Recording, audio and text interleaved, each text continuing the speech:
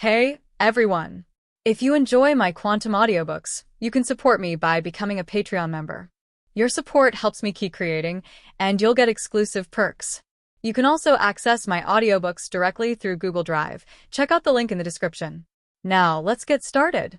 Sensing something was wrong, Manny's expression suddenly changed. At this moment, Loki slowly raised his left hand, and a flame suddenly appeared in his hand and gradually grew in size, forming a fire dragon. The fire dragon exuded a dangerous aura, and the terrifying high temperature burned the surrounding space, causing a distortion. Upon seeing this, Manny's expression suddenly changed, and a feeling of palpitations arose in his heart. At that moment, he turned around and ran away without saying a word. He doesn't have as many calculations as Hoddle. For him, if he can beat him, he will fight. If he can't, he will run away. There is no shame in him. Unfortunately, he overestimated himself and underestimated Loki. From the beginning, Loki did not take him seriously. Otherwise, he would not launch an attack directly. Seeing Manny turning around and about to leave, a powerful spiritual power suddenly emanated from Loki's mind.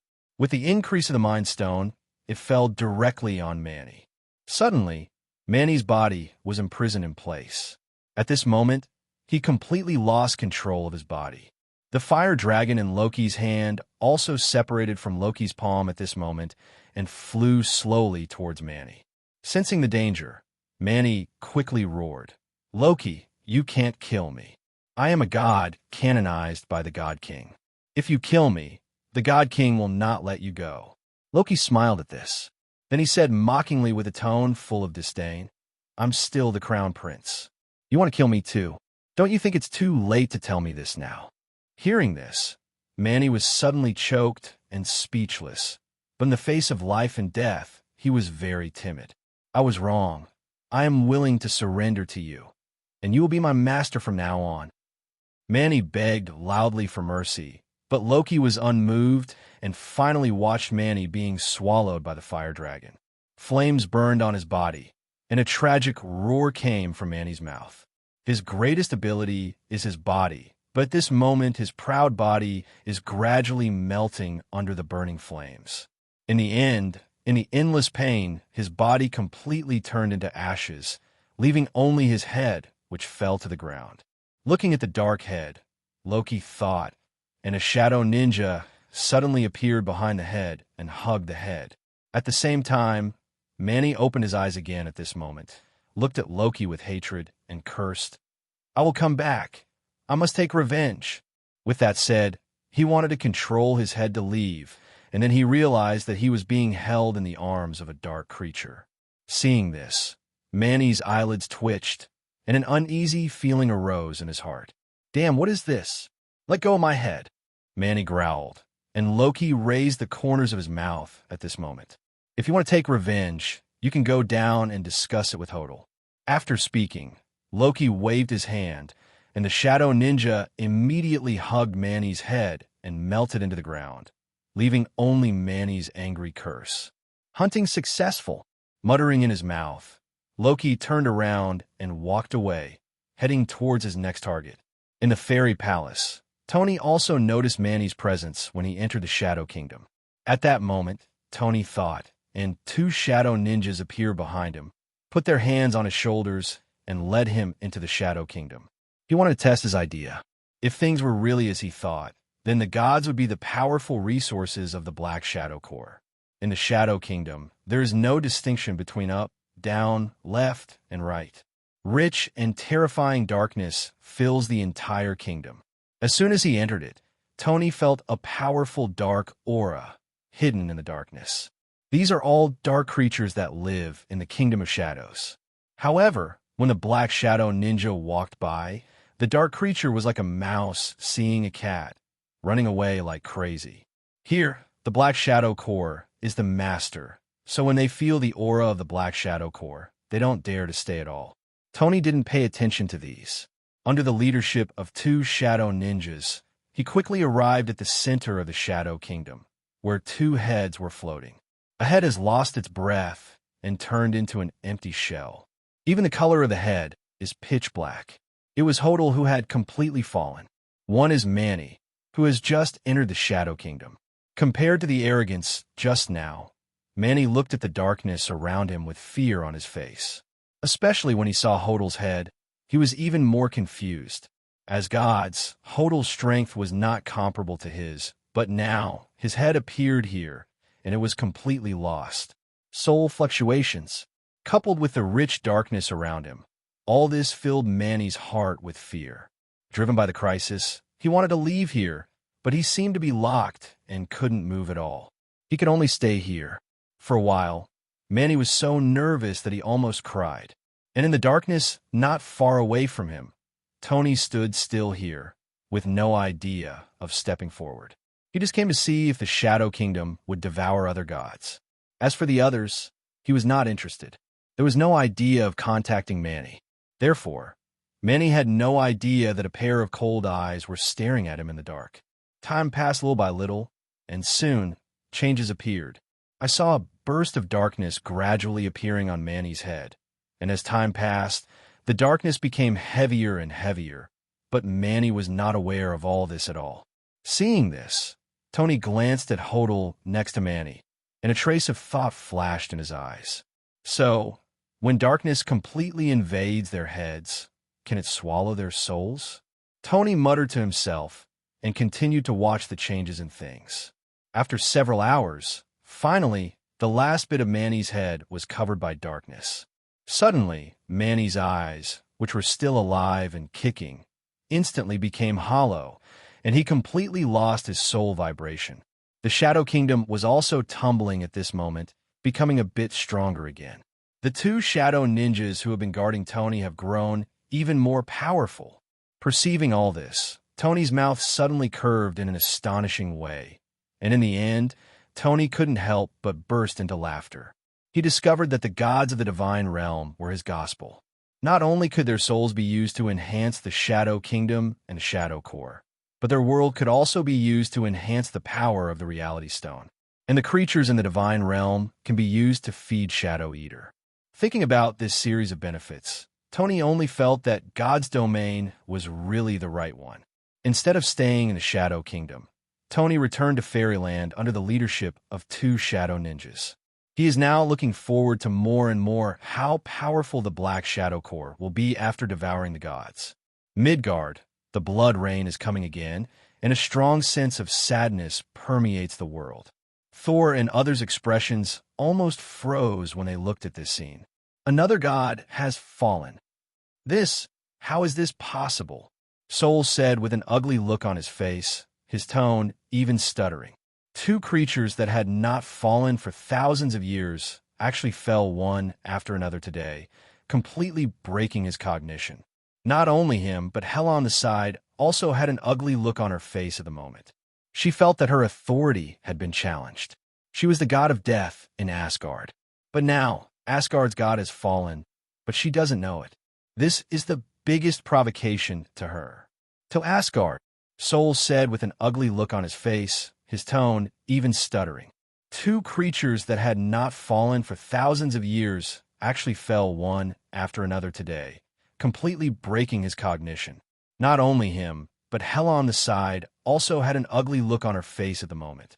She felt that her authority had been challenged. She was the god of death in Asgard. But now, Asgard god has fallen, but she doesn't know it. This is the biggest provocation to her. To Asgard.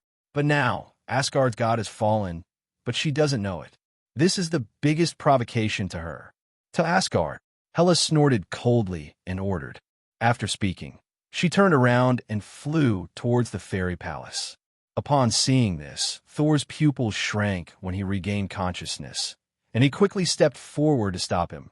No. If you go to the immortal palace now, you are throwing yourself into a trap. Step aside, Hela said coldly. Thor shook his head firmly. Every bit of strength is the key to his victory over Tony, let alone a strong person like Hela. He can't let Hela go to Tony now. I told you if you go now, you're throwing yourself into a trap. Who gave you the courage to block my way? The corners of Hela's mouth curved in a cold arc, and two rays of light suddenly shot out from her eyes. A powerful sense of oppression centered on her, spread out to the surroundings. The captain and others felt their breaths suffocating at this moment, and their faces were full of nervousness. These two people are not going to fight now. Several people were thinking anxiously, and Sol's face became serious when he saw this scene. He knew that he was not Hela's opponent, but he would not give way and still insisted. What we have to do now is to gather everyone's strength and fight against Tony, but not to be impulsive. You have also seen that Tony can really kill the death god. Don't be impulsive. Sol continued to persuade, but unfortunately, Hela had no patience. Boom! Terrifying divine power instantly filled out from her hand, forming a giant palm, and slapped Thor. The pupils of Thor's eyes shrank. Thor's hammer emerged in his palm, and thunder filled the whole body. A dazzling bolt of lightning directly met the giant palm. The attacks of the two collided instantly, but the equal match they imagined did not appear. Although Thor's divine power has increased tenfold, it is still far behind Hela. This is not only a quantitative gap, but also a qualitative gap. Therefore, any attack that collides with him is directly crushed by Hela, and the whole process is devastating. Then the giant palm fell on Thor and slapped him away. Boom! His figure hit the ground with a loud noise, and a huge crater appeared on the ground. In response, Hela didn't even look at it, and quickly flew towards the fairy palace. Looking at Hela's leaving back, Sol vomited out a mouthful of blood on the ground. His face was filled with a trace of black energy, which was a sign that the power of death had invaded his body. Helpless, he could only watch Hela leave, sit cross-legged on the ground, and expel the power of death. As for the captain and others, they came to Sol's side with nervous expressions and helped him protect the law. Immortal Palace, since a series of things happened, Immortal Palace has been temporarily in decline. Odin escaped from the Blue Star, the gods hid in their sleeping places, and the only guardian god Heldam was killed by Hela. Therefore, the current fairy palace is like a dead land, with no other living beings except Tony. When Hela came to the fairy palace, Tony suddenly felt something in the palace and opened his eyes. Oh, interesting. Whispering in his mouth, Tony raised a smile on his lips and disappeared into the palace in a flash. When he reappeared, Tony had arrived at the Asgard Square, looking at the sky not far away. In the sky, a black spot kept getting closer and soon took on the shape of Hela. Just when Tony saw Hela, Hela also discovered Tony's existence. Looking at Tony, Hela remembered what Sol said along the way, and a trace of anger suddenly flashed in her eyes. She is the goddess of death. She is as strong as Odin. She is confident. She is no worse than anyone else. So she has to prove herself. In my name, I grant you death. Chanting sounded in her mouth, and Hela directly used her divine power to deprive Tony of his life. A mysterious rule descended and enveloped Tony. Perceiving the fluctuations coming from the void, Tony stood there without moving, with a smile still hanging on the corner of his mouth. Finally, the rule of death came and wanted to take away Tony's life. But at this moment, a more domineering power emanated from Tony, which was the immortal power of the dog talisman. Under the impact of this force, the rules of death were directly washed away and shattered. Hela immediately suffered a backlash, and a mouthful of blood spurted out from her mouth. Puff! There was a trace of blood left in the corner of Hela's mouth, and she looked at Tony solemnly. She felt that Tony had an immortal rule. What Steve said is true. This guy is truly immortal. After confirming this, Hela was suddenly filled with pressure. No one would be able to relax when facing an immortal guy. But Tony's voice finally sounded slowly.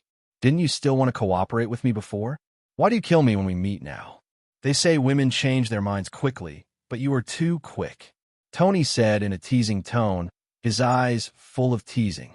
Hela did not answer this question, but stared at Tony seriously and said, You killed two gods. Why can you completely kill the gods? Isn't your goal also to hunt down the gods? Wouldn't it be nice for me to help you? Tony raised an eyebrow. That's my authority. Now you're stealing my authority. Hela roared angrily, and Tony suddenly felt a sudden realization in his heart. why this crazy woman suddenly came to find him. As the goddess of death in Asgard, when the gods die and the souls of the gods are swallowed, her strength can be enhanced accordingly. This is one of the reasons why she has always wanted to hunt the gods. But now, as the two gods have completely fallen, this is tantamount to stealing her future power, and she will naturally not be willing to do so. I thought about this clearly, but Tony would not back down.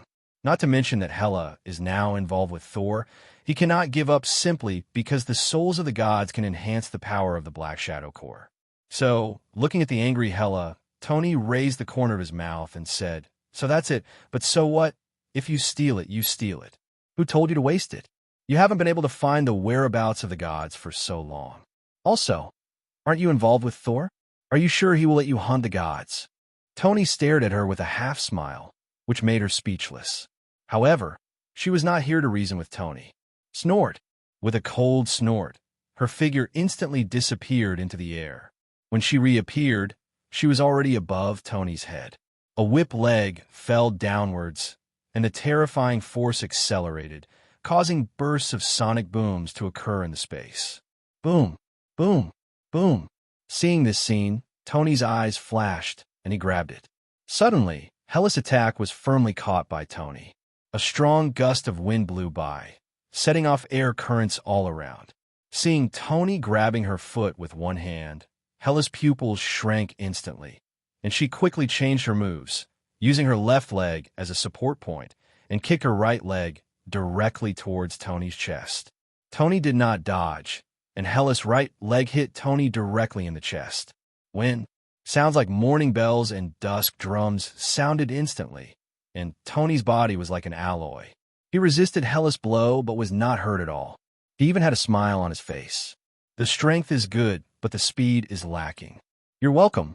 I'm okay," Tony teased.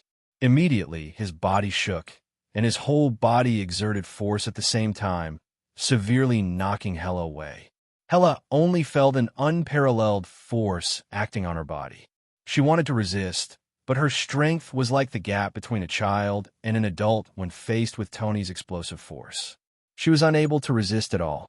Boom! In the end, her figure hit the ground heavily, creating a huge crater in the ground. Ahem! Coughing sounds came from the pit, and Hela looked disgraced and embarrassed.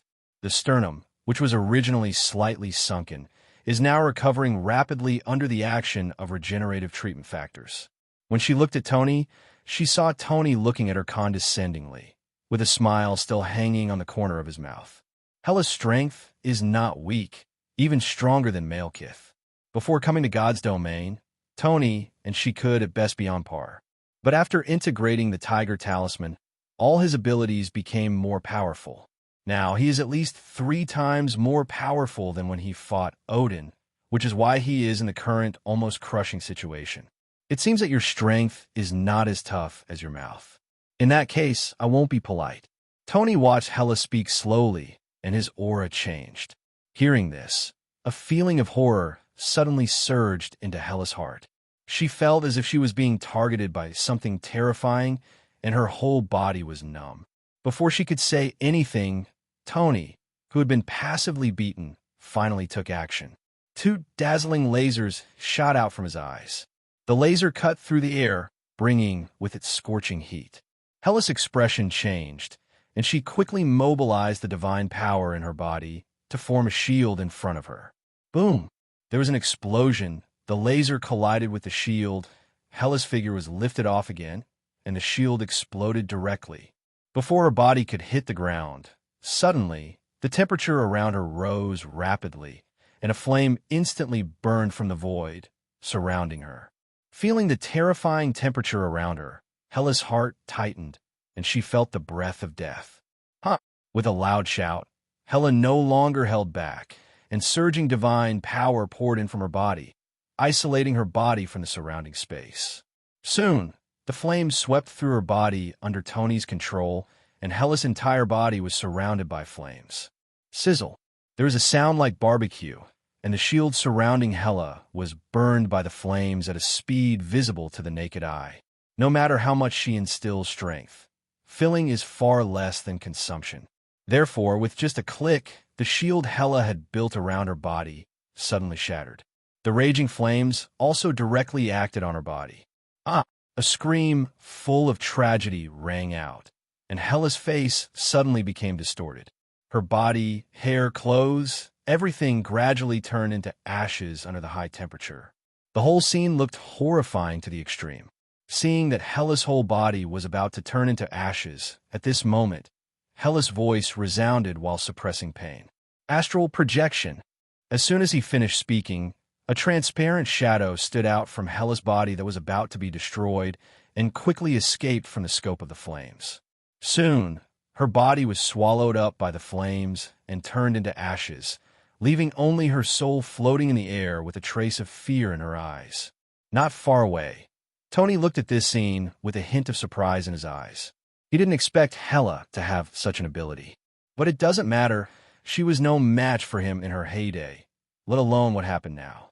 While thinking about it, Tony was about to continue taking action, but before he could take action, Hela suddenly stretched out his hand and opened up a space passage, and the whole person got directly into it and disappeared in an instant. Due to the speed, Tony didn't even have time to stop it, and could only watch Hela get into the space channel and leave. Seeing this, Tony also gave up the idea of continuing the pursuit. Unlike other gods, Hela was connected to the entire Asgard and wanted to completely kill her. It must be destroyed along with Asgard. Only in this way can all her vitality be cut off. Although Tony has beaten Hela very miserably, Tony himself does not believe that he can kill her in one fell swoop. So, since he ran away, let's run away. He was too lazy to continue chasing. Shaking his head, Tony withdrew his gaze, turned around, and walked back to the palace.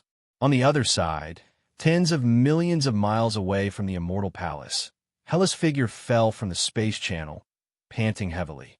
Compared to just now, her figure has become much more transparent at this moment. Obviously, opening the space channel consumes a lot of money for her. Looking at her current appearance, Hela had a wry smile on her face. Today's battle was a big blow to her. Before, she had always felt that no one except Odin was her opponent. But now, she was beaten by a mortal until her body collapsed, leaving only her soul.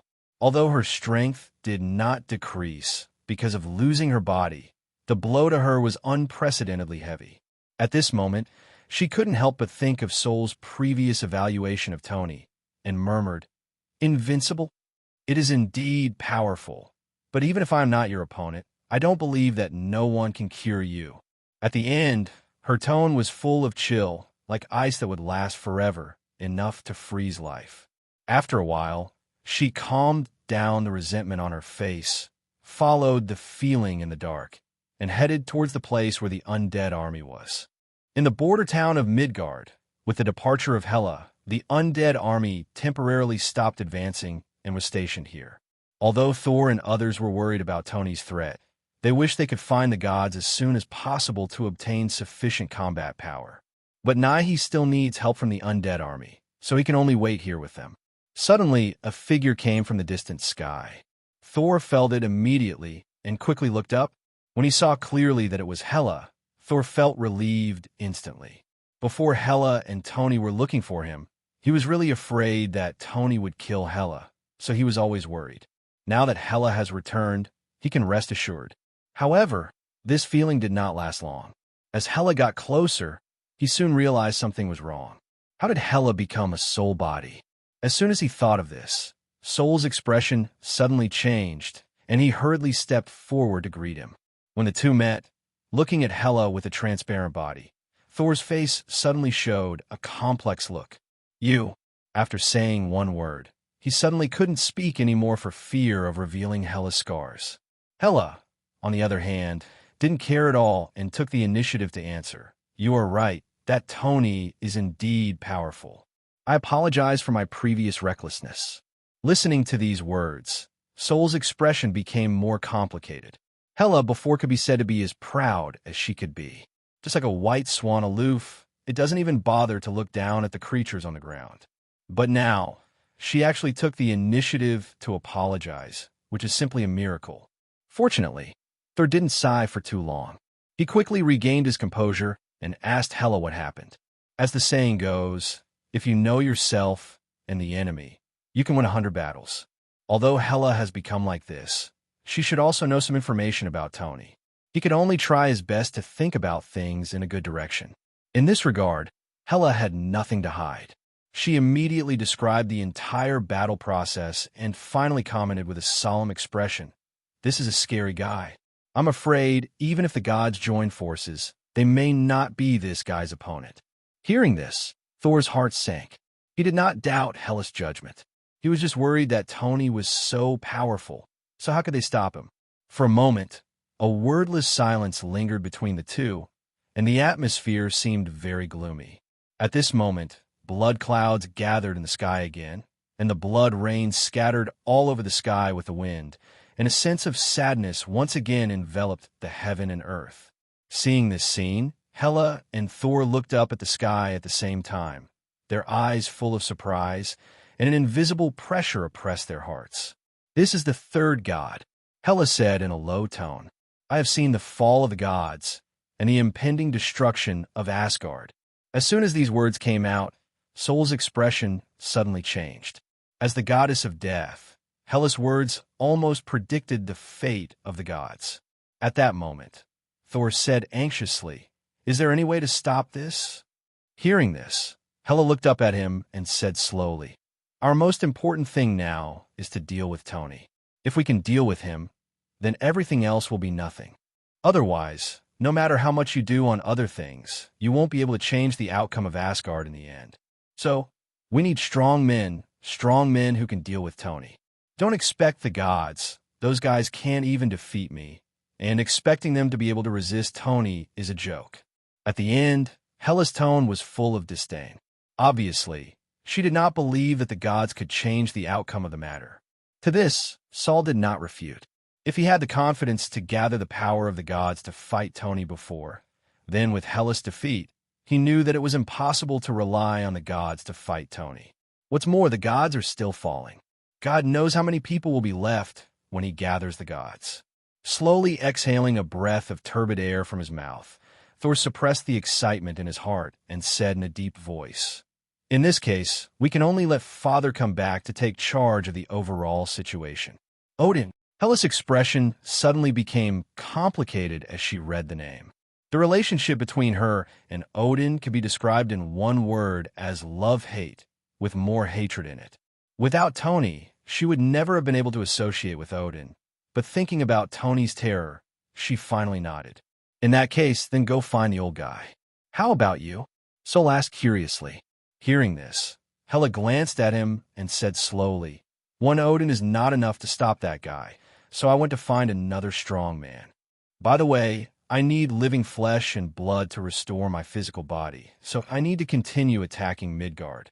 As soon as these words came out, Thor opened his mouth and wanted to say something, but looking at Hela's calm eyes, he finally swallowed the words that came to his mouth again. Now that the two sides have finally reached a formal cooperation, he doesn't want to stalemate the relationship because of something. Therefore, although he knew that the amount of flesh and blood Hela needed might not be a small amount, he remained silent. After discussing the follow-up matters, the two did not hesitate and quickly took action. Thor went to Blue Star alone to persuade Odin to return.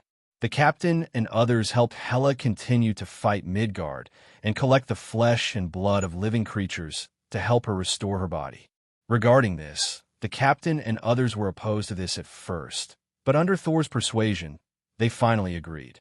The former hero eventually turned into a dragon, which I have to say is somewhat ironic. However, the creatures in the divine realm have nothing to do with them. Since Sol has already decided, they naturally won't say anything more. The most important thing is that what they have to deal with now is Tony, and what they have to save is the entire God's domain, so it becomes natural to sacrifice some people. Everyone is taking action, everyone is running around, and, similarly, the gods are not idle at this moment either.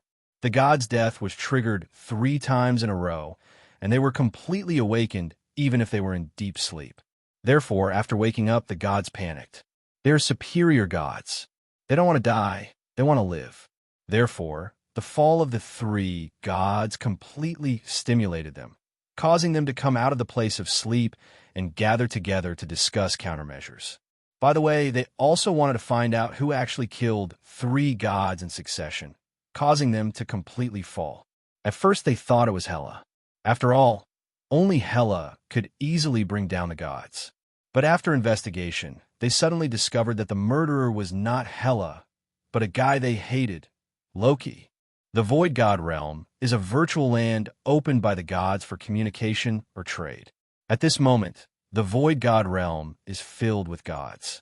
Of course, they're not their true bodies, but just a trace of their thoughts. On the main seat, Tyr, the god of war, who is the initiator of the party, looked at the gathered gods, cleared his throat, and said, "Everyone, I believe you all know what happened. Hodel, Manny, Morty, they have completely fallen." As soon as these words came out, there was a sudden silence below, and a trace of sadness lingered among the gods. Looking at the silent gods, Tyr continued, "The gods have completely fallen. This kind of thing has not happened for a long time. So we must not sit idly by, otherwise the fate of the three Hodels will be the fate of all of us in the future." At the end of his speech, Tyr's tone became high-spirited, arousing the approval of the gods. "Who is hunting us? Is it Hela? This is a god who has just awakened, and obviously has not figured out the situation yet." "No, it's not Hela, it's Loki," Tyr said with cold eyes. As soon as these words came out, the gods who didn't know about it started to get excited. "Loki, he is so brave, he dares to hunt us gods. We must not just let it go." As the gods spoke one after another, the scene became a little chaotic for a while. Seeing this, Tyr quickly raised his hand to press it down and said, "Everyone, calm down, but Loki certainly doesn't have the courage, so there are people behind him." "Who is it?" a god asked. "Tony, the mortal who helped us before." Tyr spoke. As soon as the words fell, the gods, who were still full of anger, suddenly calmed down and exchanged glances below. Seeing this, Tyr's face was stunned. This was different from what he imagined. Why did these guys become quiet? He also thought about gathering the anger of the gods and targeting Tony together. Just when he was a little dazed, another god from below spoke. "Tyr, the mortal you are talking about is the one who killed Malekith?" "That's right." Tyr nodded. After getting the answer, the gods below became even more silent. Seeing this, Tyr also realized the scruples in these guys' hearts. At that moment, he couldn't help but rolled his eyes and said, "I know that guy is very strong, but no matter how strong he is only a mortal. We are gods. Why should we be afraid of a mortal?" Tyr spoke bluntly, his words full of the arrogance of a god. Even though he knew that Tony was very powerful, he still felt that after gathering the gods, a mere mortal would not be their opponent. Seeing that everyone was still hesitating, Tyr twitched the corner of his mouth, knocked on the table, and said, "Everyone, I know what you are worried about. However, please don't forget that it is not a question of whether we should deal with him, but whether he is willing to let us go. Unless you are willing to wait for Loki to come and kill you one by one, we must fight back. Otherwise, there will be no way for us to survive in God's domain." Tyr's words fell into the ears of the gods, and they suddenly woke up. They were only afraid of Tony's power, but they forgot that they no longer had the right to choose. Thinking of this, someone among the gods below quickly said, "Then what should we do now? Shall we join forces directly to deal with that Tony?" After hearing this, Tyr shook his head and said, "Don't worry, we can deal with Loki first. Killing Loki is a warning to that Tony. If he continues to be our enemy, then we will join forces to kill him. At the worst, he will die and wait for rebirth in the future." The gods were relieved when they heard that they didn't have to confront Tony directly. Immediately, he quickly echoed, "What Tyr said makes sense. Let's start with Loki and deal with this guy first." Soon, the gods discussed the details again before ending the meeting. As the thoughts of the gods dissipated, after a while, the Void God Realm, which was originally full of human figures, quickly became deserted. In the end, only Tyr was left, sitting in the main seat, murmuring, "Chaos, chaos." In troubled times, heroes emerge, and the pattern of God's domain should also change. After saying that, Tyr's figure slowly disappeared. As the saying goes, wherever there are people, there are rivers and lakes. Similarly, the divine domain is also full of struggles for power. It's just that Odin has always been suppressing them in the past. So even if the gods have any thoughts, they can only keep them in their hearts. But now, the entire divine realm is in chaos. Although it is full of dangers, it is also full of opportunities. Therefore, many gods have their own little Jiugio in their hearts. And Tyr is one of them. Even his ambition is greater than others. He wants to ascend the throne of the king of the gods. So he comes forward to organize the gods just to establish prestige for himself. Next, as long as he can lead the gods to deal with Loki and then Tony, he believes that his wish to ascend the throne of the God King will be fulfilled. With this matter in mind, Tyr immediately walked out of the place of sleep after returning from the Void God realm. Next, he will lead the gods to hunt Loki. The Endless Canyon. This is the resting place of Vali, the god of vengeance, and he is also Loki's fourth target. The Endless Canyon stretches for tens of millions of miles, seemingly endless, so it gets its name. Looking at the Endless Canyon as far as the eye could see, in order to find Vali, Loki summoned a large number of shadow ninjas to search everywhere, while he himself slowly advanced towards the depths of the canyon. He was not kept waiting for too long. The Shadow Core was as powerful as ever. Soon, Loki received Vala's location and quickly went there. And just after he approached Vala's sleeping place, a voice suddenly rang out, echoing in the canyon. "Loki, what are you doing in my sleeping place?" Hearing this voice, Loki was startled. He didn't expect Vala to wake up so quickly. When he was hunting the gods before, he was the one who woke them up first, but now Vali woke up when he got close to him. Was it a coincidence, or was it? A suspicion arose in his heart, and Loki quickly replied, "I came here, naturally, to ask you something, so please come out and see me. Don't worry, it's definitely a good thing." As he spoke, Loki quickly approached. At this time, Vala's voice sounded again, "Oh, you want to kill me?" As soon as these words came out, Loki's face froze, and he was stunned on the spot. It wasn't that he felt guilty after being seen through, but how did this guy know? He thought with some surprise in his heart. Loki naturally wouldn't admit it, but instead showed a friendly smile. "Wally, what are you thinking about? You and I have no grievances, so how could I kill you?" While he was talking, he had already arrived in front of Stone Palace, which was where Vali rested. At this time, a figure also walked out of the Stone Palace. He carried a bow and arrow on his back. His upper body was naked, and his strong muscles were exposed. He was the god of revenge, Vali. Seeing the hypocritical smile on Loki's face, Wally snorted disdainfully. "If you want to fight, then fight. Stop pretending and look at the arrows." After saying that, Vali directly took off the long bow on his back, condensed his divine power into arrows, and shot an arrow at Loki. The arrow was fast and urgent, arriving in front of Loki in an instant, causing Loki's eyes to shrink. At that moment, without any time to think, Loki's figure suddenly bent backwards, dodging the arrow. But even so, Loki felt a burning pain on his face, which was the pain caused by the strong wind, caused by the arrow passing through his face. Watching this scene, Vala did not hesitate and continued to shoot arrows with his bow. 3 streams of light pierced the air and roared towards Loki again. This time, the 3 arrows were in the shape of a pin, sealing off his body and making it impossible for him to dodge. Helpless, Loki could only activate the Mind Stone, turning his body into an illusion, allowing arrows to pass through his body. At the same time, Loki also launched a counterattack at this moment. Although he didn't know how Vala found out his purpose, his goal was to kill him. Even though he was on guard, Loki was very confident in his own strength. He was just a god and was no match for him. With a thought, a lava troll suddenly appeared next to Vali. Before Vali could react, a terrifying explosion appeared around him before he could continue shooting arrows to suppress Loki. A strong shock wave crashed into his body, directly interrupting his attack and sending him flying away. Puff! A mouthful of blood spurted out from his mouth, and Vala's face turned a little flushed. But as the god of revenge, the greater the damage the enemy inflicted, the stronger his explosive power would be. Therefore, without paying attention to his injuries, Vala quickly stood up and fired the bow and arrow in his hand, forming phantoms one after another, and launched a 9-star continuum. And in order to prevent Loki from becoming invisible again, this time he attacked not Loki's body, but his soul.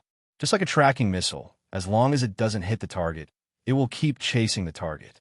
Seeing this, Loki felt a stinging pain between his eyebrows and a vague feeling of being torn apart.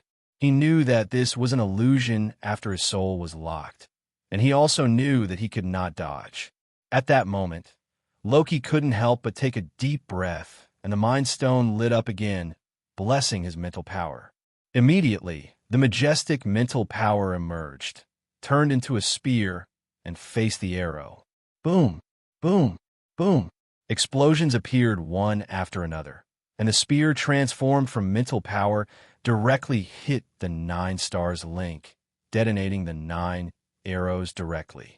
The terrifying explosion impacted Loki's mental energy, making Loki feel as if his head had been hit hard by a sledgehammer, and he felt dizzy. Similarly, Vala is no better at this moment. In order to lock Loki's soul, his arrows also contain his spiritual power. As the arrow exploded, his mental power was also destroyed by Loki's mental power. Then a scream came from his mouth, and his face became extremely pale.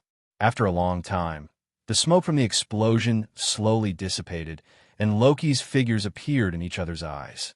Although Loki's face was pale, he could still stand firmly on the spot.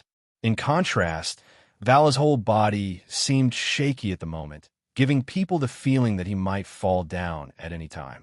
It could be said that, if nothing unexpected happens, Loki has already secured the victory in this battle in advance. Looking at this scene, Loki himself breathed a sigh of relief. A smile appeared on the corner of his mouth, and he planned to kill him. But just then Wally laughed, and his laughter was full of joy, without any consciousness that death was imminent. Seeing this, Loki suddenly frowned. "Why are you laughing?" "I'm laughing at you almost to death," Wally replied.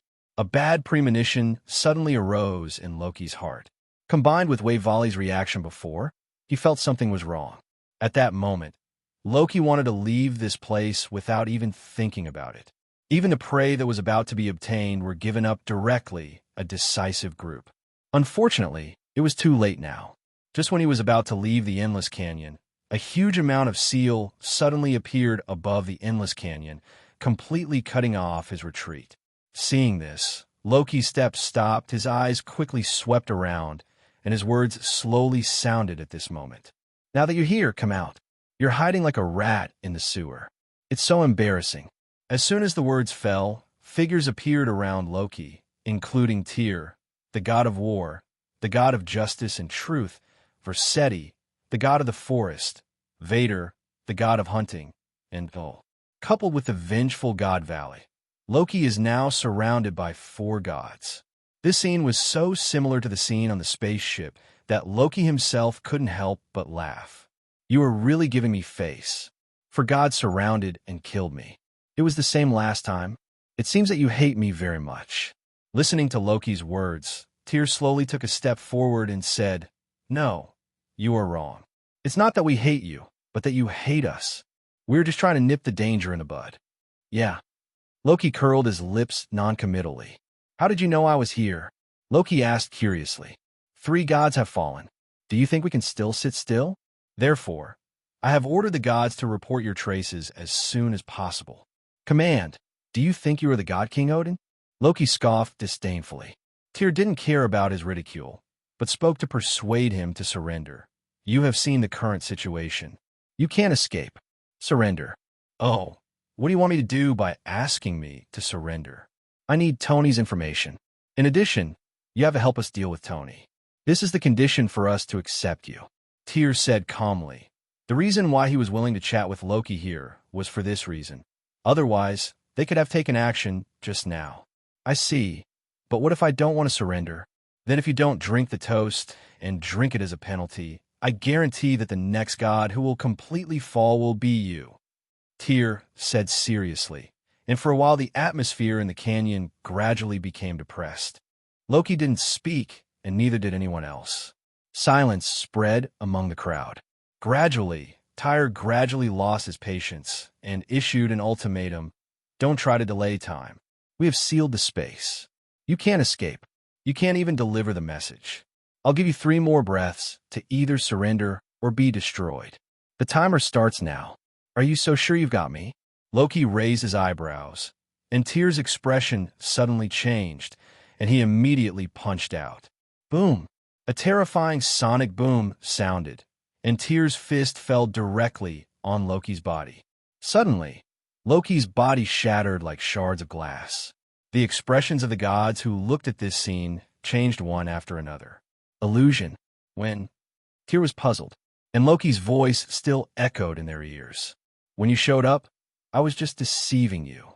I didn't expect you to actually come out. Scared me, Loki said in a teasing tone, not the slightest bit frightened. Hearing this, Tyr's face turned completely cold. The method is not bad, but do you think I can't find you if you hide? Vita, find him for me, Tyr ordered, and Vader nodded. At that moment, green life energy was sprinkled in the canyon. Suddenly, plants quickly broke out of the soil. In the blink of an eye, the endless canyon, which was originally a little desolate, became covered in greenery. As the plants grew, Vader's perception suddenly spread all over the canyon. Suddenly, he reached out and pointed at a certain place. The next second, Euler and Vansetti launched an attack instantly, and 2 energy light waves rushed directly towards Vader. Point to where? Boom! A terrifying explosion sounded. The rocks exploded, and the plants that had just grown were completely destroyed, but Loki was nowhere to be seen.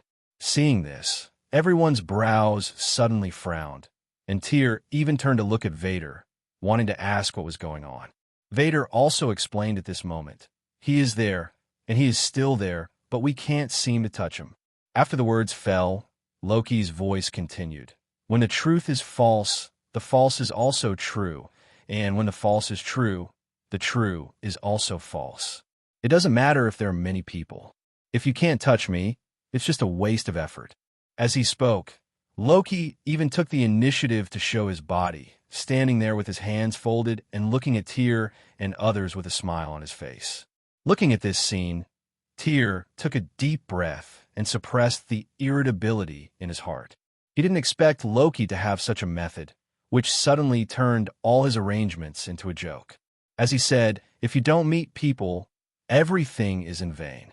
Just when he was restless, Valley, who had been adjusting his breath for a long time, finally recovered, opened his eyes, looked at Loki, and smiled. It's true that we can't touch your body, but can your soul be able to turn into reality and lie like your body? As soon as these words came out, Loki's expression changed slightly, and Tyr's eyes suddenly lit up as he was a little irritable. Loki's illusion combined with the Mind Stone is not unpowerful, but as Valis said, it can illusory body and soul. After all, the soul is the source of a person's existence, and illusions cannot act on the soul at all. With an idea in mind, Tyr immediately ordered, use all soul attacks to kill him. As soon as the words fell, the gods nodded and quickly launched attacks one by one. Although they're not very good at soul attacks, they're good at it. After all, as gods, they have encountered too many situations, and they will learn a little bit about every method. Soon, attacks roared towards Loki, blocking all his escape routes. This time, Loki has no choice but to ignore it, and can only choose to resist. Fortunately, although the situation was somewhat beyond his expectation, it was not very bad. Holding the Soul Stone in his hand, he has a powerful spiritual force, which can almost be said to be his strongest area. So even if he is one against many, he can still persevere. And seeing Loki resisting all their attacks by himself, the murderous intention in Tyr's heart became even more intense. If such a dangerous person is not killed this time, they will be in trouble in the future. Therefore, after watching Loki withstand their attack, Tyr quickly ordered, "Don't stop, continue. We will kill him even if it takes us today." After hearing this, everyone nodded one after another, and then they attacked harder one by one. And Loki also felt a burst of pressure at this moment. Although he could still persist, if he really continued like this, he might really be exhausted. Thinking of this, Loki felt a little anxious. Fortunately, he could still bring in reinforcements, so he didn't panic. Although Tyr and others blocked the space, he couldn't even send a message out. However, no matter how hard he blocks it, he cannot block the Shadow Kingdom. He can still send messages through the Shadow Kingdom. While thinking about it, Loki summoned a shadow ninja, hiding in the darkness, and asked him to deliver the message. Immortal Palace, the palace where Tony lives. After driving away Hela, he returned to the palace and studied the formation. Suddenly, a picture appeared in front of him. It was the scene of Loki being beaten. Suddenly, Tony raised his eyebrows. It seems that these guys are not slow to respond. They joined forces so quickly.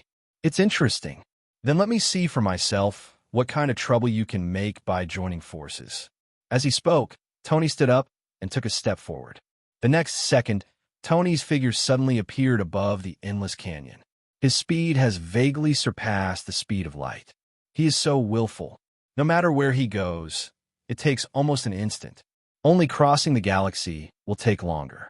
His eyes flashed, and he penetrated the seal at a glance, and saw Loki struggling to hold on in the canyon. Suddenly a smile appeared on Tony's lips, and then he raised his hand and pressed down.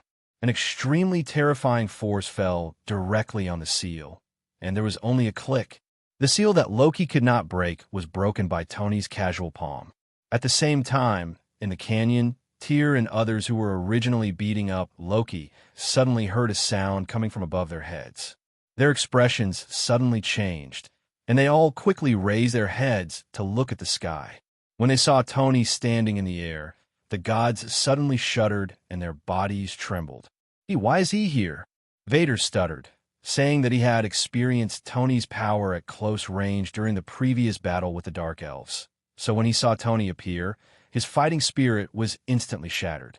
Although the others were a little stronger than him, they were not much stronger. Only Tyr, although his brows were furrowed, was still not afraid. Looking at the superior Tony, a sense of displeasure suddenly rose in Tyr's heart. He is a god, a high-ranking god.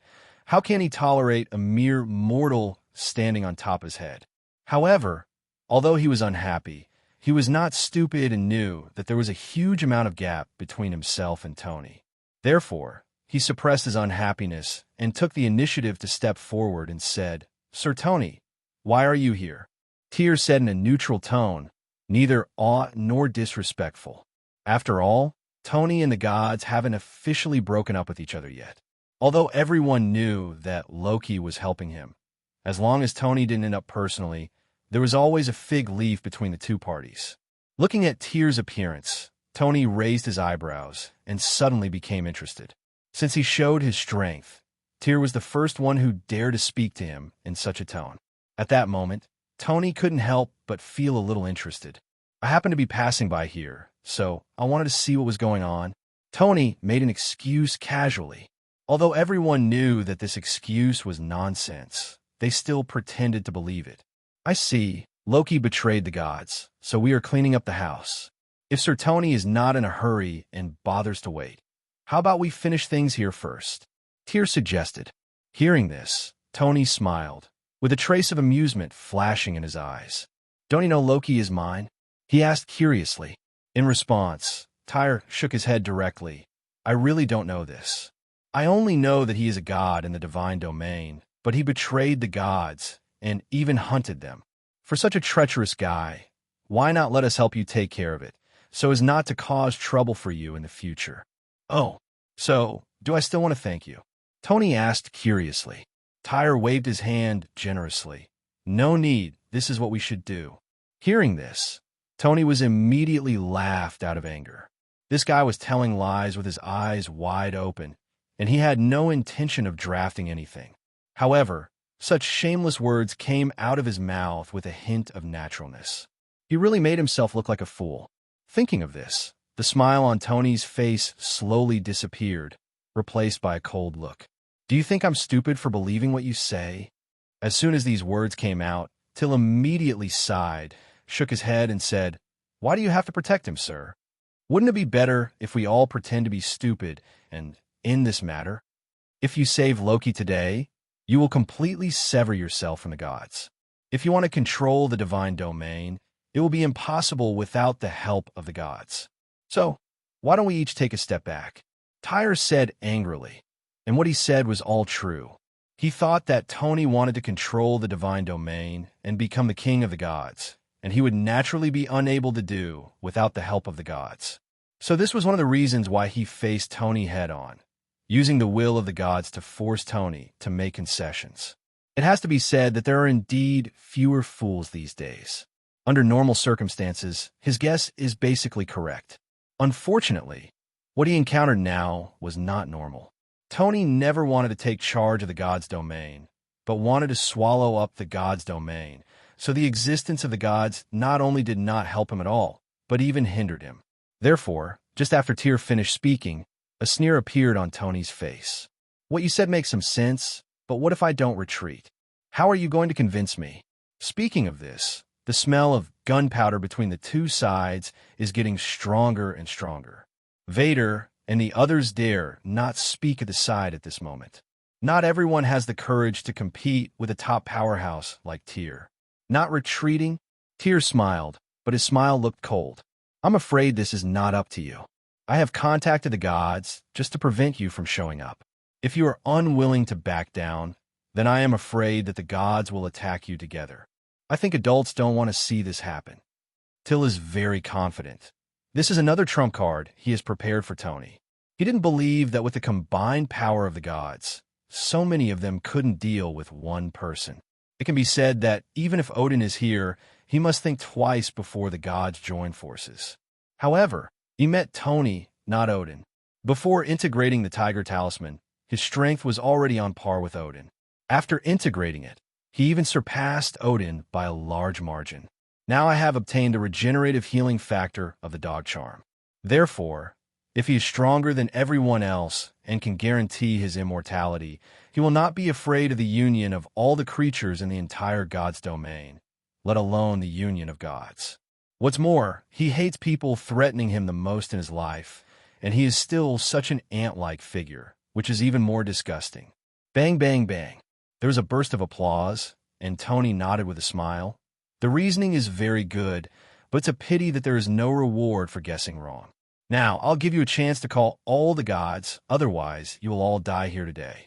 Tony issued the ultimatum in a calm tone. There was no emotion in his words, just like a piece of cold ice, which made everyone's bodies tremble subconsciously. And Tyr's expression changed after hearing this. This seemed to be a little different from the script he imagined. But the words had reached this point, and he could no longer back down. So, looking at Tony's eyes, Tyr gritted his teeth and said, "I will definitely make you pay for your arrogance." After saying that, Tyr quickly started to contact the gods, but Tony didn't do anything, just stood there quietly with his hands folded, waiting. The gods were his hunting targets, but it was a pity that it was too troublesome to find them one by one. So, when someone told him that he could gather this group of prey, Tony had already decided to wait and see what happened. If he could bring all the gods together, Tony would even thank him. And not only save him a lot of time, but also saved him countless troubles. Therefore, when faced with Tyr's move to bring in reinforcements, Tony was not only not angry, he was even very happy and subconsciously murmured to himself, "What a good man." And just when Tony's eyes were filled with joy, Tittle, who had been looking for help but didn't ignore Tony, immediately blinked. Was he dazzled? Why did this guy laugh when he heard that he was going to be targeted? Is he so confident that even if the gods join forces, they can't do anything to him? His mind was filled with messy thoughts, but Tyr's movements showed no intention of stopping. Soon, half an hour later, gods one after another arrived at the scene over the canyon. At first, the gods didn't know what Tyr had asked them to do, but after seeing Tony, everyone reacted. Suddenly, many people's expressions changed. Tony's strength was not just bragging, but was actually demonstrated on the battlefield. Strictly speaking, The battle between him and Malekith was witnessed by these gods. Therefore, after guessing what they were called for, many people looked at Tyr with unkind eyes. Tyr was naturally vaguely aware of the attitude of the gods, but he didn't care. He didn't want to use Tony to unite these gods who had different opinions. Otherwise, it would take who knows how long it would take him to establish enough prestige among the gods just by relying on himself. After all, these guys are all masters who do not see rabbits, but do not let go of eagles. Therefore, facing the unkind looks of the gods, Tyr completely ignored him. Instead, he looked closely at Tony and pressed further. Loki must die today. He has already hunted 3 gods, so he must not be alive. It has to be said that Tyr is very intelligent. Tony could tell at a glance that this guy was using this matter to divert the attention of the gods and unite them instantly. Sure enough, the gods who had looked unkind just now all became quiet after hearing these words. This matter is related to the life and death of all of them. So even though many people have seen through Tyr's attention, they're still silently cooperating at this moment. Interesting, really interesting. Have all the gods come together? Tony suddenly changed the topic, because the topic jumped a little too fast, till didn't even realize what Tony's words meant for a while. So he couldn't help but answer subconsciously. Everything that is supposed to come has come. After finishing speaking, Tony nodded. His tone became lower and said, "That's good." Hearing this, the gods looked puzzled and still didn't understand the meaning of Tony's words, but the next second they understood. Tony's figure flashed and disappeared in an instant. When he reappeared, his right hand had already grabbed the neck of a god and slowly lifted him up. "Now that everyone is here, let's start the killing," Tony said in a faint tone, as if to explain what he just said. At the same time, his right hand also exerted a slight force at this moment. The next second, there's only a click sound, and the god who was strangled by his neck was twisted alive. Neck! Looking at this scene, all the gods who witnessed this scene couldn't help but look dumbfounded, and Tyr was even dumbfounded for an instant. The whole person became excited instantly. How could you kill him? You are breaking with the gods." Due to being too excited, Tyr's body started to tremble slightly. Seeing this, the corners of Tony's mouth slowly raised, his eyes swept over the gods, and finally fell on Tyr and said, "Thank you for all this. If it weren't for you, I would have wanted to find them. Really, it takes some effort. My acting skills are good, but I don't need to act now," Tony said unhurriedly, and for a moment the eyes of the gods looking at Tyr changed. Everyone thought he had tricked them. For a moment, the gods began to yell at Tyr, and Tyr was shaking with anger. He opened his mouth to explain, but unfortunately the gods did not give him a chance to speak. However, the gods soon focused their attention on Tony. Compared to Tyr, Tony was now the biggest threat. Suddenly, someone in the crowd shouted, "Run!" As soon as the words fell, the gods fled in all directions. They used their speed to the extreme, and each one chose a different direction. At this moment, they are all betting that Tony will not chase them. In this way, they have hope of escape. As for confronting Tony, this idea was abandoned by them from the beginning. Not to mention whether they can match Tony together. Even if they can match, they will definitely lose a lot of people. So the question is, who would be willing to use his own life to help others? At least everyone at the scene thought they were smart, so they wouldn't do it. So when there are many smart people, everyone becomes a fool. Looking at this scene, Tony's lip curled up. "Run? Can you run?" As he muttered to himself, Tony's figure disappeared instantly. The next second, screams rang out, and a god's neck was instantly broken. And this was just the beginning. Soon, a massacre took place. With their extreme speed, the escape of the gods was nothing more than a joke in Tony's eyes. They thought they could escape if they separated, but they completely underestimated the speed difference between the two sides. Soon, screams were heard one after another, and a god fell from the sky like a dumpling, hitting the canyon. Tyr looked at this scene, his whole body was shaking, and his face became extremely pale. "It's over. It's all over." Tyr watched the massacre unfold before his eyes. He did not stop it, because he knew that soon, this would be his fate. Even if he stopped it, so what? It would just be the difference between death early and death later. At this moment, he suddenly felt strong regret in his heart. He should not have targeted Loki. He should not have provoked Tony. And he should not have gathered everyone, causing Tony to kill them all. It's a pity that everything is too late. When something happens, even the gods have no regret medicine to take. It's a long story, but in fact it didn't take long. In just a few dozen seconds, none of the fleeing gods was spared, and they all fell in the canyon.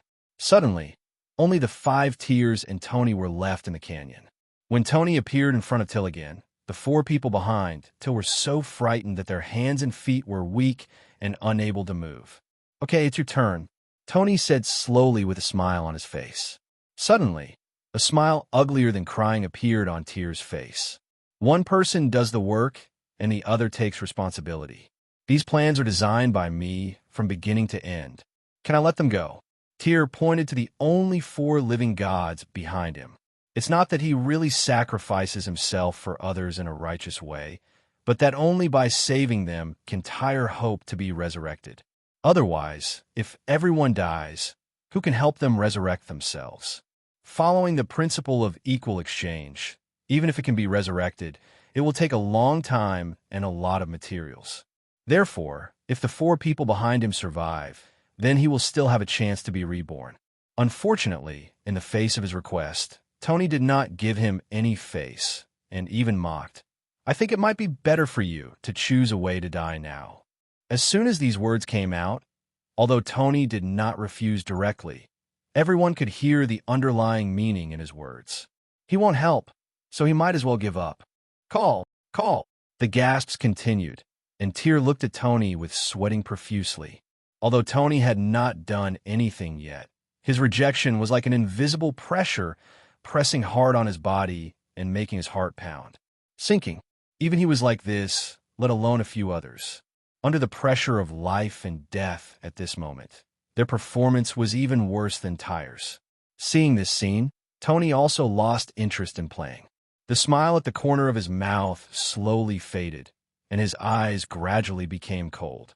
Realizing this, Tyr's heart skipped a beat, and then he couldn't help but let out a loud shout. "Do you really want to watch yourselves die? When did we lose the courage to fight?" After saying that, a powerful aura suddenly rose from Tyr's body, and his face was full of determination. As the god of war, he would never sit back and wait for death. Even if he was going to die, he would tear off a piece of flesh from Tony's body. Being infected by him, Vader and others were all shocked at this moment. The fear on their faces dissipated a little, replaced by a look of madness. It's not that Tyr's words really spoke to their hearts, but that he activated his ability as the god of war to boost the morale of his men and suppress their fears. "Kill!"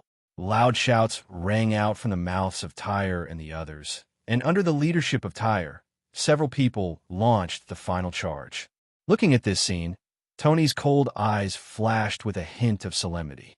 He would not ridicule those who dared to die, even if they were weak. Of course, he would not be merciful because of this. With a thought, gravity instantly fell on Tyr and the others. The terrifying gravity descended, and the charging steps of several people were immediately suppressed. It was as if they were carrying a mountain on their backs, and every step forward became extremely difficult. Seeing this, Tony's psychokinesis suddenly turned into an invisible blade and roared towards several people. There are no surprises, no reversals. In the face of absolute strength, the so-called explosion is just a joke. Puff, puff, puff. Large heads flew up, and blood spurted out from the necks of the gods. In just a split second, the last 5 gods died. For a moment, there were only 2 living people left on the scene, Tony and Loki. Apart from that, there were corpses of gods all over the ground. As the bodies of the gods fell, shadow ninjas walked out of the darkness and dragged their corpses into the Shadow Kingdom. Soon, all the corpses in the canyon disappeared completely, and they would eventually become nutrient for the growth of the Black Shadow Core. After doing all this, Tony looked at Loki, and Loki also looked over with a complicated expression. "Why do you look like this? Are you sad for the fall of the gods?" Tony asked with a smile at Loki's expression. Loki shook his head, That's not true. It's just that it feels a bit unreal that the gods are gone. There is nothing untrue. As long as you have the strength, you can change everything. Tony said slowly. Loki nodded in agreement, and then said a little depressed, all the gods are dead. Then what should I do next? Of course we are hunting for the fish that slipped through the net. Although we killed a lot today, there should still be some smart guys who escaped. Go find them and get rid of them. Clear. Loki nodded, and then said suspiciously, I suddenly feel that you seem to be full of interest in hunting the gods. Really? Maybe it's because it feels good to step on them. Tony yelled, not telling the truth. After all, it is only him who knows about treating the gods as nourishment. Otherwise, who knows if Loki will have the emotion to hurt others. Without staying here longer, Tony slipped away after a few words, and Loki once again set out on the road to find the gods. In the Kingdom of Shadows, as the souls of the gods were swallowed up by the Kingdom of Shadows, the entire world of shadows underwent drastic changes. Especially this time, Tony almost hunted and killed most of the gods in the divine domain, and even made the world of shadows become a fat man in one breath. The intensity of the world continued to increase, and the atmosphere of darkness became deeper. Reflecting on the Black Shadow Core, the strength of all the Black Shadow Core has been greatly enhanced. In Asgard, Tony summoned a shadow soldier from each legion to test their strength. Under his test, the strength of the Black Shadow Core was soon revealed. The strength of a Black Shadow Ninja can already match Steve, and the strength of the Claw Shadow and Troll Core is not weaker than Banner. For a moment, Tony couldn't help but take a breath, and there was only one thought in his mind: let it go. Countless Steves and countless Banners form an immortal army. Who can resist such strength? The Black Shadow Core, which was originally unable to keep up due to his improvement in strength, has completely taken off after this wave of strengthening. With a smile on his face, Tony thought and summoned a large number of shadow ninjas. He handed them the materials for setting up the formation and asked them to set up the formation. The gods have fallen in large numbers, and Asgard's resistance has become weaker and weaker, and it is ready to devour Asgard. Blue Star, Soul, who was heading towards the nursing home, suddenly stopped and looked up at the sky. The previously blue sky suddenly turned into a fiery red, like a meteor-like stream of light, quickly streaking across the sky, reflecting the sky in a fire red. In the nursing home, Odin, who was lying on the rocking chair, looked at this scene. The calmness on his face suddenly disappeared, replaced by a solemn look on his face. Neo-Yu was in an unknown space, and a young man wearing yellow robe and a bald head instantly penetrated the space and watched the changes that took place on the blue star. In addition to them, more and more people have seen this rare vision in 1,000 years. Most ordinary people don't know what this means, and many even close their eyes in excitement and make a wish, treating it as an ordinary meteor. However, people like Thor know that this is not a meteor. This is the twilight of the gods, the strange phenomenon that the world presents after the death of a large number of gods. Blue Star belongs to one of the 9 realms, so will naturally be affected by the laws of the divine realm. The more gods that fall, the more magnificent the vision will be. God's domain, Midgard, under the blood rain Hela was bathing in, feeling the intense sadness between heaven and earth. A sad emotion naturally arose in her heart. Have all the gods fallen? She murmured to herself for a while, and an inexplicable emotion flashed in her eyes. The vision on the blue star came and went as quickly as it came.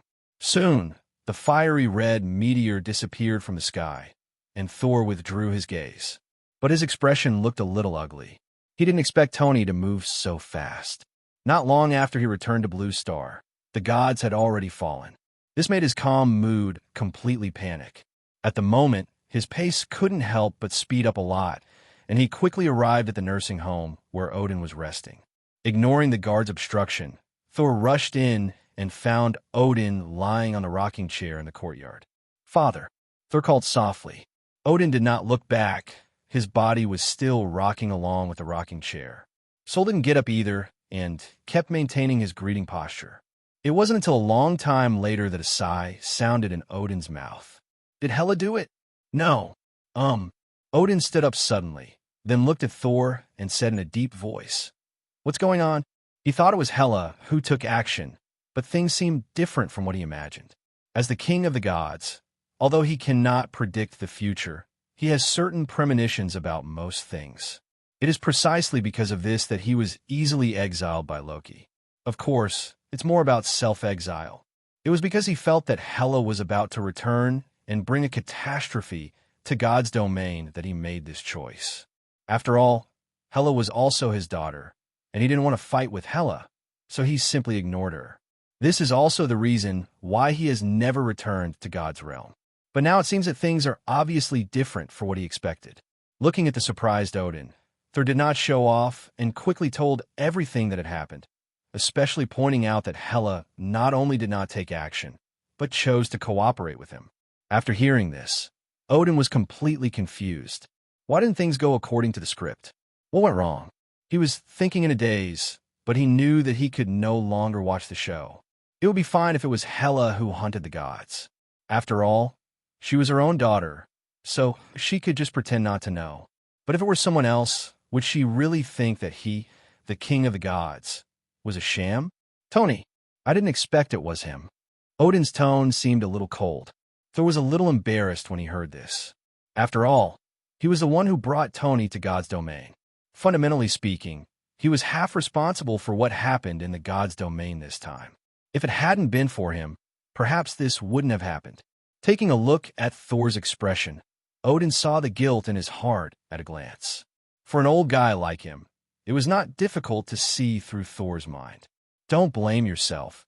This matter has nothing to do with you. Hearing this, Thor glanced at Odin in surprise. This was the first time he heard his father comfort him. The fact is that this is not Odin comforting him, but Odin really feels that way. Although he didn't know that things would turn out like this, he knew that Hela would act like this even without Tony. It's just that Tony's appearance disrupted the process of the matter, and this result is easier for him to accept than Hela doing it. After all, Hela is his daughter, but Tony is not. He doesn't know what to do when facing his daughter, but when facing Tony, revenge is over. From his point of view, he still has to thank that guy. So, do you want me to take charge of the overall situation when you come here this time? Yes, father. Okay, I agree. Let's go. As soon as he finished speaking, Sol's mouth twitched. He found that things were not at all what he expected, and he was already prepared to be rejected. After all, he was rejected last time.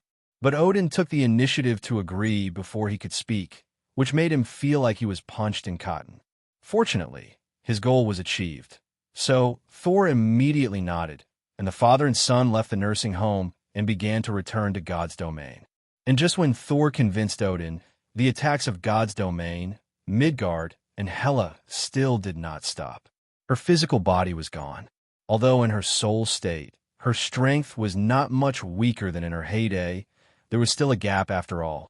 Therefore, she collected flesh and blood along the way to help her rebuild her physical body. However, because of the shadow-devouring group, she encountered no resistance at all along the way. Even after she arrived at the city, the shadow-devouring group had completely swallowed up the shadows of the entire city's population, leaving her with nothing. She poured a lot of flesh and blood, so her attack speed is naturally fast. So far, most of the population of God's domain has fallen into her hands. Starfield Plain, a plain area outside the major city of Midgard. The undead army was stationed here and dug a huge amount of holes in Hoshino-Ping, enough for 10 square kilometers. A large amount of blood and flesh collected during this period were all thrown into this huge pit at this moment.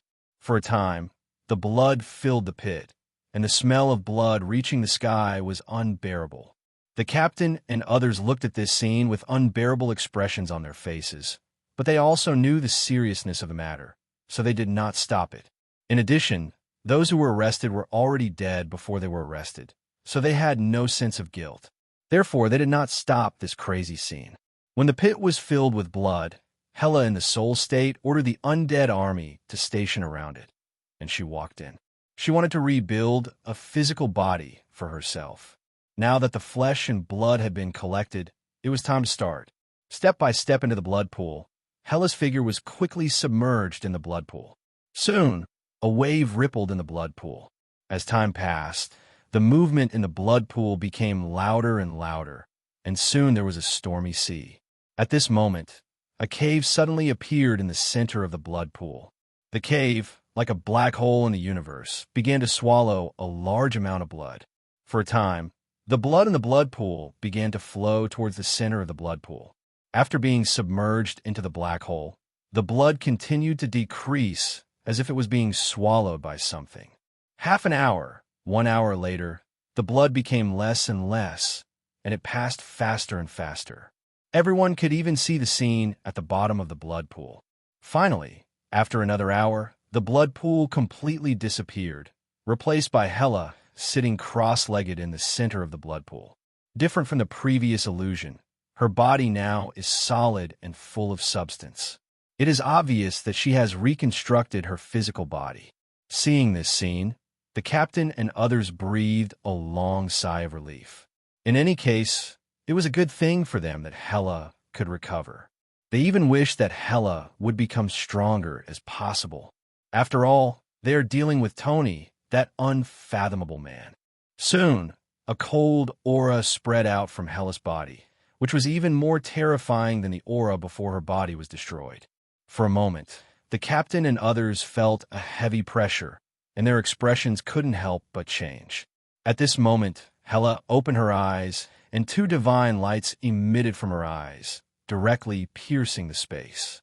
Feeling the powerful power surging within her body, a smile suddenly appeared on Hela's face. As the saying goes, there is no establishment without destruction. As the goddess of death, after experiencing a death, her strength is stronger than before, and it can even be said to be greatly improved. After all, only after experiencing death can she bear the title of goddess of death. With a flash of figure, Hela walked out of the center of the blood pool and appeared in front of the captain. Looking at Hela, the captain quickly said, "Ms. Hela, you have recovered now. Do we still want to continue the expedition?" Listening to the captain's question, Hela shook her head. Before she fought with Tony, she still wanted to rule the 9 realms for fun, but after fighting with Tony, she had completely lost interest in the 9 realms. If it weren't for gathering flesh and blood to restore her body, she wouldn't even bother to attack Midgard. Now that she no longer needs flesh and blood, she will naturally not do such a thing again. You guys should rest for a while and just stay as you are. I'm going to leave for a while. Ms. Hela, where are you going? Susan said curiously. After saying that, he realized that he seemed to have said the wrong thing. How would he know the whereabouts of such a big boss? He was so frightened that he quickly covered his mouth. Fortunately, Hela, who was in a good mood, didn't care and even gave a rare explanation. Although I have recovered and even improved in strength than before, I still can't deal with Tony, so I'm looking for a helper. Hearing this, the captain and the others nodded repeatedly, and Hela didn't stay too long and quickly disappeared into the army. The God's Tomb Cemetery is the burial place of the gods and the destination of all gods. Some souls who have reached the end of their lifespan or died in accidents are all buried here. Although the lifespan of gods is very long, unless they are immortal, all gods will fall one day. When Hela Lynn came to the God's Tomb Cemetery, tombstones suddenly appeared in front of her. If you look around, there are thousands of them. These are not ordinary gods. Those who could be buried here are the true gods of the divine domain, such as the god of light. However, Hela didn't have much interest in these dead men. After just one glance, she withdrew her gaze and landed in front of a small wooden house at the entrance of the God's Tomb Cemetery. Dong, dong, dong. Hela politely stepped forward and knocked on the door. If Thor and others saw such a scene, they would be stunned instantly. After all, Hela has always given them the impression of being lawless. Even Odin would not give her face, let alone knocking on the door in such a polite manner. According to her temperament, shouldn't she just kick the door open? It's a pity that no one knows about this scene. Soon, the door was opened, and with a creak, an old man appeared in front of Hela. The old man's hair has turned snow white, and he is about 1.6 meters tall. He looks a little short, but what is noticeable is the muscles on his body. Each one is as sharp as a knife and an axe, full of strength. Looking at Hela, the old man showed a kind smile on his face. It turns out to be little Hela. Why are you here again so soon? The old man said curiously. Hearing this, Hela's face couldn't help but turn a little rosy. The old man's name is Bor. This name is unfamiliar to most people, but when it comes to his other identity, I'm afraid no one doesn't know it. Odin's father. Yes, this kind-looking old man is Odin's father and Hela's grandfather. To say that his acquaintance with Hela was an accident. After being released, Hela immediately came to the god's tomb cemetery in order to gather some subordinates, hoping to revive the corpses of the gods and help her conquer the god's domain. But she didn't expect Bor to be guarding the tomb here, so Hela was taught a lesson. In the end, it was Bor who took the initiative to mention it, and Hela learned his identity. The last time, she proposed to cooperate with Tony in order to deal with the old man. It could be said that if things had not changed, then she and Bol should be hostile. But what happened was counterproductive. She didn't expect that she would actually face Tony, and she couldn't beat him. Therefore, in order to win Tony, Hela can only seek help from Bol again. There were no detours or delays. Hela went straight to the point and said, I'm here to help you. Hela said, suppressing the panic in her tone. After all, he had been treated with good medicine before, and now he was looking for help. Even with her temperament, she felt a little embarrassed. So, there's no such thing as politeness. Now, she just wants to know the result as soon as possible. It's good to be able to get reinforcements, but it doesn't matter if they can't. Anyway, Odin will take care of everything. And listening to Hela's words, a trace of curiosity flashed in Bol's eyes. What happened? Is there anything else you can't handle? He still knew Hela's strength. She could almost be said to be at the top of the divine realm. Apart from Odin, there should be no one in the divine realm who could be her opponent. Why would she come to him for help? As for the fall of the gods, Bol still doesn't know yet. After all, although the Tomb of Gods cemetery relies on Asgard, it is actually a subspace. The vision of the gods' fall cannot be conveyed here at all. Facing Bol's inquiry, Hela couldn't help but take a deep breath and finally chose to tell the truth. Not only did he tell about the fall of the gods, he also told about his body being blown away by Tony. After listening to her words, Bol's eyes became dangerous. The kind old man just disappeared in an instant and was replaced by an old man exuding a powerful aura. How could Odin, the king of the gods, deserve to be so worthy that something like this would happen? Little Hela, don't be angry. Just wait. Old man, I will go out with you to avenge you and give Odin a good beating at the same time. He can't fulfill his duty to protect the divine domain, nor can he fulfill his duty to protect his daughter. He is a waste. Bol shouted loudly, and when Hela heard this, a wave of warmth surged in her heart. She could feel that everything Bol said was the truth and was not said to comfort him or to win over her. This made her feel warm after being sealed for many years, and the corners of her mouth could not help but curl up slightly, revealing a smile. Then you have to keep your word and help me get revenge. No problem. Bol waved his hand and agreed directly. Time flew by, and 3 days flew by. After agreeing to Hela, Bol left the God's Tomb cemetery with Hela. And Hela also knew, for the first time, how nagging this old man was. To put it simply, Bol is a talker. I don't know if it's because I stayed alone in the God's Tomb cemetery for too long. Since leaving the God's Tomb cemetery, his mouth has been like a machine gun and has not stopped. This made Hela feel regretful from time to time. If she had known that the old man was so nagging, she would not ask him for help even if he killed her. It's a pity that there is no regret in the world about selling medicine. Now that the matter has come to this, she can only endure it as much as possible. Fortunately, this day she finally waited for help. Thor brought Odin back to God's realm and reunited with her.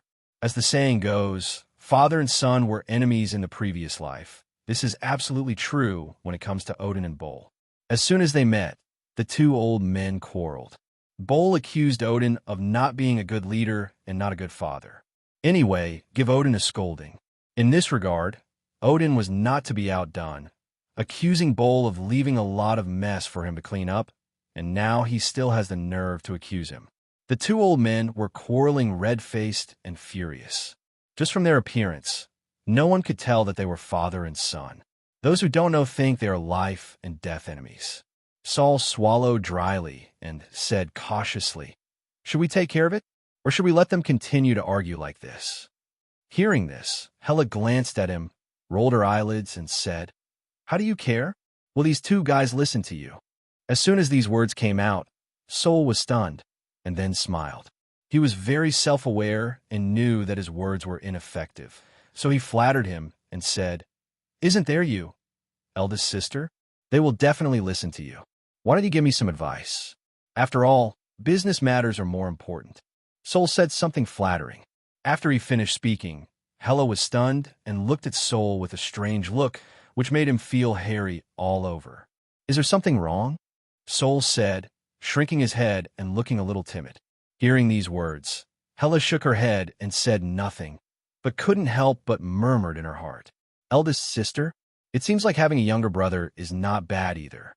Thinking of this, Hela turned to look at the two old men who were still bickering and shouted coldly, "That's enough.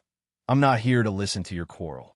If you want to quarrel, then go away and quarrel." Hela was angry, and Odin and Bull shut their mouths at the same time. One of them belonged to Hela's grandfather, a distant relative, and the other was Hela's father. They were full of guilt for Hela, so when Hela opened her mouth, she immediately silenced him. Two people. This made Sol on the side tremble with anger. It's the 21st century. Will we boys stand up? Ahem. Bull coughed slightly, and with a smile on his face again, he said, "Stop arguing. You can make a plan. Old man, I will follow the arrangements and do whatever I am told." Bull said with a kind face, but Hela ignored him. After these few days of contact, she almost figured out Bull's character. He was just an old kid. If you ignore him, he will be quiet for a while. If you open your mouth to talk to him, he will definitely be able to chat with you for days and nights. As for Odin, Hela has completely ignored this person from the beginning and has been sealed for thousands of years. It is impossible to say that she does not have any resentment in her heart. But due to the pressure brought by Tony, she could only choose to turn a blind eye.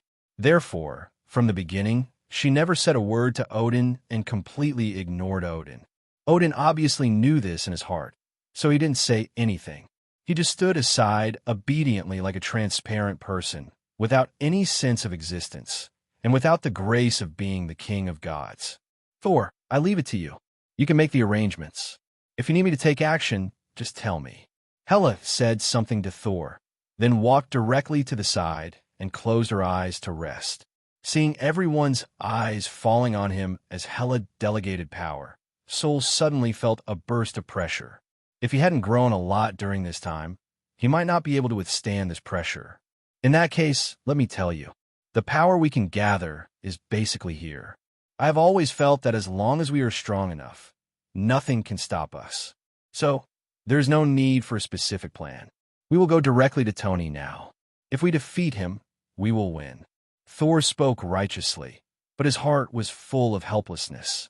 He also wanted to formulate a complete plan and take it in 1, 2, or 3 steps. However, Tony and Loki were only 2 people in total, and it would be difficult to defeat them. Winning can only depend on the hard power of both parties, and there is no good plan at all. Therefore, even though he wanted to show off his wisdom, there was no way he could do it. Fortunately, everyone was very considerate and nodded solemnly without causing trouble, which was a kind of comfort. Seeing everyone nodding and closing their eyes, Hela immediately opened her eyes. "It seems that you all agree with Thor's plan. In this case, let's get started without further delay."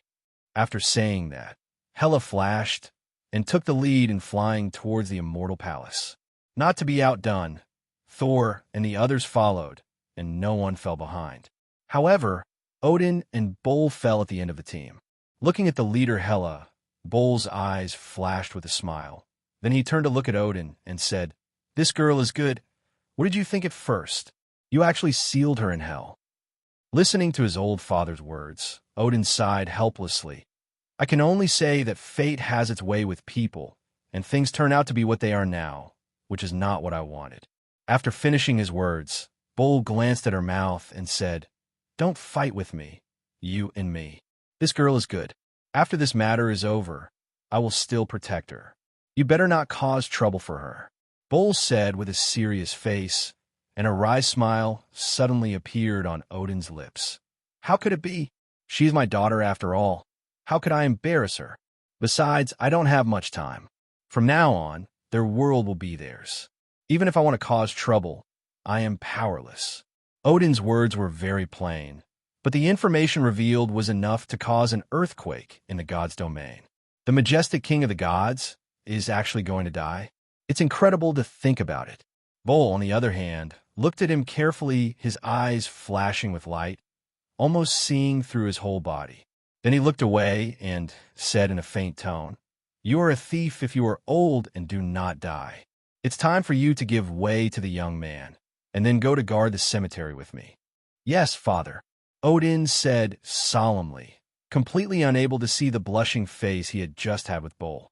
Immortal Palace, when a group of people came here, a sense of desolation suddenly hit them.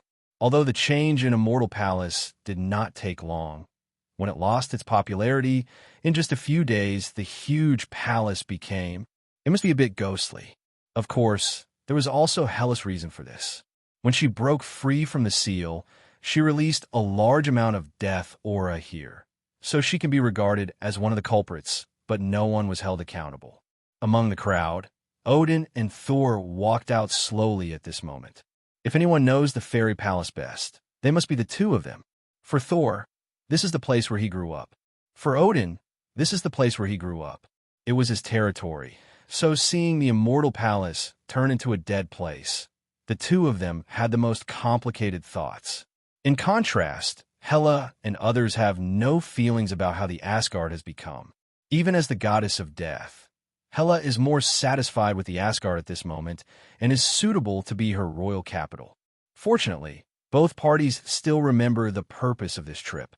Whether it is looking forward or remembering, they must first deal with Tony, the current Lord of Asgard. At that moment, without waiting for others to take action, Thor took the initiative to fly up, floating in the sky, looking closely at the fairy palaces, using his divine power to shout, "Tony, come out." The loud voice spread out from his mouth, forming sound waves that rolled towards the immortal palace. Suddenly, in a certain palace in the immortal palace, Tony, who was sitting cross-legged, opened his eyes. A divine light flashed in his eyes. Tony raised his head and looked in the direction of Sol and his party through many obstacles. His eyes penetrated all the buildings and took Hela and others into his eyes. "Is it finally here? I just don't know. Are you ready?" As he spoke, the corners of Tony's mouth raised, revealing a smile. At the same time, he was also curious in his heart. If the Shadow Kingdom swallowed Odin and others, how high the Shadow Core could improve. Tony made some calculations about this in his mind, but he didn't have any clear idea. However, one thing he was sure of was that it would never be less than the profit from devouring the gods. After all, whether it is Odin or Hela, plus a legendary bull, these people are all existences far beyond the gods. If the gods rely on quantity, then they rely on quality. Which one is more important, quantity or quality, is a question that depends on the beholder and the wise. Slowly getting up, Tony walked towards the outside world. The palace door opened on its own without any movement in the wind. Tony walked out slowly, and then he stepped onto the sky step by step as if he was stepping on a ladder to heaven. Soon, Hela and others saw Tony approaching quickly in the sky. Suddenly, everyone's eyes were focused on Tony, and various expressions flashed across his eyes, including resentment, complexity, indifference, and appreciation. "Tony, you finally dare to come out." Thor took a step forward and spoke righteously. After listening, the corners of Tony's mouth turned up. "I've always been here, but you just dare to come here now. Why are you so ready and so confident that you can deal with me?" There was a hint of ridicule in Tony's words, which made Sol speechless. In front of Tony, he can be regarded as wanting eloquence, but not eloquence, and strength, but not strength. It's just 2 words, aggrieved. However, after being hit for so long, Thor has long been used to it. He took a deep breath and said, "Don't talk nonsense. You are cruel and cruel, hunting gods, and even planning to plot Asgard. It is simply a heinous crime. I advise you, you'd better just surrender, otherwise we won't be blamed for being rude." Sol yelled loudly, as if he was judging Tony, while Tony stared at Sol without saying a word, his eyes flickering slightly. He had always been curious before about why the protagonist group would always argue at the last moment. Now he vaguely found the answer. Just when Saul pronounced his verdict on his crime, the aura on his body couldn't help but become stronger, and the aura of Hela and others surrounding him became stronger. They didn't seem to know anything about all this. Only Tony caught this change because he kept staring at them. At the moment, numerous guesses flashed through Tony's mind, forming a reasonable guess. Although the world does not have specific wisdom, it is similar to an existence like will. It will act according to specific rules on weekdays, but once a threat is detected, it will activate a self-rescue mechanism, such as which protagonists appear in movies to save the world. Now, Thor is the protagonist who saves the world, and Tony takes on the responsibility of the villain. Therefore, when Thor speaks, the will of the world pays attention and helps them cheat, so that they can kill him, the big boss. This guess is very nonsense, and it is impossible for ordinary people to believe it. However, for a time traveler, there is nothing that cannot be believed, because time travel is the biggest paradox. Since he exists, then the will of the world he guessed may also exist. He even realized that he posed a great threat to it, so he planned to kill himself with the help of Thor and others. After thinking about all this, a playful smile suddenly appeared on Tony's face. It became more and more interesting. Has the will of the world come to an end personally? Thinking silently in his heart, Tony didn't panic at all and even wanted to laugh a little. With the regenerative healing factor, he had full confidence to deal with everything. Are you done? Is there anything else you want to add? If not, I'm going to take action. Tony folded his hands and said slowly, as if he didn't take them seriously at all. And his reaction also made Sol a little confused. He didn't know how to answer. Why didn't this guy play his cards according to the routine? Shouldn't you get angry and retort loudly? The movies I watched at Blue Star all acted like this. Thor opened his mouth and wanted to say something, but before he could speak, Odin stepped past him and interrupted him. "Let's do it." After the words fell, everyone looked stern, and then everyone showed a solemn expression. Seeing this, Tony waved his hand, and suddenly a large shadow gathered, and the shadow-devouring group officially appeared. One after another, the devouring shadows, which were more than 10 meters high, appeared in front of everyone. They were huge in size. From a glance, there were hundreds of them, blocking Tony's way. If they want to take action against Tony, they must first deal with the Shadow Eater group. In the crowd, the captain, who had been silent all this time, suddenly showed an angry expression on his face as the shadow-devouring group appeared. "It was you who massacred all of Midgard." "Frenzy," he yelled angrily. Although he had already guessed before, he was not completely sure until he saw it with his own eyes. The captain's angry voice sounded, and Banner and others also reacted. It was the man in front of them who slaughtered countless people in Midgard, turning Midgard completely into a dead zone. Hearing this, Tony smiled. He did not deny it, but nodded generously.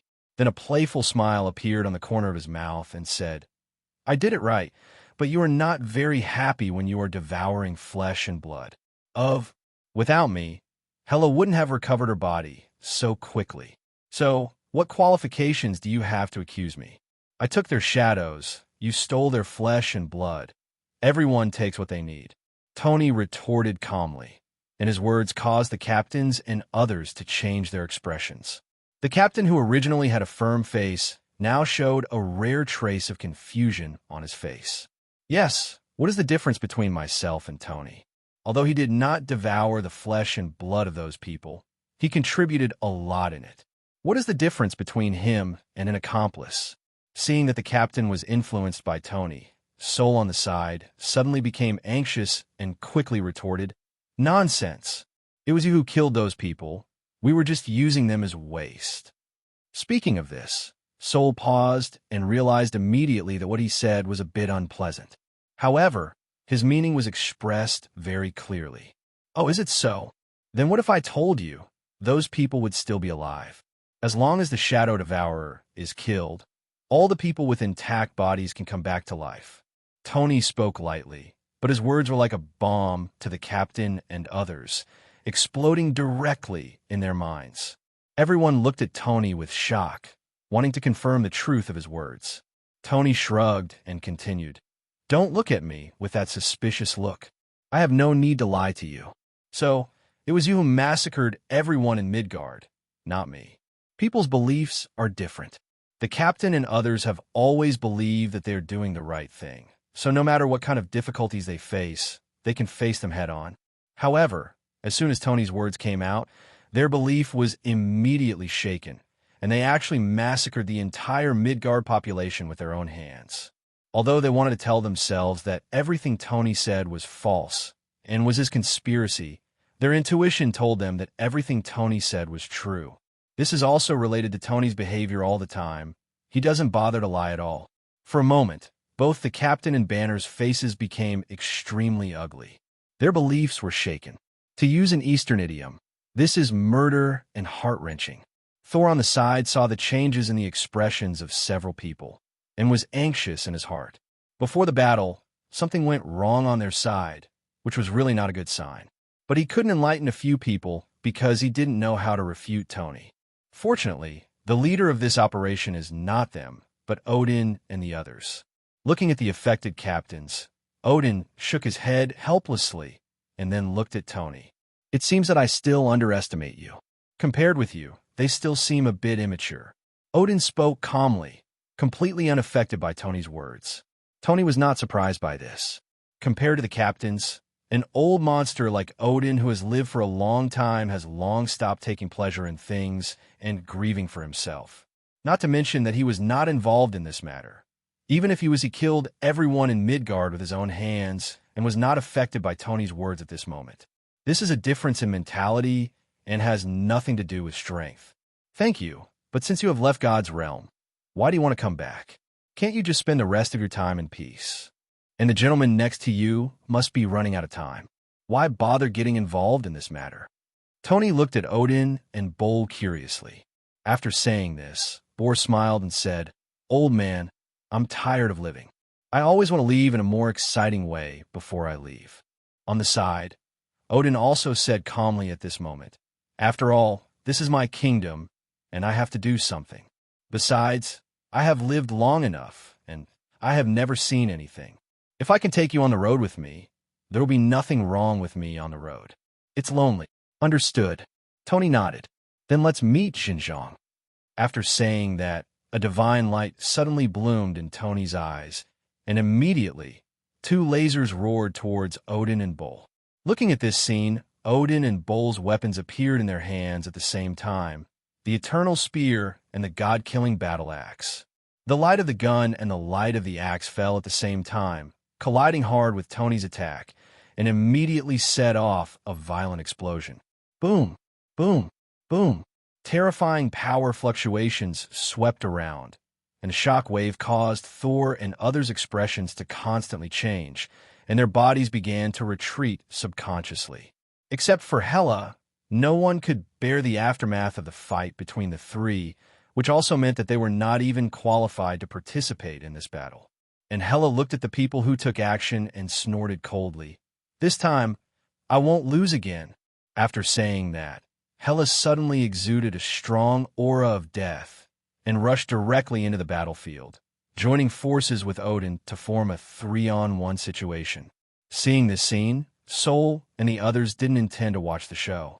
Although they couldn't deal with Tony, they set their sights on the Shadow Devouring group. Especially the captain and the others, they still remember what Tony said just now, that by killing Shadow Devourer, those with intact bodies will be able to survive. Although, in order to help Hela restore her physical body, they threw a large number of people into the blood pool, there were still many people whose bodies remained intact.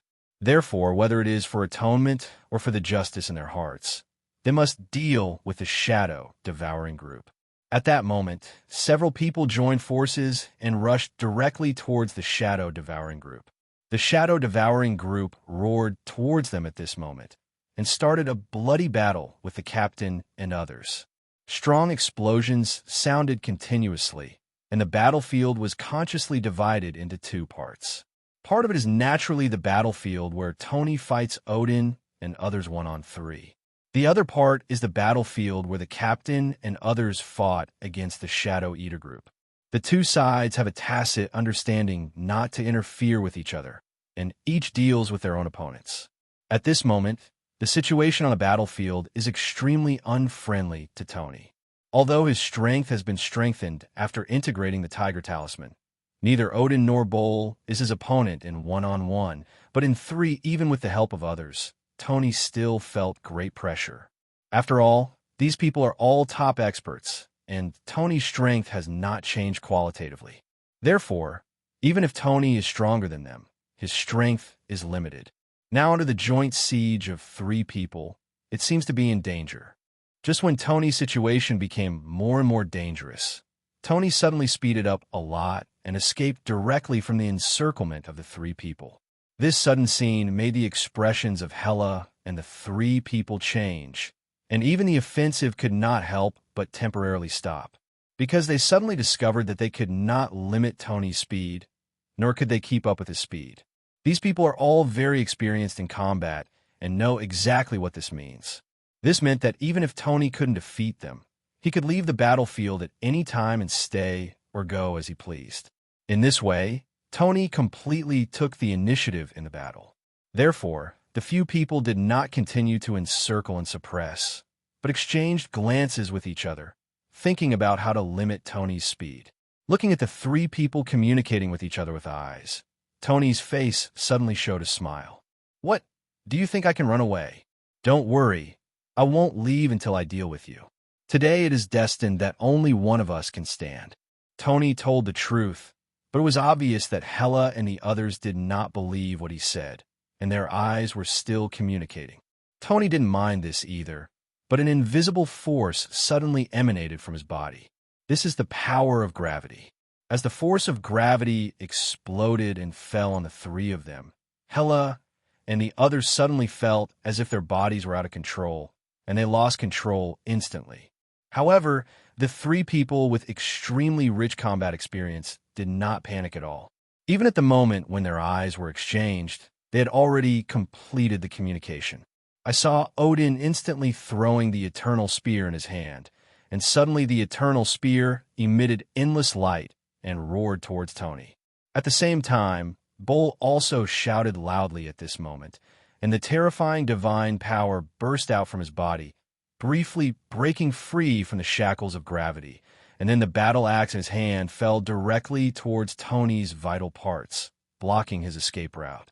Coupled with the attack of the eternal spear, no matter what Tony chooses, he must face one.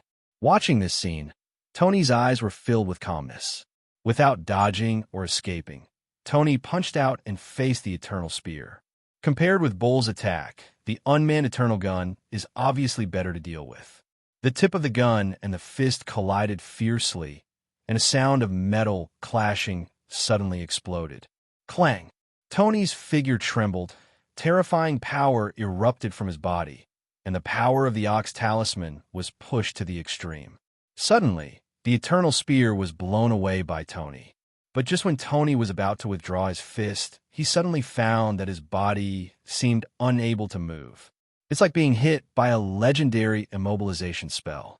With just one breath, he can break through this bondage. But this is the opportunity Odin and others have been waiting for. Hela, who had done nothing before, appeared directly in front of Tony and grabbed him. Her speed reached the extreme, and before even a breath had passed, her palm fell on Tony's chest. The next second, a terrifying power of death broke out and invaded his body crazily. As the goddess of death, Hela can easily take away the lives of all creatures in Asgard. Although Tony is not a creature of Asgard, the same effect can be achieved by using the power of death to destroy all life in his body. For a moment, the 2 people were stagnant in midair. Hela desperately input the power of death, intending to destroy all life in Tony's body. But at this moment, the ability of the horse charm was activated, dispelling all external forces. At that moment, a strong life energy emerged from Tony's body and collided with Hela's death power. The two sides started a competition, using Tony's body as the battlefield. Feeling the vast life energy in Tony's body, Hela's expression suddenly changed, and she immediately increased the output of the power of death. But no matter how hard she tried, the power of death injected into Tony's body was restrained by the rich life energy, making it impossible to go any further. Tony felt the changes in his body. Although his body was temporarily unable to move due to the collision of the two forces, he was not panicked and even had a smile on his face. "It seems that your power of death can't do anything to me." Hearing this, Hela raised her head and glared at Tony, then gritted her teeth and continued to input the power of death. With the invasion of a large amount of death power, the horse charm in Tony's body seemed to be stimulated, and suddenly more intense life energy exploded, which even Tony himself could not control. Because unlike other abilities, Horse Talisman is more similar to a passive ability, which will be activated automatically when Tony is damaged. Suffering the strong impact of life energy, Hela finally couldn't resist it anymore, and said without looking back, "Find a way quickly. I can't solve this guy." Hearing this, Odin and Bull quickly stepped forward. They glanced at the pale Hela and then at Tony, who looked indifferent. At that moment, Bull shouted, "Let me do it." As he spoke, he directly raised his battle axe and struck Tony's head with the axe. Puff! There was no accident. With one shot, Bull's axe sank directly into Tony's head. For a moment, Tony had a huge amount of axe on his head. The scene was terrifying. However, a scene that shocked the three of them happened. After suffering such a strong attack, Tony not only did not yell, but there was even a sense of ridicule in his eyes, as if to say, "Haven't you eaten?" Seeing this, as the saying goes, Uncle can bear it, but Aunt cannot. Bull shouted loudly, pulled out the tomahawk from Tony's head, and plunged it directly into Tony's neck. Blood stained the axe blade, and Tony was almost beheaded, but he still had a smile on his lips. "Is this all you can do?" A simple sentence, not very harmful, but extremely insulting. Bull's face suddenly turned red with anger. Even Odin on the side couldn't stand it any longer. He held the eternal spear and stabbed Tony in the heart. Flutter! The tip of the gun penetrated Tony's chest and penetrated directly into his body. The heart in his body completely exploded at this moment. With such a fatal injury, let alone a mortal, even a god would definitely die. Unfortunately, Tony is still alive. Although he looks miserable, he is actually still alive and kicking. Even the head that was split open just now has completely recovered to its original shape, and not even the slightest wound can be seen. If their weapons weren't still in Tony's body, Odin and Bull couldn't help but wonder if the scene just now was an illusion. But even if it's not an illusion, who can explain to them what is going on with this guy? Is he really still human? Odin looked confused, and Tony's voice also sounded at this moment. "It seems that your methods have been exhausted. Then it's my turn." Tony's voice was neither soft nor serious, but at this moment it made several people feel chills. Odin's expression changed drastically at this moment, and he said, "Back off." While speaking, he quickly pulled away and retreated at an extremely fast speed. Similarly, Bull and Hela's reactions were not slow, and they quickly distanced themselves from Tony. However, just when Bull was about to get away from Tony, suddenly a hand grabbed his tomahawk, and when he looked up, he saw Tony looking at him calmly. His eyes seemed to contain a universe, so deep and mysterious that one could fall into it at just one glance. Meeting his eyes, a trace of confusion suddenly appeared in Bull's eyes. He was obviously influenced by Tony, so he couldn't help but tremble. Behind him, Odin saw this scene and suddenly let out a loud shout. "Father!" His voice woke Bull up instantly, but it was too late at this moment. I saw Tony's hands burning with blazing flames, and the flames followed the battle axe and spread toward Bull. The confused Bull had no time to react. When he woke up, the flames had spread along the battle axe to his hands. Severe pain came, and Bull let out a muffled groan. Tony's flames were not ordinary fires, but were transformed by the rules of flames, and Bull couldn't bear it all, seeing that his whole body was about to be swallowed up by the flames. But at this moment, a cruel look flashed in Bull's eyes, and the next second his arms were broken directly from his shoulders, and he took the opportunity to retreat. The next second, his broken arms turned into fly ash, and even his battle axe turned into a puddle of molten iron. Seeing this, Bor couldn't help but take a breath, fear rising in his heart. Just a little bit, he was going to be dead. It is conceivable that once the flames spread throughout his body, he will completely enter the gate of hell. At this moment, Odin and Hela also looked at Tony with solemn faces. A trace of heaviness flashed in their eyes. They were originally confident, but now they suddenly lost the confidence to fight against Tony. Under the watchful eyes of several people, Tony's wounds healed rapidly, and the injuries left by several people on his body were completely recovered within a few breaths. After moving his head, Tony made a crisp sound inside his body, and then he looked at a few people with a smile on his face. The means are not weak. If I hadn't been superior in skills, I would have fallen into your trap. However, in the end, it was still a little short of the mark. Tell me, how do you want to die? Hearing this, Odin glanced at Hela, then coughed slightly. Death of old age. As soon as these words came out, the originally serious atmosphere relaxed inexplicably. Not to mention Tony. Even Hela couldn't help but roll her eyes. Tony looked at Odin with a strange expression. What did this old man learn at Blue Star? His mind was filled with nonsensical thoughts, but since he was the one chosen by himself, Tony would naturally have to meet his request.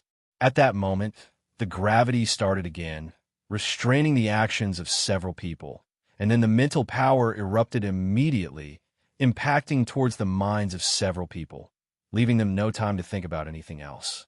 At the same time, burning flames instantly appeared in the void around the few people, blocking the retreat of Odin and the others.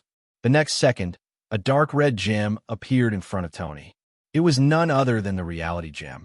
Since you want to die of old age, then I will make it happen for you. Senescence. As soon as the words fell, the three people who were resisting Tony's mental impact suddenly felt a terrifying force coming from somewhere. As the inexplicable power increased, their bodies aged rapidly. For a short moment, the three of them felt as if tens of millions of years had passed. Their skin became wrinkled, their bodies became rotten, and an aura of twilight suddenly emanated from the three of them. Similarly, the aura of twilight appeared on Tony's body at this moment. But the difference was that the aura of twilight on Tony's body quickly dissipated, and his body remained unchanged. If you want to use the reality gem's ability to modify reality, you will naturally have to bear huge amounts of costs. After all, the universe must also follow the law of conservation of energy. The more powerful the treasure, the more restrictions it has. Tony cursed the three of them to age, and he also had to pay the price of aging in exchange. Even because the strength of the three of them was at the same level as Tony, when Tony cursed the three of them to age at the same time, he himself had to endure almost 3 times the aging. If it were Malekith who used this ability, they would almost die together. It's a pity that Tony has a bug. He has a dog talisman that makes him immortal. Such a backlash is useless. Therefore, Odin and others have become old, but Tony has nothing to do with it. Feeling the changes in themselves, the expressions on Odin's 3 faces changed at the same time, among which Hela's reaction was the most exaggerated. Looking at her old skin, a scream suddenly burst out from her mouth. Although she was a god, she was also a woman, and aging for women was completely like a natural enemy. So after discovering the changes in herself, Hela found it almost difficult to accept it. ****, change back, Hela said angrily. Tony glanced at him, and then ignored him. Instead, he looked at Odin and the 2 of them and smiled. The time has come for you too. Do you have anything else to say? Tony asked with a smile. After enduring aging, Hela became older, but still alive. Odin and Bol have completely reached the end of their lives. After all, they didn't have much time left to begin with, and Tony's aging message caused them to end their remaining lives in an instant. Hearing this, Odin sighed. Instead of the panic that ordinary people would have when faced with life and death, he calmed down completely. I underestimated you. So be it. I want to negotiate a deal with you. You say. Tony nodded. He was a little curious about what else Odin wanted to talk about. Let Hela go. Oh, what can I get? The eternal gun and our souls. Odin pointed at himself and Bol. Bol didn't speak, as if it was all up to Odin. Eternal spear will be my trophy after you die. As for your souls, when you die, they will also be mine. It's not good for you to trade something that will soon be mine. Tony spoke unhurriedly, without any intention of agreeing. After listening to his words, Odin showed a confident smile on his face. I admit that I'm not as good as you, but if you think you can easily get my soul, then you are overthinking it. If I don't want it, even if you die, you won't get anything in the end. You could try. Looking at Odin, who looked confident, Tony frowned immediately. Tony would never underestimate anyone in the world. He knew exactly why he had reached this point. It was not because of his intelligence, but because of his own hard work and a little help from his system. Therefore, facing the threat of Odin, Tony suddenly became a little unsure. He was not sure whether after these two guys died, their souls would be easily captured by him like the gods. If they really have some backup plan to make their soul disappear or be annihilated, then they will be in big trouble. After all, the souls of the gods have made the Shadow Kingdom so much stronger, not to mention the two high-quality souls of Odin and Bol. Together, they're not necessarily worse than the gods. Therefore, after thinking for a long time, Tony rarely continued to be tough and took a step back. Okay, in this case, then I will give them a chance. As long as I get your souls and the eternal spear, I will forget about this incident and let them leave God's domain. Hearing this, Odin nodded, then glanced at Hela, who was a little distracted, and said again, Help her recover. I believe you can do it. Hearing this, Tony nodded and activated the reality stone without any hesitation, lifting Hela's aging state and allowing her to return to youth again. As her skin became tender again, Hela also recovered from the blow, turned to look at Odin, and opened her mouth to say something, but in the end she didn't say a word. When Odin looked at her, he smiled and said proactively, No need to thank me. Just consider it my last compensation as a father. Take Thor and the others and leave Asgard, and don't come back again.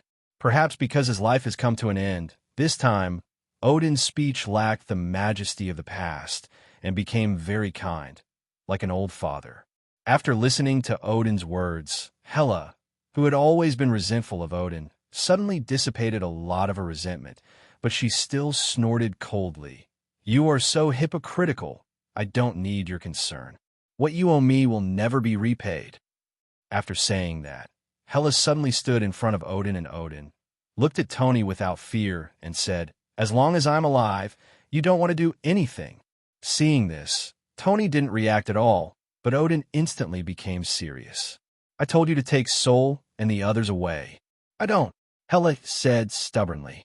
In the moment she finished speaking, Odin suddenly slapped her on the head, and the surge of divine power knocked her out.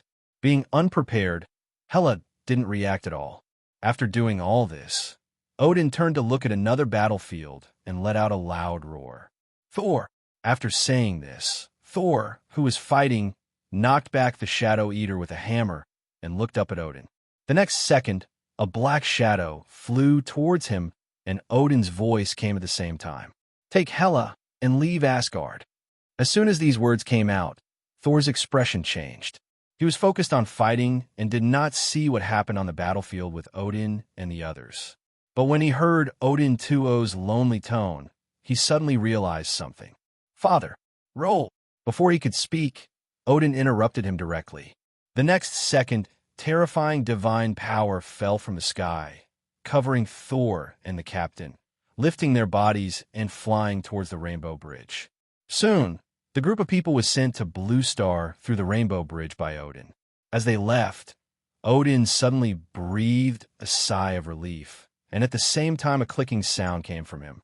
He had already reached his end, but now that he was forcefully activating his strength, his body was beginning to be unable to bear it and was heading for collapse.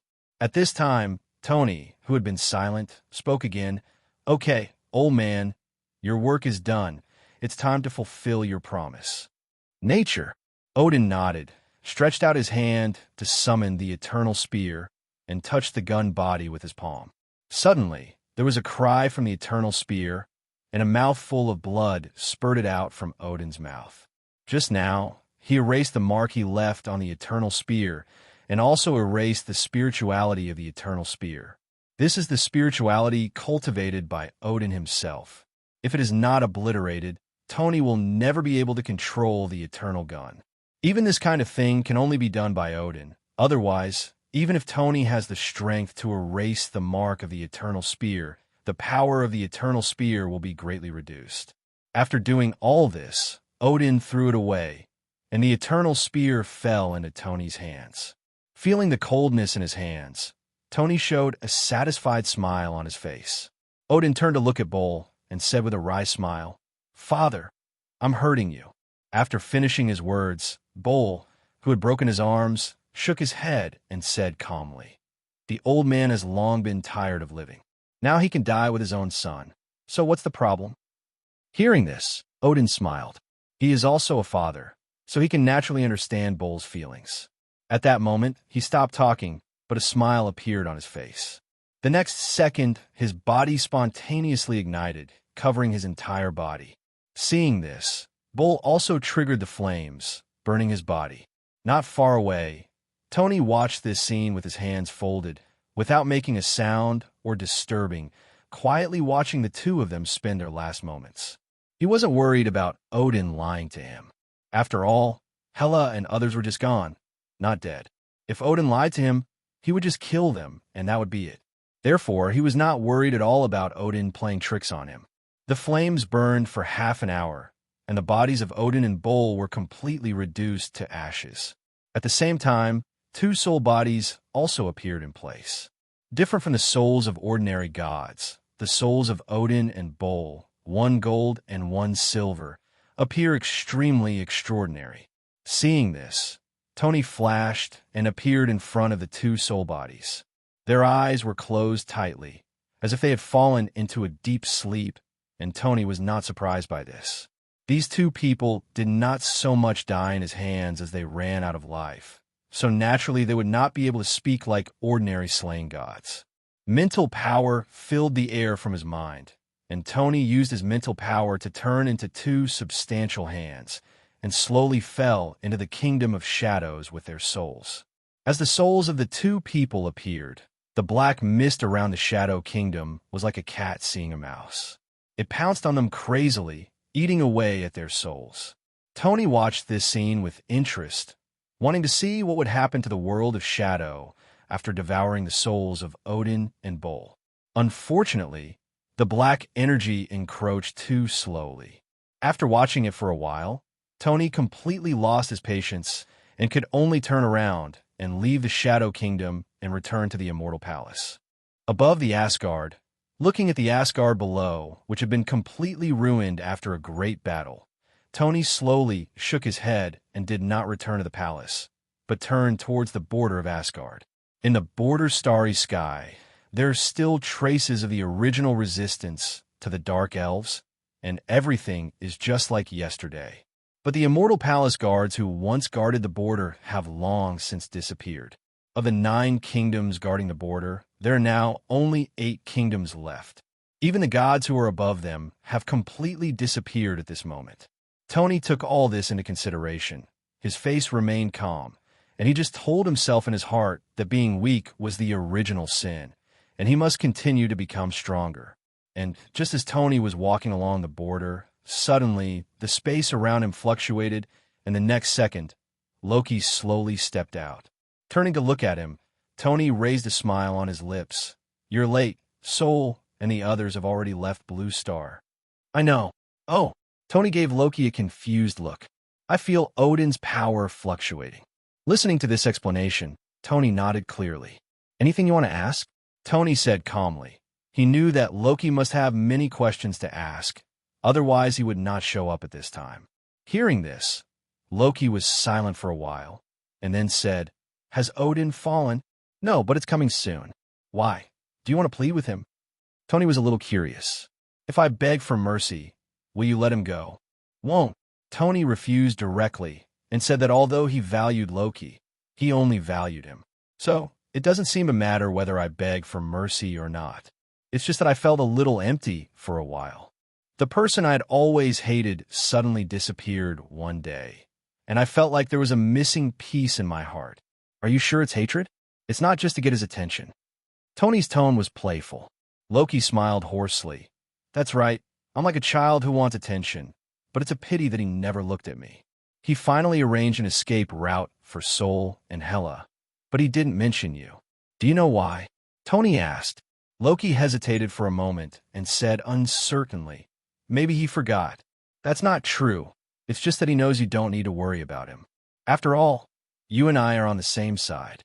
In Blue Star, parents are most concerned about naughty and impulsive children and ignore sensible children. They believe that children can take care of themselves, but they don't know that no matter how sensible children are, they also need the care of their parents." Tony said calmly. Loki listened quietly from the side, and the two had a rare chat for a while. Suddenly, the entire divine realm was shaken at this moment.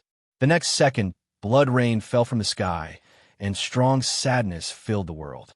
The suspended continent that had been suspended in the sky seemed to have lost some support at this moment, and fell directly from the sky. Boom! The suspended continent fell to the ground, and the entire divine domain was shaken. The aftermath of destruction hit all directions, landslides, and ground cracks. A scene like the end of the world appeared in front of Tony and Loki. Seeing this scene, Tony couldn't help but sigh. Odin has completely fallen. As soon as he finished speaking, Loki, who was following him, trembled slightly, and a look that seemed to be crying but not crying, or smiling but not smiling, appeared on his face. Seeing this, Tony patted him on the shoulder without saying a word. After a long time, Loki regained his composure. Different from the previous pretense of calmness, now he seemed to have put down all the shackles, and his whole person felt calm from the bottom of his heart. Odin can be said to be his inner demon all along. He has neither hatred nor love, but he's like a shackle that binds Loki, preventing him from truly being himself. But now, the shackles are broken, and Loki is, in a sense, reborn from the ashes. However, Tony did not continue to pay attention to these. He had more important things to do at the moment. The Aesir are almost completely wiped out, and Odin, the king of the gods, has also completely perished. Although there are still many powerful forces in Asgard, compared to the Aesir, the master of Asgard, those powerful races have become insignificant. This also means that Tony has been planning to devour the world for a long time and can finally put it on the agenda. Slowly closing his eyes, Tony checked the layout of the formation through the perspective of the Shadow Ninja. At present, the formation layout has come to an end, and it will not take long to be completely completed. Therefore, Tony also waits patiently. In the blink of an eye, 3 days passed. On this day, the formation was finally completed, and Tony finally opened his eyes. Glancing at Loki, who had been waiting beside him, Tony raised the corner of his mouth and said, "Let's go. It's time for us to leave this world." Hearing this, Loki nodded. At that moment, the two of them left the divine realm together and came to the outer starry sky.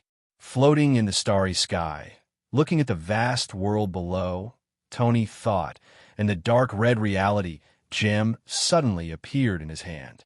Looking at the reality gem in his hand, Tony said to himself with a smile on his face, "Your opportunity to advance has come. Go ahead and enjoy your feast." After speaking, Tony threw the reality stone casually. Suddenly, the reality stone began to expand continuously, and countless dark red particles quickly surrounded the entire Asgard. Asgard, which was originally blue, now turned red under the rendering of dark red particles. The next second, The reality stone began to squirm like a human chewing food, and a crisp clicking sound immediately echoed in Tony's ears. The two people's eyes completely penetrated the reality stone at this moment, looking towards Asgard. They saw that Asgard's sky began to collapse, the earth began to shatter, and countless creatures went crazy under this disaster that could be called apocalyptic. In the land of frost, countless giants tried to break out of Asgard. Unfortunately, Asgard, wrapped in the reality stone, has completely turned into a trapped place, unable to enter or exit. Midgard, Mimir's resting place. Mimir, who transformed into a sacred tree, roared and wanted to rush out of Asgard, but no matter how hard he rushed, he could never open a gap. In addition to these strong men, there are more weak mortals. Facing this doomsday-like scene, they are completely powerless and can only pray for the salvation of the gods. Unfortunately, they have no idea that the gods have fallen long before them. In this way, under the gaze of the two people, Asgard collapsed bit by bit, and the gods in the divine domain went completely crazy. Including the world's will, at this moment, it can only scream under the oppression of the reality gem. Asgard is completely coming to an end. Brilliant fireworks bloomed in the starry sky, and the bright light cut through the darkness of the universe. The collapse of one world set off waves of cosmic storms. With the cooperation of the reality gem and the formation, Asgard was like a candy swallowed by a mouthful. Swallow. Soon, Tony recalled the reality stone, leaving a huge amount of black hole where Asgard had been. The dust floating in the universe is swallowed up by the black hole, and the terrifying suction engulfs everything around it. The destruction of Asgard is insignificant to the entire universe, but for this star field, the impact has just begun. But all this has nothing to do with Tony. Looking at Loki, who was a little distracted next to him, Tony raised his hand and patted his shoulder and said calmly, "Let's go." Hearing this, Loki nodded, and then their figures disappeared into the starry sky together. Although the reality stone is powerful, it still takes time to digest Asgard. Now it is just swallowed whole. Therefore, Tony temporarily sealed the reality stone in the Shadow Kingdom. And when Asgard disappeared, the 9 realms were also severely affected, especially Blue Star. The moment Asgard disappeared, it directly triggered a major earthquake that affected the whole world. Fortunately, the magnitude of the earthquake was not strong, but countless people were still injured or missing. Shield Hela, who had temporarily settled in Shield, suddenly let out a cry of pain. Her calm face showed a burst of pain that could not be concealed. Seeing this scene, the expressions of Sol and others changed. Sol immediately stepped forward and said, "What's wrong with you? Are you okay?" After the words fell, Hela didn't speak for a long time, but kept screaming in pain. After a long time, Hela's expression gradually became calm, and an inexplicable sadness suddenly appeared on her face. "I feel it. Asgard is gone." This was Hela's first sentence after she calmed down. Suddenly, everyone who was looking at her with worried expressions changed their expressions. Especially Thor, his eyes were full of tears. As the saying goes, men don't shed tears easily because they haven't reached the point of sadness. The death of his family and the destruction of his hometown were a series of blows that completely broke Sol's inner defenses. How could this happen? How could this happen? Thor muttered to himself, and the captain and others around him looked at him with uncomfortable expressions. Although Thor had expected this outcome after he was sent out of Asgard, when it turned out to be true, he was still a little hard to accept. At this moment, the door to the conference room opened, and Nick walked in. Looking at the people gathered together, a trace of surprise flashed in his eyes. However, he sensed that something was wrong in the atmosphere and did not speak. He quietly watched Sol and the two venting, and at the same time asked the captain to find out what happened. After getting the captain's answer, Nick looked at the depressed Sol, and the two of them couldn't help but comfort them. "I'm sorry, we couldn't prevent this tragedy. However, I hope you can cheer up. At least you are still alive, and you still have a chance to take revenge. If we are just so decadent, we may not be able to take revenge." Nick kept talking, and he knew what he was saying was nonsense. But he could only say this, and this was the only thing he could do. Just then, another person walked in, Nick's assistant. "Director, I just checked that Tony is back," the assistant said loudly, with a solemn expression. As his words fell, the atmosphere at the scene suddenly changed, and the captains had angry looks on their faces. Sol and Hella's faces were full of coldness, and their eyes were fixed on the assistant, which brought him great pressure. Feeling the feeling of common hatred emanating from everyone, Nick's face changed slightly. He quickly raised his hands and pressed them down and said, "Everyone, calm down. Please stay calm. Don't be impulsive." At this moment, he was afraid that these guys would make trouble for Tony on impulse. It would be fine if he could pass the beating, but it was really inappropriate to come back and give someone a head after he had just been beaten. Fortunately, what he was worried about did not happen. Although everyone's faces were filled with anger, they did not act excessively. Seeing this, Nick breathed a sigh of relief, then turned to look at the nervous assistant, coughed lightly, and asked, "When did Tony show up? What did you find out?"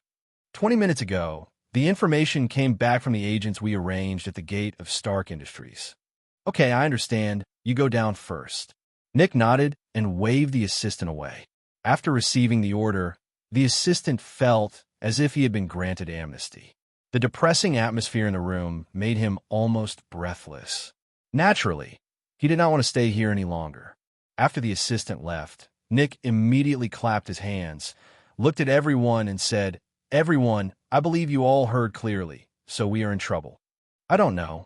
Do you have anything to say?" Nick asked. Hearing this, everyone looked at each other, but no one spoke, and they didn't know what to say. Seeing this, a trace of helplessness flashed in Nick's eyes, and he could only ask in another way. "Then do you think Tony's return this time will have any impact on Blue Star?" Before doing this, he would definitely not have asked this question. After all, in his opinion, no matter how strong Tony was, he would not be able to destroy Blue Star. However, after learning about Asgard, he suddenly no longer dared to guarantee it. Since Tony was able to destroy Asgard, who knows if he might also have thoughts about Blue Star. Therefore, even if Tony didn't show the slightest tendency, he still had to be on guard and had to prepare early. But this time, Hela in the crowd spoke up. "Do you still need to ask about this kind of thing? With Asgard's lessons learned in front of him, do you think he will give up the fat piece of Blue Star?" "You can't say that. After all, this is his hometown, and his relatives and friends also live on this planet." The captain disagreed somewhat. Hearing this, a sneer suddenly appeared on the corner of Hela's mouth. "Even if what you said makes sense, have you forgotten how Midgard was destroyed?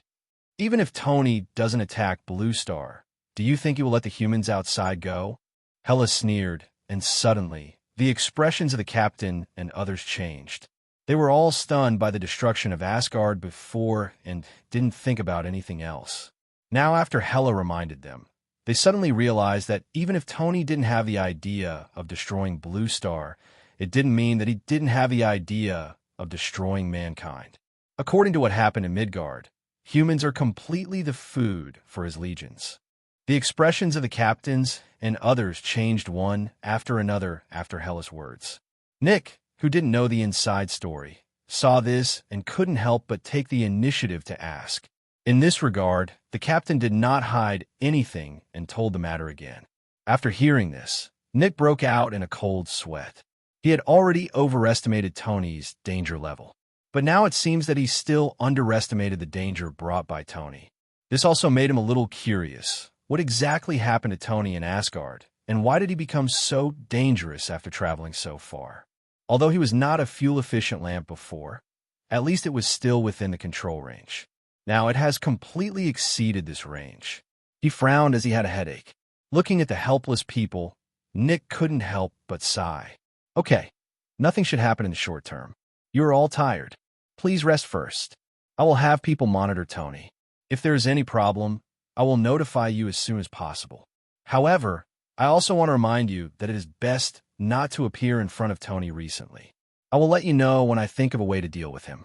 Nick said in a warning tone, but most of his eyes stayed on Hela and Thor. Obviously, these words were mainly spoken to the two of them. After all, their hometown had just been destroyed by Tony, He was afraid that the two of them would act impulsively and go directly to Tony for revenge. Not only would it easily anger Tony, but they would also lose their lives and strength in vain. But he thought his gaze was very hidden, but he didn't know that Hela was seeing everything. If it had been when he was just born, Hela would have dug out his eyeballs and looked down upon him. But after experiencing Tony's severe beating, she also completely recognized the reality and knew that she alone could not be Tony's opponent. Therefore, although Shild's power seemed weak, she did not want to give up this help. At that moment, he nodded with a half-smile and said, "Don't worry, we will be patient." Hearing Hela's promise, Nick smiled and felt relieved. Then he did not stay here anymore and left the conference room directly. Back in the office, Nick locked the office door and opened his safe. Soon, an old-fashioned communicator appeared in his hand. This is one of the biggest trump cards in his hand. He originally didn't want to use it, but Tony is getting stronger and more dangerous, and he is afraid that if he doesn't use it anymore, he will really be unable to stop Tony. But when the matter came to pass, he still hesitated. Should he activate the communicator and play this trump card? As he kept thinking about it, Nick was a little unsure about paying attention, so he couldn't help but light a cigarette and fell into thinking. Smoke lingered in front of him, and his face looked uncertain under the shroud of fireworks. On the other side, Stark Industries, when Tony showed up at the company, the hot girl at the front desk almost didn't recognize her boss. After all, Tony disappeared for almost a year, and time always washes away everything. Fortunately, this situation did not last long, and as a well-known playboy, he was eventually recognized. At that moment, the news of Tony's return quickly spread throughout the company. Stark Industrial Building, President's office, Potts lowered his head and processed documents with an extremely serious expression. She was wearing a white professional skirt. Her slender legs were wrapped in flesh-colored stockings, and she was full of uniform temptation. When Tony quietly opened the door and walked in, he looked at Potts, who didn't notice him at all, and couldn't help but reveal a warm smile on his face. Without noticing anyone approaching, Potts was reviewing a document. At this moment, a pair of hands wrapped around her slim waist. The sudden touch startled Potts, and he let out a scream. Then Potts stepped directly on Tony's instep with the high heels on his feet without thinking. Suddenly, Tony took a breath of cold air, pretending to be in pain, and then smiled bitterly and said, "What are you doing? Are you planning to murder your husband?" Listening to the familiar voice coming from her ears, Potts, who was about to struggle, was stunned. She turned to look at Tony, and Tony's smiling face came directly into her eyes. After seeing Tony's face, Potts calmed down completely, and at the same time, 2 lines of tears instantly poured out of his eyes. Tears fell on the back of Tony's hand. Tony felt distressed for a while, and his tone suddenly became softer and said, "Why are you still crying? You're the president now. If someone sees you, they won't laugh at you." Cole. Potts cried and cursed, then turned around and hugged Tony tightly with both hands. There wasn't much verbal conversation, and the two of them had long since passed that era when they needed sweet words to maintain their relationship. For a moment, there was no other sound in the office except Potts' sobbing. After Potts' emotions were almost vented, Tony was about to speak, but suddenly Potts kissed him directly. Seeing this, Tony couldn't help but be stunned for a moment. After reacting, Tony unceremoniously turned his back and started walking up and down with his hands. Soon, a strange sound came from the office. The female secretary who was about to report on the company's business stopped at the door. Her face turned red, and she immediately guarded the door. After a full 2 hours, the sound in the office disappeared. The radiant Potts straightened his clothes, sat elegantly on the office chair, and joked, "You still knew you were coming back. I thought you were missing. I can disappear for a year, and I'm not afraid of selling the company," Potts said arrogantly, and it could be heard that she still had some resentment in her heart. In response to this, Tony, who was sitting on the sofa, suddenly laughed. "Why haven't I fed you just now? I'm so resentful. Do you want to do it again?" After speaking, Tony raised his eyebrows. Listening to his words, Potts's face suddenly turned red, and he gave Tony a charming roll of his eyes. "You will bully me. Just go and do whatever you have to do." I still have to work. After saying that, Potts lowered his head with a rosy face. She was already shy enough to take the initiative to do that, but now that Tony took the initiative to bring it up, it made her blush even more, so she immediately issued an eviction order. Seeing this, Tony stopped teasing her and said with a smile, "Okay, I'll leave first then. I'll pick you up when you get off work, and we'll have dinner together in the evening." After saying that, Tony stood up, kissed her on the lips, turned, and walked out of the office. As soon as he opened the door, Tony saw the female secretary guarding the door. Her face was flushed, her legs were close together, and she quickly lowered her head when she saw Tony. Suddenly, Tony burst into laughter and left slowly. At the beach villa, when Tony entered the door, Jarvis's voice suddenly sounded in the villa. "Welcome back, sir." Listening to this long-lost voice, a smile suddenly appeared on Tony's face. "Long time no see, Jarvis. Where's Loki?" After returning to Blue Star, Tony, who missed Potts, separated from Loki directly. "Sir, Mr. Loki is in the underground research room. His research seems to have made new progress." "Oh!" A strange look flashed across Tony's face, and he immediately turned around and walked directly towards the underground research room. Soon, Tony saw Loki in a white coat in the research room. At this moment, he was standing in front of a pile of machines and studying seriously, looking like a scientific researcher. "It's really good. I entered the research mode as soon as I came back." Looking at his appearance, Tony immediately greeted with a smile. "Jarvis said that your research has made new progress. Let me take a look." Hearing the sound, Loki glanced at Tony, then kept moving and said, "I already had an idea before. I'm just continuing my previous research. Tell me more in detail and be more straightforward." Tony said curiously. Although he does not understand scientific research, this does not prevent him from being interested in it. Loki also knew that Tony knew nothing about these things, so he tried his best to simplify the language and eliminate some professional terms. "It's actually very simple. I asked Jarvis to cooperate with me in some research and found that the most difficult thing about mechanical life forms is not the body structure, but the birth of spiritual will. So I used the Mind Stone to inject spirit into the machines and used methods to make them produce self-will. Now it's almost done. As long as it can produce self-awareness, it can be regarded as a real life form." Hearing this, Tony suddenly understood. Of course, he knew that things would not be as simple as Loki said, but it didn't matter. He only needed to know that Loki's research was about to succeed. "How long will it take?" "I'll be watching from the side. It shouldn't affect it. It doesn't affect the time. It will probably take a while." "Okay, then I'll wait." After saying that, Tony stopped disturbing Loki and watched him gradually shape the machine in front of him into a human form. Soon, the robot opened its eyes, and an electronic synthesis sound sounded from its mouth. "Hello, Master. Number 01 is at your service." Hearing this, Tony couldn't help but ask, "Did it succeed?" When the words fell, Loki frowned and shook his head. "No. Although the intelligence is not bad, it is still a dead thing and has no will of its own. But let's wait until I finish the last step and then take a look." While explaining, Loki took out the Mind Scepter. The divine power in his body poured into the scepter. Suddenly, the mind gem inlaid on the scepter lit up. Soon, Tony felt a huge amount of spiritual power being injected into Number One's body. Number One's eyes suddenly flashed and began to undergo some inexplicable transformation. Time passed little by little, and the expectation in Tony's eyes gradually disappeared, and a trace of disappointment flashed in his heart. Although he didn't understand how to create machine life, in his induction, Number One never produced the fluctuations that life should have. As expected, Loki's experiment failed.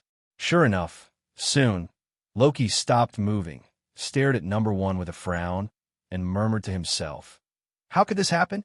The combination of intelligence and spirit should be enough to give birth to self-will and evolve into a true being. It's just a living thing. Why doesn't it respond?" After thinking for a long time, a flash of understanding suddenly flashed in Loki's eyes, and he immediately turned to look at Tony. "I think I may know the problem. What's the reason? Tony asked curiously. It should be because it is not intelligent enough. So even if spiritual power is injected into it, it will be difficult for it to transform into a real-life form. Therefore, I need your help. Tony looked stunned. How can I help you?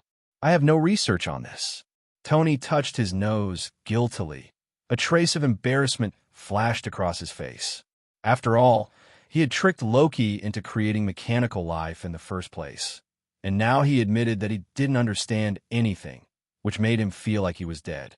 However, he was thick-skinned and firmly believed that as long as he was not embarrassed, others would be embarrassed, so he refused calmly.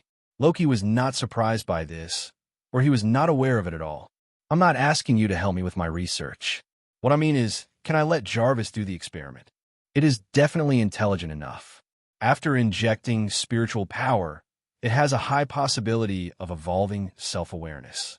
As soon as these words came out, Tony suddenly understood, then shrugged and said, "This matter depends on Jarvis's opinion. I don't care." "Jarvis!" Tony called out. "I'm here, sir. You should have heard what Loki said. What do you mean?" "I think I'll give it a try." Jarvis's tone was as calm as ever. After hearing this, Tony nodded immediately. "Okay," he agreed. "You can do it." As soon as the words fell, Loki immediately took action. He connected Jarvis's parasitic server to Number One. After some operations, Number One's intelligence was exchanged with Jarvis. Soon, Jarvis, who gained the ability to move, started to move. "Is this what it feels like to have a body? How amazing." Jarvis looked at his palm and said, with a rare hint of surprise in his usually calm tone. This surprise came and went quickly, but it did not escape Tony and the two of them. At that moment, Tony and Loki looked at each other, with a trace of shock flashing across their faces. Jarvis seems to be not far away from real mechanical life. Thinking of this, Loki couldn't wait to take action and once again activated the Mind Stone to inject a lot of mental power into Jarvis.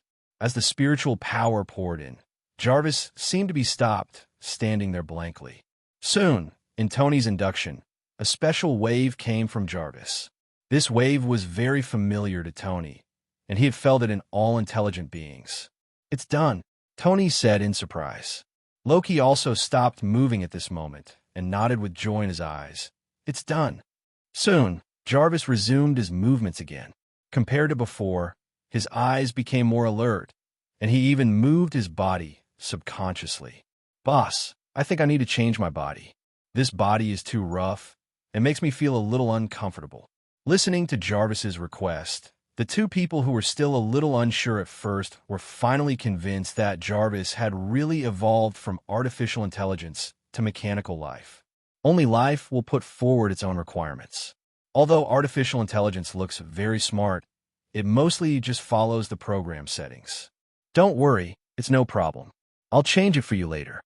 Tony responded with a smile, his face full of joy. The computing ability of artificial intelligence is inherently better than that of humans.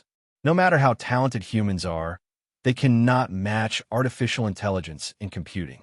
It's just that artificial intelligence lacks creativity, so it has more or less certain flaws, including the previous Jarvis. Now, Jarvis has completely evolved into a real-life form, making up for this shortcoming. I believe that after he adapts for a period of time, he can replace himself in research and development. By then, all Stark Industries' scientific research projects can be handed over to Jarvis. Nailed it. Maybe he can help him finish the things he hasn't finished, such as making a suit of armor by hand. Thinking of this, the smile on Tony's face became even bigger. By the way, if the experiment is successful, will it be possible to mass-produce intelligent life? Tony looked at Loki expectantly. Hearing this, Loki rolled his eyes. Although the experiment was successful, the key is that Jarvis's intelligence was already very high before, so he completed the experiment. With my current methods, it will take some time to successfully create a highly intelligent person like Jarvis, so I have to continue research. Is that so okay? Tony shrugged helplessly, happy in vain. However, with a breakthrough, the subsequent process will be faster, so Tony immediately calmed down his anxiety. Then continue your research. Jarvis, you assist Loki. I'll leave first. Yes. Okay, sir.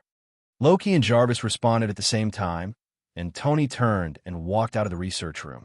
As soon as he left the research room, the smile on Tony's face disappeared, and the joy before was completely gone. Because just now, he suddenly thought of a question, whether Jarvis would have other ideas like the original plot. After all, he is now a real life form, not an artificial intelligence. After thinking for a long time, Tony shook his head helplessly.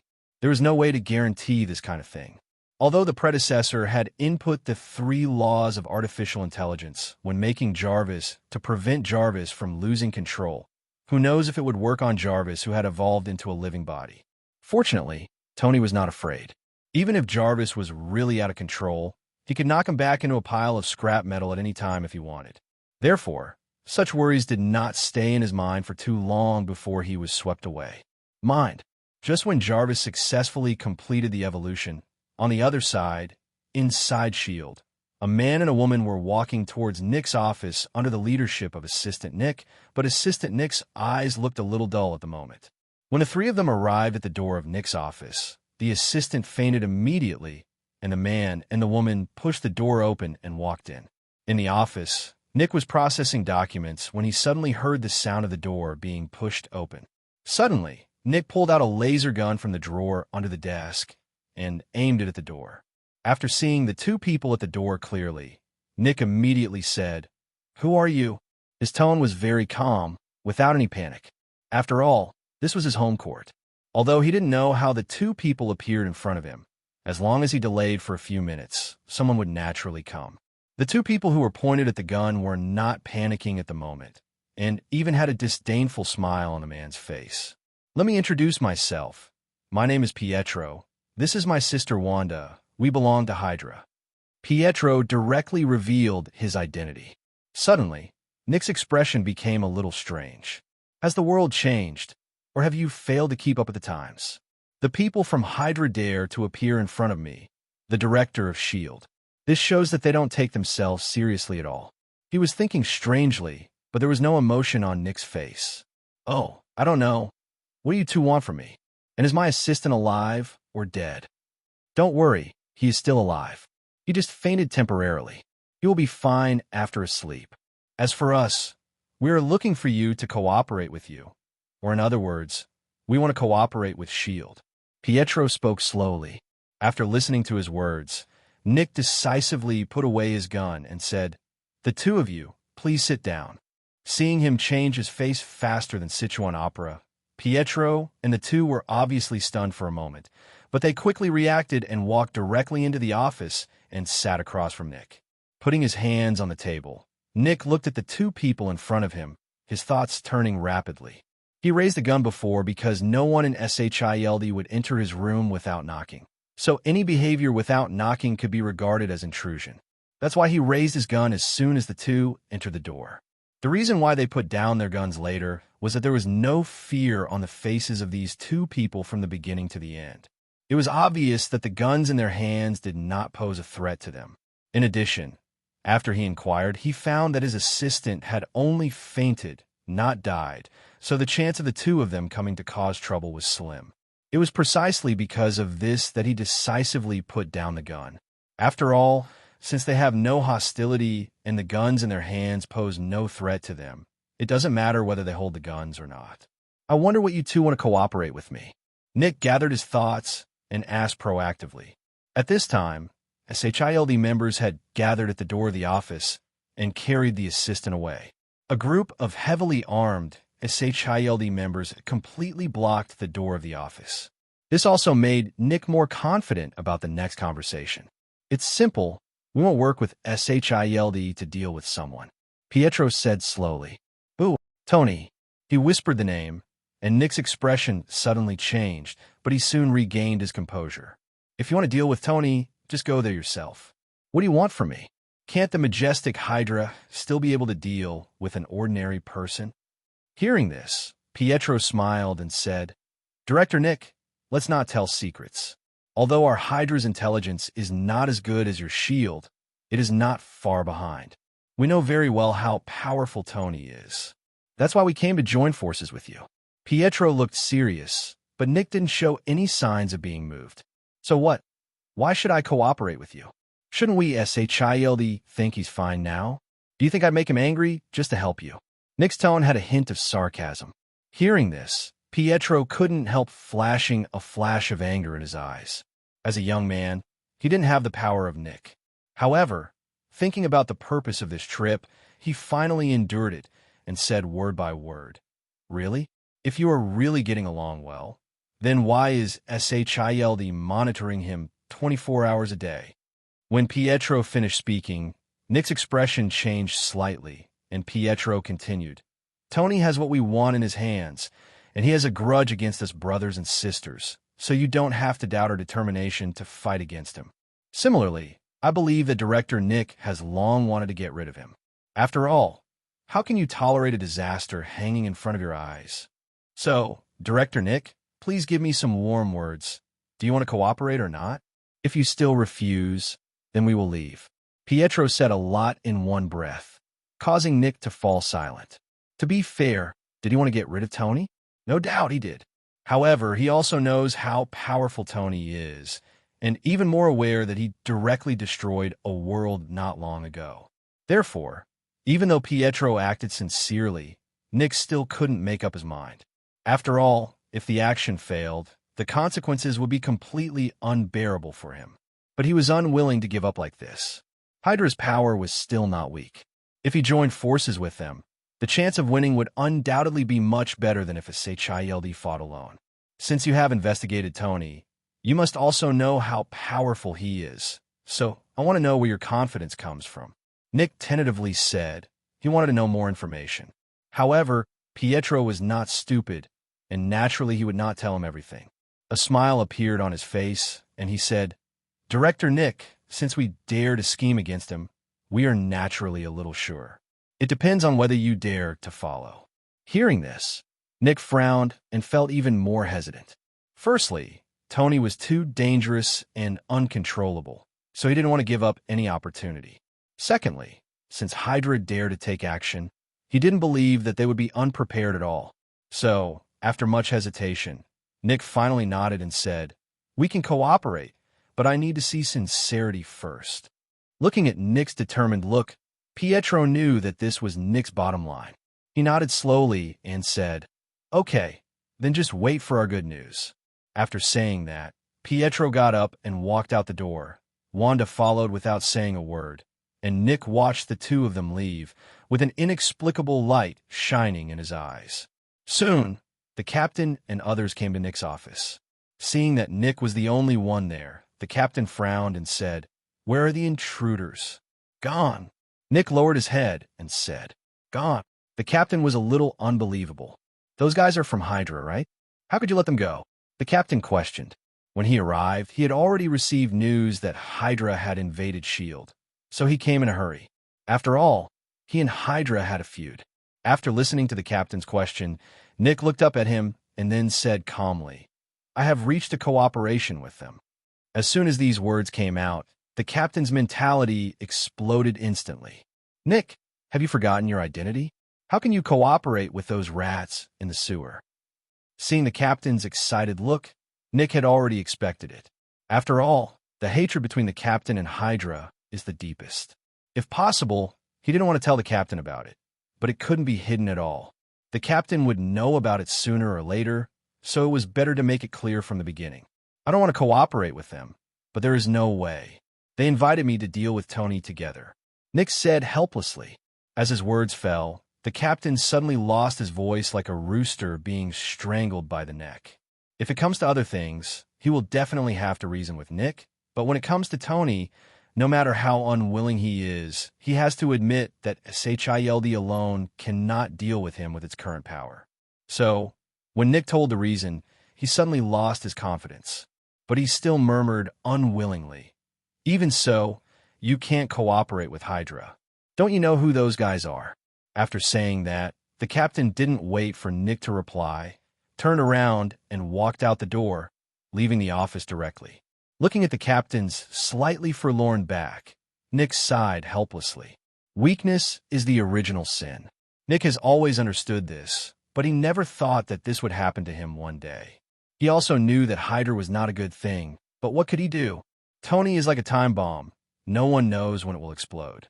He has had enough of this kind of fearful life. So even if he knows that cooperating with Hydra is seeking skin from a tiger, he can't refuse. On the other side, after Pietro and the two left SHIELD, they quickly returned to Hydra's stronghold in New York, a luxurious villa. In the villa, when Pilot and the two entered the door, an expressionless Hydra member immediately came to greet them. "Mr. Pietro, Senator John is here." Hearing this, Pietro nodded and immediately walked towards the hall, while Wanda went directly upstairs without joining him. Coming to the living room, a fat, middle-aged man in a suit was sitting on the sofa and waiting. He is what Hydra members call Senator John. A member of the United States Congress, he rose to power with the support of Hydra. Seeing Pietro, John stood up quickly, his greasy face suddenly filled with a smile. "Mr. Pietro." Pietro nodded, then waved his hand and said, "Sit down." After saying that, John sat down again, but it could be seen from the look on his face that he was very nervous at the moment. Glancing at the calm Pietro, John organized the words in his mind and said carefully, "I wonder what Mr. Pietro has come to New York for this time? As long as you need my services, Mr. Pietro, just tell me. I will definitely give him my help. Try best." I have to say that what politicians say sounds nice. After hearing this, Pietro suddenly showed a satisfied smile on his face. "Congressman John, you're welcome, but I do need your help with a little something. You must have heard of Stark Industries. They've been very active recently and have sold weapons to our territory. So, I would like to ask Senator John to help hammer it out," Pietro said with a smile. And just after his words fell, John was suddenly startled and broke into a cold sweat. Naturally, he knew that Stark Industries was the #1 arms dealer in the United States and a real behemoth. Compared with such an existence, he, a mere council member, is no different from an ant on the ground, but he is asked to beat such an existence. Isn't this making things difficult for him? At that moment, John showed a troubled expression on his face and said, "Mr. Pietro, I'm just a small congressman. I'm afraid I can't do it." John looked helpless, and Pietro was not surprised by his answer. He said calmly, "I also know that this matter is very difficult, so you're not the only one participating in this operation. So you can rest assured, it's okay to speak up when we need to." Hearing this, John's tense mind couldn't help but relax, and he let out a long sigh of relief. It would be better if he faced Stark Industries alone. He would be looking for death if he faced Stark Industries alone, but it would be completely different if he faced Stark Industries with a group of people. The United States also pays attention to the law and does not blame everyone. As long as there are enough people and strong enough power, even Stark Industries cannot do anything to them all. "That's it, Mr. Pietro. Don't worry. I will do my best, and I won't let you down," John assured, patting his chest. Pietro reached out and waved to the Hydra members on the side. Soon, Hydra members presented a bank card. Pietro took the bank card and pushed it forward. John looked at this scene with a smile on his face, but he still said politely, "Mr. Pietro, what are you doing? It's my duty to help you." After saying this, Pietro smiled and said, "One code is one code. We Hydra can't let your work go in vain, right?" After saying that, John no longer refused and took it directly, the smile on his face getting brighter. In the next few hours, Pietro didn't go anywhere. He just contacted one congressman after another in the villa. These people all have a certain relationship with Hydra more or less, and together with some candidates who have secret contacts, Hydra has organized hundreds of people. It wasn't until after sunset that the villa became quiet. Pietro leaned on the sofa and rubbed the bridge of his nose, a look of exhaustion on his face. At this time, there was a sound of footsteps upstairs, and soon Wanda, dressed in red, walked downstairs. Looking at Pietro on the sofa, Wanda's cold voice suddenly sounded. "Does this make sense? With that guy's strength, even if Stark Industries collapses, it won't have any impact at all. I don't know what the point of you doing this is." Hearing this, Pietro glanced at Wanda and said calmly, "That's not necessarily the case. Unless he no longer survives at Blue Star, the collapse of a giant company will be enough to make him feel heartbroken. Besides, this is just a test. If we can get that guy to take action directly and arouse the hostility of the upper echelons of the United States, we will make a lot of money. Don't underestimate these countries. Their strength is much stronger than you think. Listening to Pietro's explanation, Wanda shrugged indifferently. Then what do we do next? Wait, we have already taken action. Now it's time to look at him. I want to see if he will break the rules. After saying that, the two chatted for a few more words and then dispersed. Soon, time came to Monday. Today is the day when the U.S. Congress convenes. Politicians and congressmen who only appeared on TV in the past went to Congress one after another. At first, the Congress went on normally, but after the second half, someone suggested that Stark Industries violated U.S. laws and sold weapons to the Middle East government forces. This was treason and must be punished. In the past, such a proposal was a joke. As long as the profit was sufficient, arms dealers could sell weapons to anyone. Almost 99% of the world's wars have the shadow of arms dealers. They act as the driving force behind the scenes and control the war, so such accusations are ignored at ordinary times. But this time Hydra took action and connected too many congressmen. So when the vote was initiated, more than 2/3 of the congressmen present agreed to sanction Stark Industries.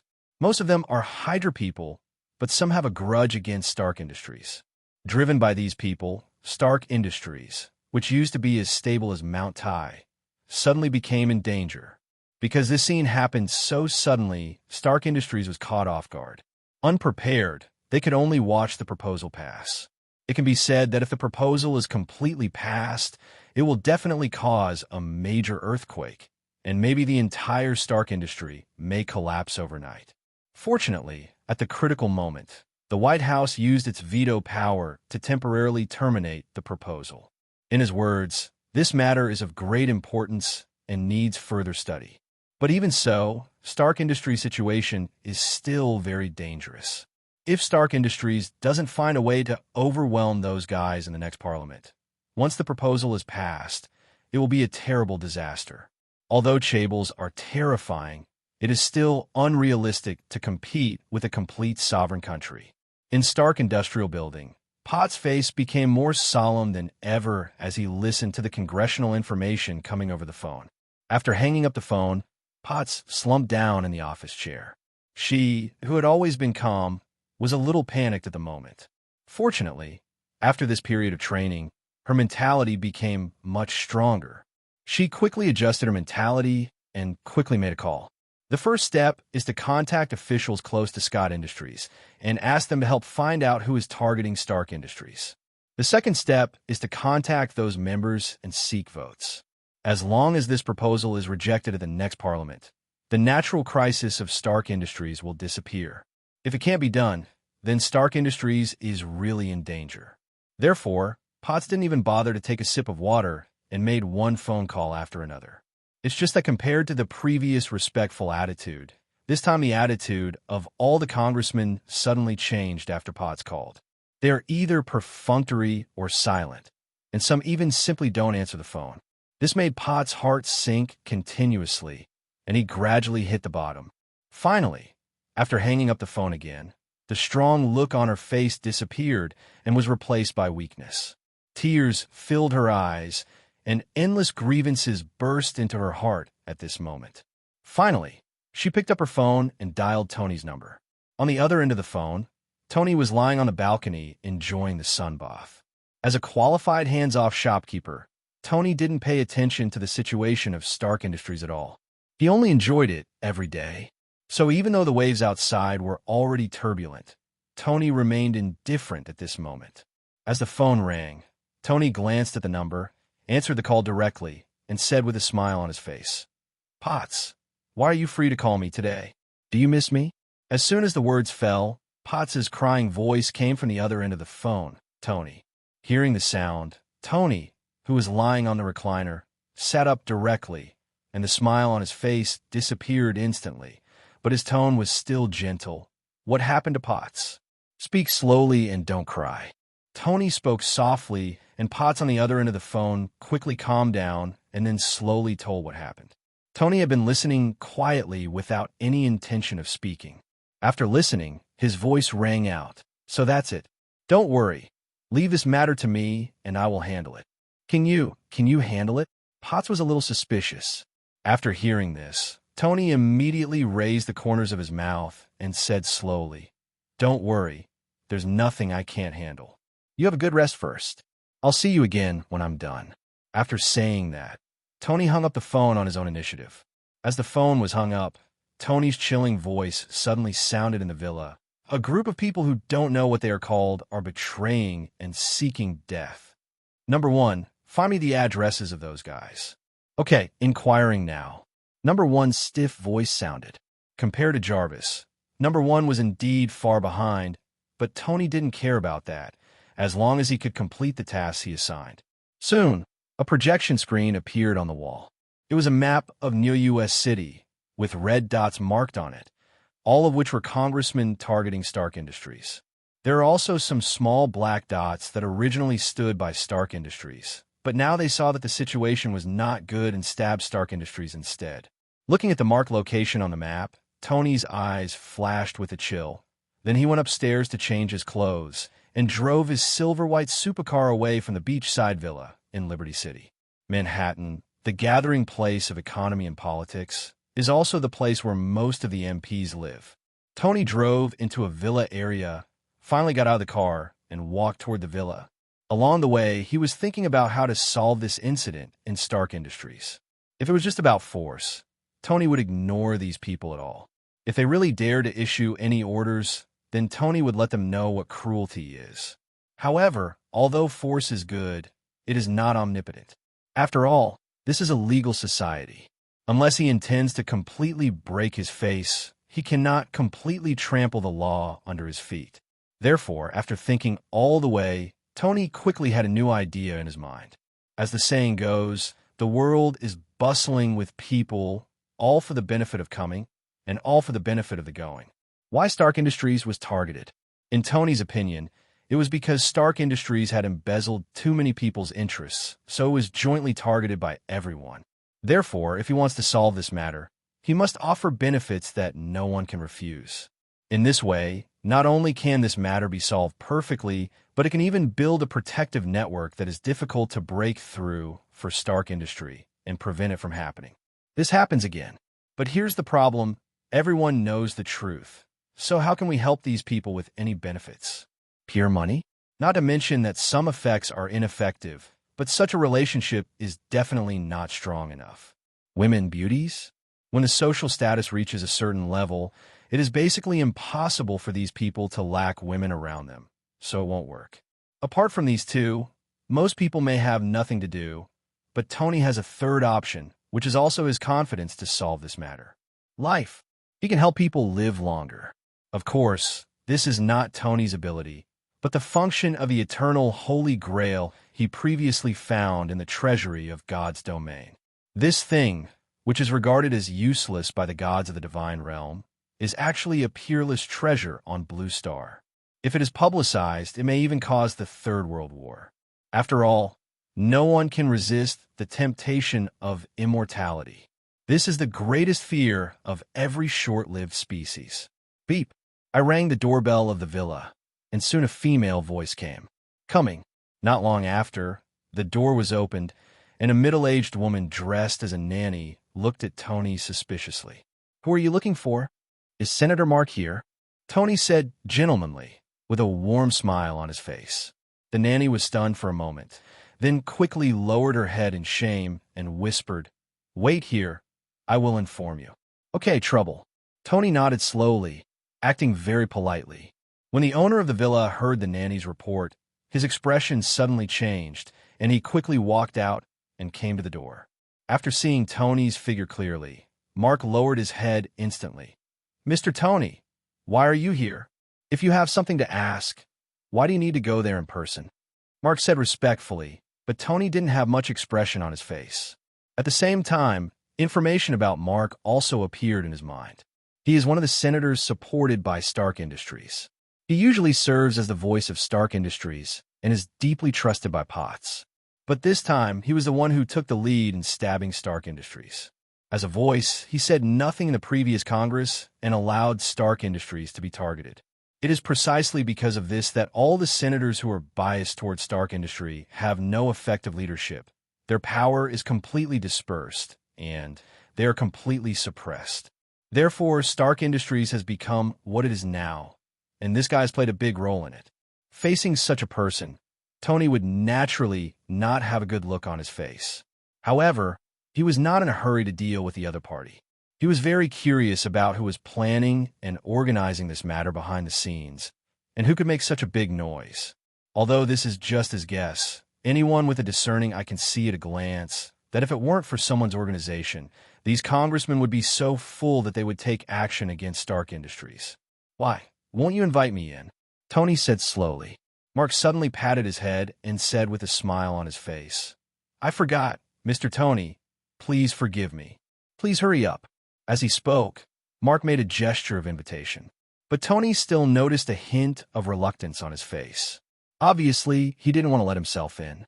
However, the more this happens, the more he wants to advance. At that moment, Tony walked directly into the villa and sat down as if he was back at home without any courtesy. "Mr. Tony, what can I do for you?" Mark asked again, and Tony instantly let out a chuckle. "You guys who are politicians are really dirty-hearted. At this time, you still play tricks on me. Do you think I will be fooled by you so easily?" Tony said disdainfully, although Mark may sound nice, but in fact, whether something can be accomplished or not is not a matter of his mouth. Therefore, this guy just wanted to use this attitude to get rid of himself. It's a pity that Tony, who had already seen through it, was fooled and even mocked him directly. "What? Do you want to be a dog on both sides?" Tony spoke unceremoniously, and his words penetrated Mark's heart like a blade, making his expression gradually turn ugly. "Mr. Tony, what do you mean?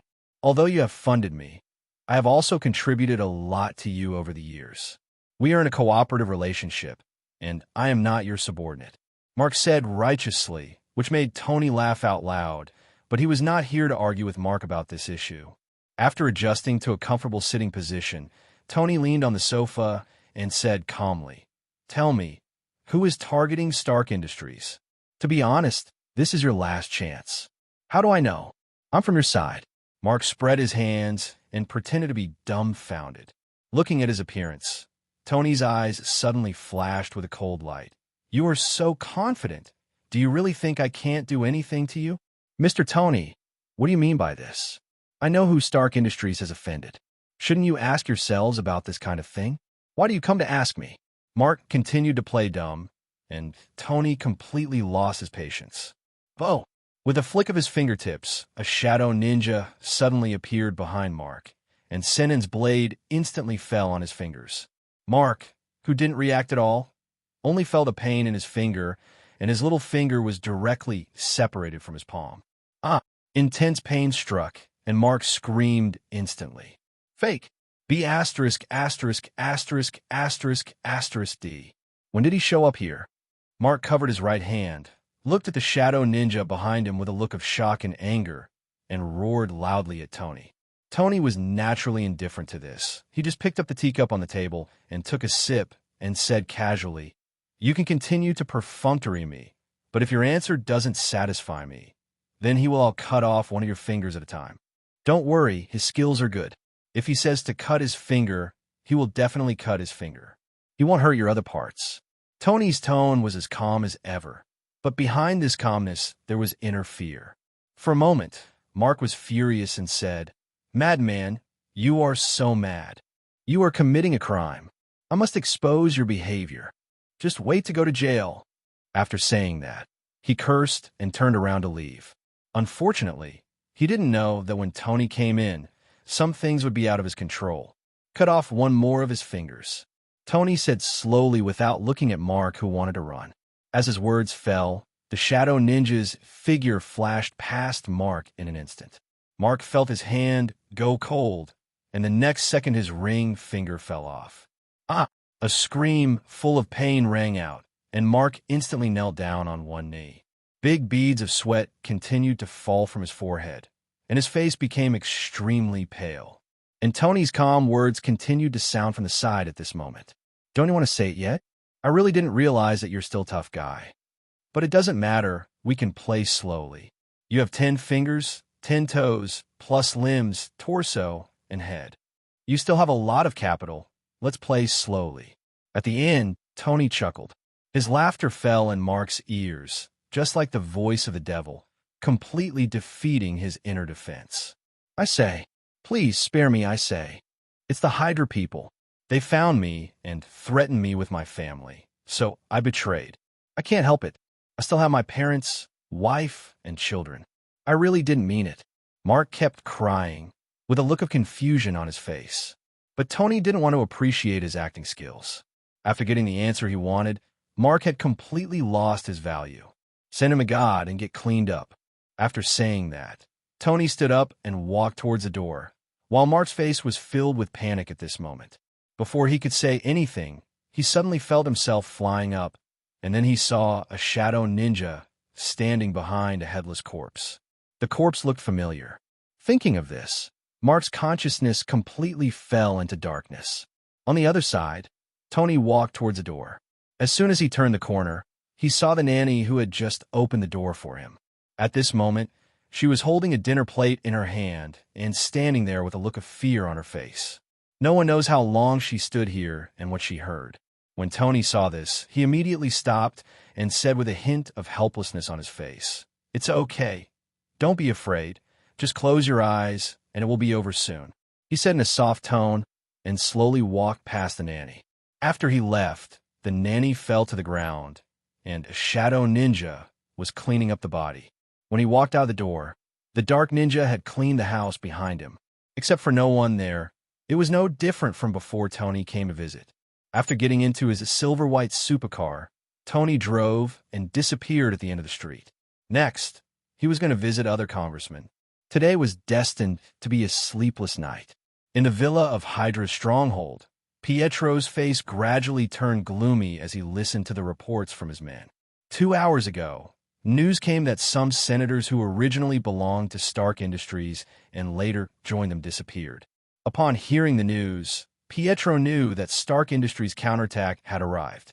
So he immediately sent people to the houses of these disappeared congressmen to collect evidence, hoping to seize Stark Industries. However, because the scene was cleaned up by the Black Shadow Corps, not only did they not find any evidence, they were even beaten by the patrolling police. He was discovered and became the first suspect in the disappearance of the congressman. After Pietro, who felt something was wrong, reacted, he immediately notified their congressman to be careful. However, when I called, no one answered, as if everyone was dead. This gave Pietro a bad feeling in his heart, and he felt that things seemed to be somewhat out of his control. Damn it, those guys are all dead. How is this possible? Pietro kept yelling angrily, and then a Hydra member walked in quickly and said with a serious face, "Sir, we have found out that the congressmen who surrendered to us have all gone to Stark Industries. According to the investigation, it seems that I was invited by Tony." Hearing this, the anger on Pietro's face disappeared, and he frowned instantly. Tony? What does he want to do? Is it possible that he can still kill everyone? Pietro said to himself that he didn't believe Tony would do this. After all, missing a few congressmen and missing all congressmen were completely different things. Stark Industrial Building, conference room. At this moment, the conference room was full of people, but they were not people from Stark Industries, but major members of Congress. At this moment, everyone was in solemn silence, and a depressing atmosphere enveloped the entire conference room. 2 hours ago, they all received a call from Stark Industries, inviting them to a party. Of course, this is just an official statement. In fact, everyone knows that Stark Industries is going to launch an attack on what happened in the previous Congress. If only one of them was invited, they would naturally not come, but the caller specifically mentioned inviting all congressmen. So after weighing it again and again, everyone came regardless of whether they wanted to or not. After all, if you don't come, other congressmen will be attracted by Stark Industries. If Stark Industries starts to retaliate afterwards, who can withstand it? Although Stark Industries has been pushed into a corner in Congress before, no one dares to underestimate the power of Stark Industries. If they didn't all unite, it would be a pipe dream for just a few senators to shake up Stark Industries. Therefore, when faced with the invitation from Stark Industries, they had to come regardless of whether they wanted to or not. And when they arrived at Stark Industries, they were taken to the conference room. Until now, no one was there to supervise them. Everyone's patience gradually began to wear away. Finally, John stood up first among the crowd and said with an unhappy face, "Fake, what the hell is Stark Industries doing? They gathered us together and no one came out. Are you playing a trick on us?" After listening to John's words, many congressmen present turned their eyes to him, but no one spoke, and the atmosphere was slightly awkward for a while. Fortunately, John was thick-skinned enough and didn't take it seriously. Instead, he winked at a congressman who also belonged to Hydra. He was an old white man named George. Seeing John's hint, George coughed lightly and immediately said in support, "Congressman John is right. We are all very busy. Stark Industry gathered us here, and no one received us, so it obviously didn't take us seriously. In my opinion, it's really too much." The two of them sang and drank, and the long wait wore on everyone's patience, making them more and more impatient. Therefore, the originally quiet conference room gradually became filled with voices of discussion, all complaining about Stark Industries. Seeing this, both of them showed a hint of joy in their eyes. They are all Hydra people, although it is unknown what Stark Industries did by bringing them together. But since their bosses want to destroy Stark Industries, they naturally will not give Stark Industries a chance for public relations. Originally, their idea was to create obstacles for Stark Industries during the negotiation process with Stark Industries, but they did not expect that Stark Industries would leave them all here. Then don't blame them for being rude. If they don't take this opportunity to give Stark Industries some eye candy, then their years in politics will be in vain. Therefore, seeing everyone's dissatisfaction, the two of them nodded with satisfaction, then looked at each other, participated in the discussion, and continued to apply eye drops to Stark Industries. Just like that, another half hour passed, and the originally depressing atmosphere in the conference room disappeared, replaced by an atmosphere of common hatred and hatred. If they didn't still have the last scruples about Stark Industries, everyone would have gotten up and left by now. At this moment, footsteps finally came from outside the door. Immediately, everyone who heard the sound stopped their discussion and looked at the door one by one. When the door to the conference room was pushed open and Tony's figure appeared in front of everyone, everyone recognized Tony's identity immediately. Although Tony has kept a low profile during this period, as a former frequent visitor to Playboy and as the head of Stark Industries, his appearance is still very recognizable. Tony, who came in, also walked to the head of the conference table and sat down with a smile on his face. "I'm really sorry for keeping you waiting for so long." Tony apologized directly as soon as he opened his mouth, which made many people present look much better. Regardless of the sincerity contained in Tony's apology, at least this way everyone can live with it. However, John and John obviously didn't want to let Tony go just like that. In addition, the two of them had already connected in series before, so they immediately turned against each other. "Mr. Tony is such a big fan that he kept us here for more than 2 hours. I don't know. I thought you were busy with some important national affairs," John said sinisterly. As soon as the words fell, everyone felt more or less happy in their hearts. After all, after waiting for so long, it is impossible to say that they have no resentment in their hearts. It's just that since Stark Industries hasn't fallen yet, no one wants to have a head-on conflict with Stark Industries. Listening to John's words, Tony's expression did not change at all, but he said in a calm tone, "Who are you?" Tony's words were serious and did not mean anything perfunctory. But it was precisely because of this that John blushed instantly. He was a high-ranking congressman. He was not even qualified to make people remember his name clearly. Thinking of this, John was so depressed that he wanted to vomit blood, but he still suppressed his anger and said his name. "John Snake." John gritted his teeth. Tony shook his head directly. "Don't tell me your name. I don't want to know. If you don't want to wait, you can leave. I have not restricted your freedom of life. Everyone here is the same. Anyone who doesn't want to wait can leave now." As soon as these words came out, The anger in everyone's hearts was once again ignited. However, they were not ordinary people. There was one of them here who was not a fox who had become a spirit. They had been waiting for so long, and they were reluctant to leave easily before Tony showed his purpose. Therefore, although his heart was filled with anger, no one got up and left after Tony's words fell. Even John, who was targeted, was the same. As a member of Hydra, he wanted to find out Tony's purpose. After all, knowing yourself and your enemy is not the only way to win every battle. Seeing everyone calm down, Tony smiled again on his face. Okay, since I haven't said anything, let me tell you the reason why I summoned you here. Through our Stark industrial research, we finally solved the problem that has troubled mankind for thousands of years: life and death. That is to say, from now on, death will completely bid farewell to human beings. Do you understand what this means? This means that the eternal life pursued by ancient kings will be presented in our era. Tony spoke passionately, and the conference room fell silent for an instant.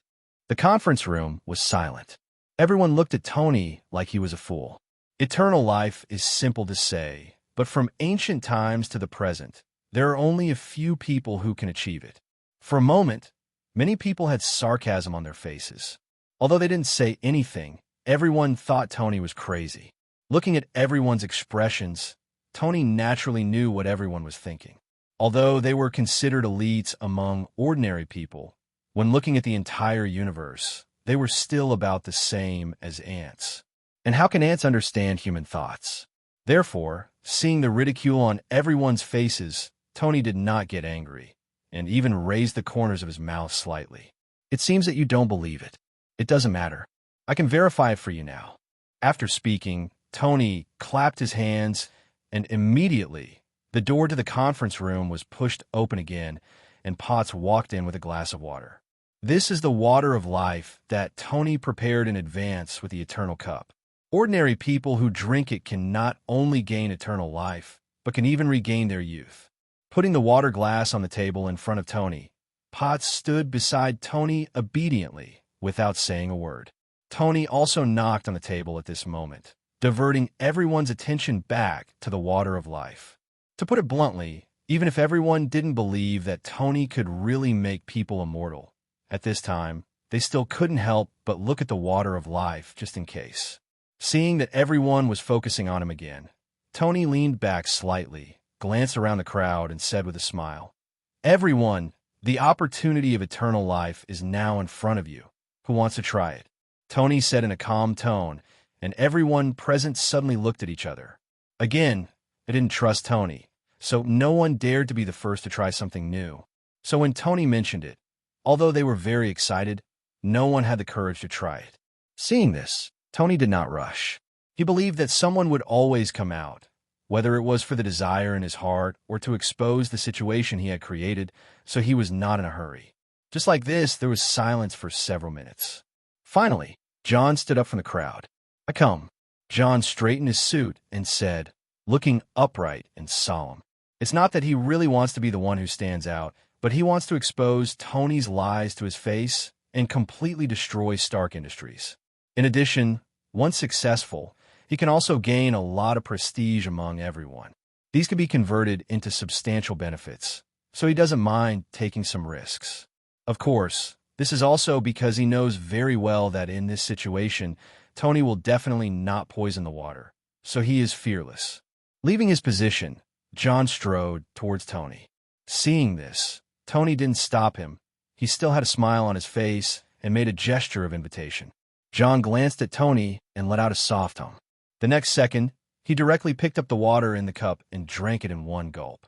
After drinking, John smashed his mouth and then sneered, "Mr. Tony, it doesn't look like this thing is as magical as you said. It looks like an ordinary glass of water. If that's all, then you are completely treating us like fools." John couldn't wait to say he wanted to avenge the insult just now. As his words fell, Tony still sat firmly in his position and was not in a hurry. He even comforted him. "Don't worry. Wait a few more minutes. Then it's time to witness the miracle." "Okay, then I'll just wait a few more minutes. I want to see what other tricks you can come up with." John sneered and did not continue to pursue him. He wanted Tony to give up completely. At the same time, he also thought clearly maybe what Tony brought out was really not an ordinary thing, and maybe it had a certain effect. But he is the party involved, and even if it has an effect, he still has to say it has no effect. When the time comes, Tony, no matter how smart he is, can't resist his words. Thinking of the joy, John even burst into laughter. Seeing his proud look, Tony couldn't help but have a strange look in his eyes. He was looking forward to this guy's reaction later. Time passed little by little, and everyone in the conference room had their eyes firmly fixed on John. At this moment, everyone's curiosity was aroused. Although they still didn't think what Tony said was true, they also wanted to see how miraculous the effects of the things Tony boasted to the sky were. For a moment, everyone in the conference room felt like their days were passing like years. Finally, a few minutes passed quickly, and John felt that he didn't feel anything special except that his body was a little warm. Therefore, he plans to continue to attack. But just when he was about to speak, a sudden burst of exclamation came from the mouths of many members of the conference room. Everyone stared at him as if they were seeing a ghost. In addition to shock, there was also envy and jealousy in their eyes. Seeing the sudden change in everyone's expressions, John's heart skipped a beat, and he subconsciously asked, "What happened?" After saying that, John's tone suddenly paused. Why did he feel that his voice seemed to have become younger? Is it an illusion? Thinking in their hearts, many of the returning members finally said, "Oh my God! God, how is this possible?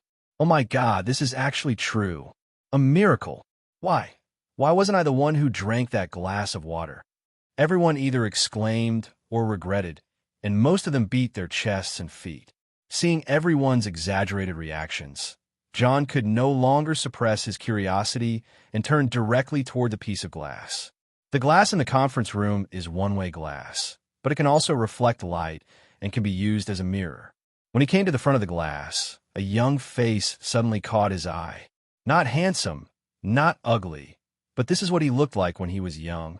Seeing this scene, John was stunned. He stood there blankly, as if someone had cast a restraining spell on him.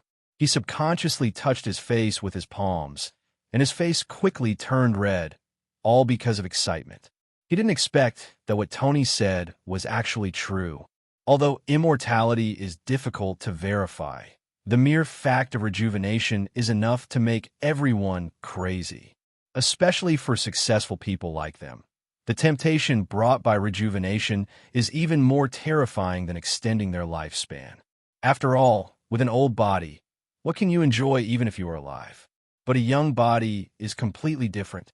They can enjoy everything in the world. Ha ha ha! Laughter came from John's mouth, and he could no longer suppress the excitement in his heart. And as his laughter rang out, the MPs who had been staring at him turned to look at Tony, their eyes full of fire. If everyone had doubts and even ridicule about what Tony said before, now after seeing the changes in John, no one has any doubts anymore. They only have one thought. They must get the water of life. Especially the older ones among the many congressmen, they were even more crazy. Before Tony could speak, they all said impatiently, "Mr. Tony, from today on, we will obey your orders. You ask us to do it. Anything is fine. Please give us a glass of water of life." "Yes, Mr. Tony, we apologize for what we did before. Please give us a glass of water of life." Everyone was talking excitedly, and they kept expressing their opinions one by one, for fear that if they were one step slower, there would be no water of life. On the other side, John was originally immersed in his own world, but the voices of many congressmen pulled him out of his own world. Looking at the crazy people, the smile on John's face faltered, but he felt a little tangled in his heart. Do you want to continue to complete the mission assigned by Hydra? If he didn't get the water of life, he would definitely throw aside the mission of Hydra. After all, nothing is more important than rejuvenating himself. But since he has drank the water of life, the temptation of the water of life to him has become dispensable. So, after thinking for a while, he finally decided to continue completing the task. So, looking at the crazy people, John coughed a few times to attract everyone's attention and said, "Everyone calm down. Although the changes in my body are amazing, Who knows if there will be any side effects? Don't be fooled by Stark Industries. John kept telling everyone about the dangers, trying to scare everyone. But he forgot that human nature is greedy. At this moment, everyone only sees the amazing effect of rejuvenation, and no one cares about the side effects. It can be done. Under the stimulation of rejuvenation, these people are now crazy and have long lost their calm judgment. Therefore, his words not only had no effect, but instead aroused everyone's jealousy. F asterisk asterisk K. B asterisk asterisk asterisk asterisk asterisk D. You drank the water of life, and you want to stop us. Get out. Yes, that glass of water of life was supposed to be ours, but it was cut off by this B asterisk asterisk asterisk asterisk asterisk D. Someone said something unhappy, and everyone was already full of jealousy towards him. For a moment, everyone looked at him with angry eyes, wishing to tear him into pieces. John was also shocked when he saw this.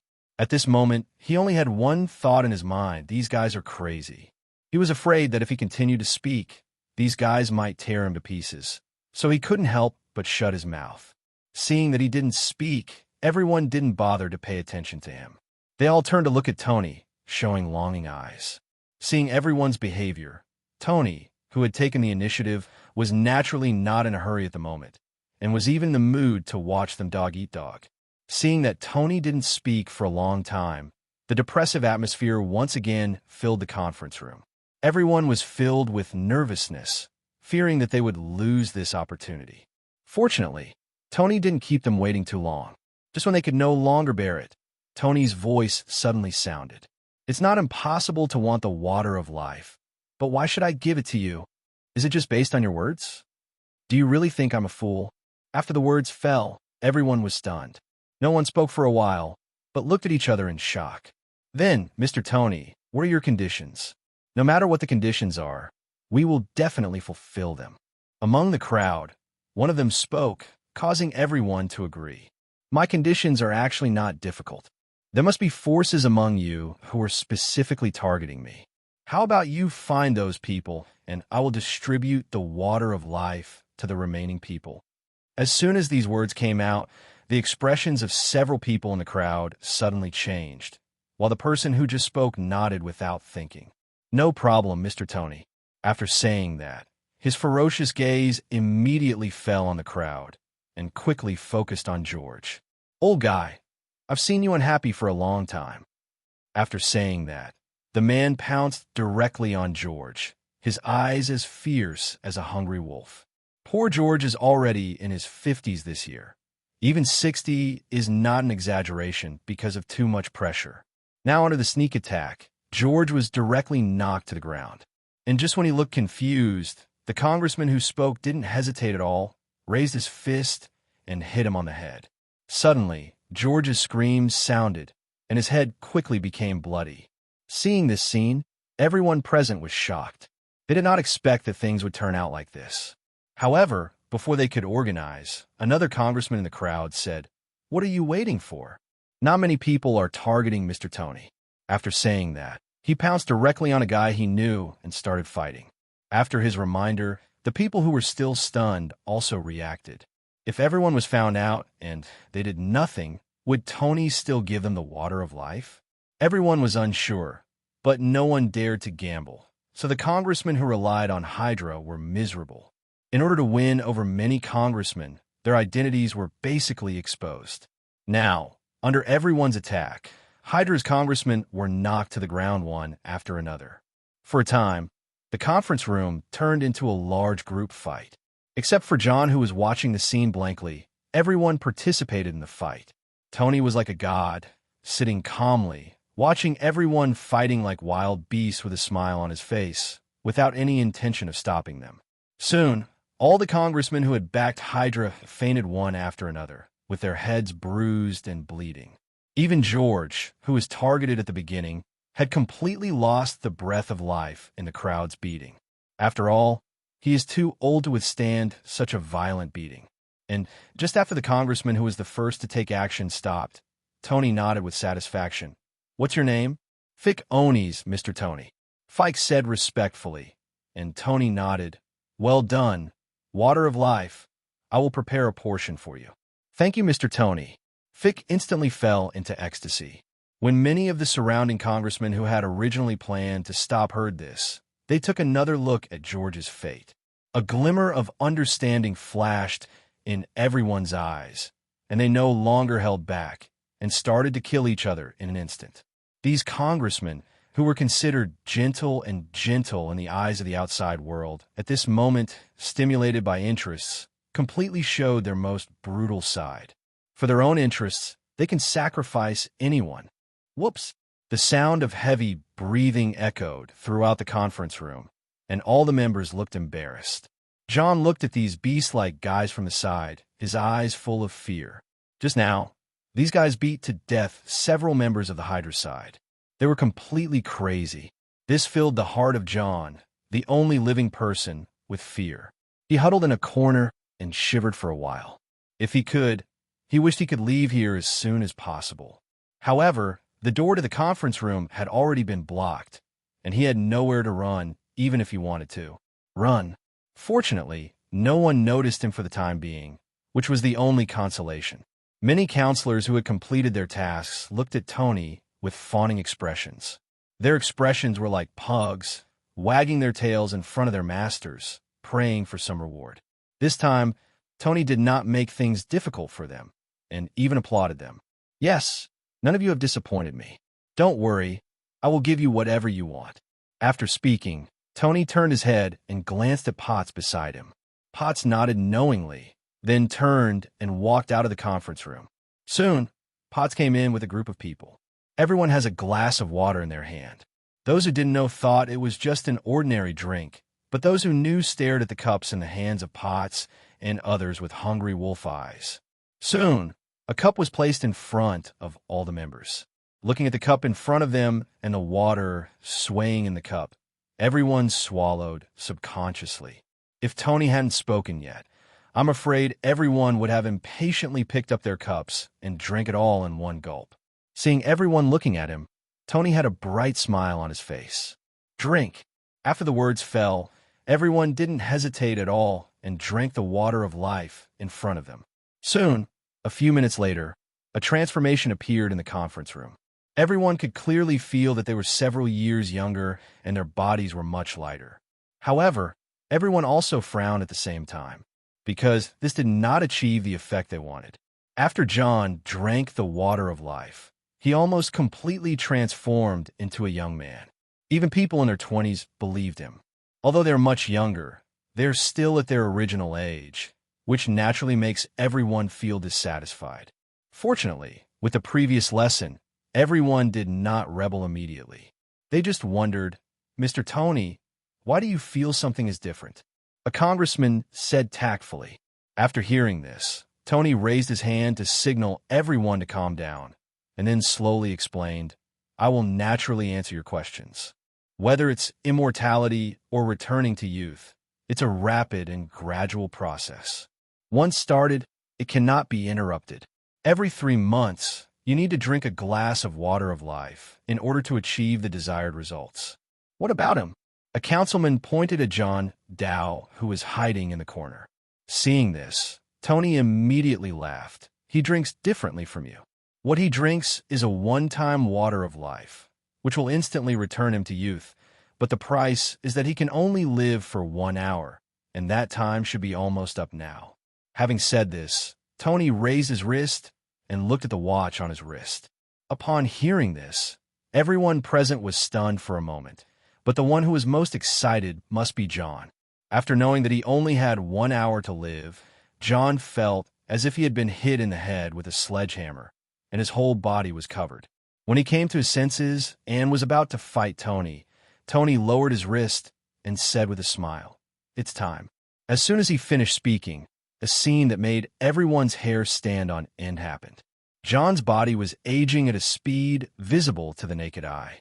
His originally young face became covered with wrinkles within a few breaths, and the aging process accelerated. Just as he was about to make a move, he took a step forward and fell directly to the ground. As the body fell, the impact that everyone imagined did not appear. Instead, a burst of dust instantly rose up. John's figure disappeared from the ground, leaving only a pool of white dust. Seeing such a terrifying scene, everyone was completely stunned. Many people even couldn't accept it for a while, and their eyes were filled with horror. What frightened them even more was what Tony said next. A friendly reminder to everyone: remember to drink the water of life once every 3 months, otherwise you will become like him, aging and dying in an instant. Tony's tone of voice was still gentle, but the meaning expressed in his words made everyone present feel fear. At this moment, they suddenly heard the side effects John said, but they didn't care about it before. But now, thinking about the horrific end, everyone shudders. At the same time, they also know that this time, they are completely tied to Stark Industries. Once Stark Industries, or Tony, is finished, they will be completely finished. Thinking of this, many congressmen who had come to their senses couldn't help but smile bitterly. But there wasn't much regret. After all, even if I think about it now, if I can return to my youth, the side effects will not matter. Even if he has to be a dog for Stark Industries from now on, it doesn't seem like a bad loss if he can gain immortality and regain his youth. Thinking of this, everyone felt relieved and no longer struggled with the terrifying side effects. Instead, they all began to think about how to perform better and let Tony see more value. It has to be said that these people are all aware of current affairs. To paraphrase Tony's words from his previous life, life is like our asterisk, asterisk, asterisk. If you can't resist, then choose to enjoy it. After taking care of these guys, Tony didn't stay any longer, got up, and left the conference room. As for the things in the conference room, naturally someone has to clean them up, so Tony doesn't need to waste any time. He is not afraid of anyone investigating. This matter involves 2/3 of the members of Congress, so what will happen even if he is found out? Could they still capture these people in one go? Therefore, power cannot be too concentrated. Once it is concentrated, it becomes a devil and can do whatever it wants. Now Stark Industries has tied up 2/3 of the members of Congress. It will not only go sideways in the United States, but it will be similar. Even the one in the White House may not be able to fight against it. It can be said that from now on, no one or force in the United States can pose a threat to Stark Industries. After leaving Stark Industries, Tony returned directly to the beach house, and next he had to deal with the guys from Hydra. But he solved those people before he could interrogate them. So if he wanted to find out these secret rats, he needed a helper. Stop pestering them. These guys are monsters. Take me away quickly. Hearing the sound, Pietro, who was still in shock, came to his senses instantly. At that moment, the superlight speed was activated again, and his figure disappeared instantly, along with Wanda upstairs. This point is unmatched by the Black Shadow Corps. Although their speed is not slow, it is obviously still far behind Pietro, who specializes in this way. And all of this was also seen by Tony, who watched the battle from the perspective of the Black Shadow Corps. Urfel the Black Shadow Corps will be after devouring the gods. Midgard, the blood rain is coming again, and a strong sense of sadness permeates the world. Thor and others' expressions almost froze when they looked at this scene. Another god has fallen. How is this possible?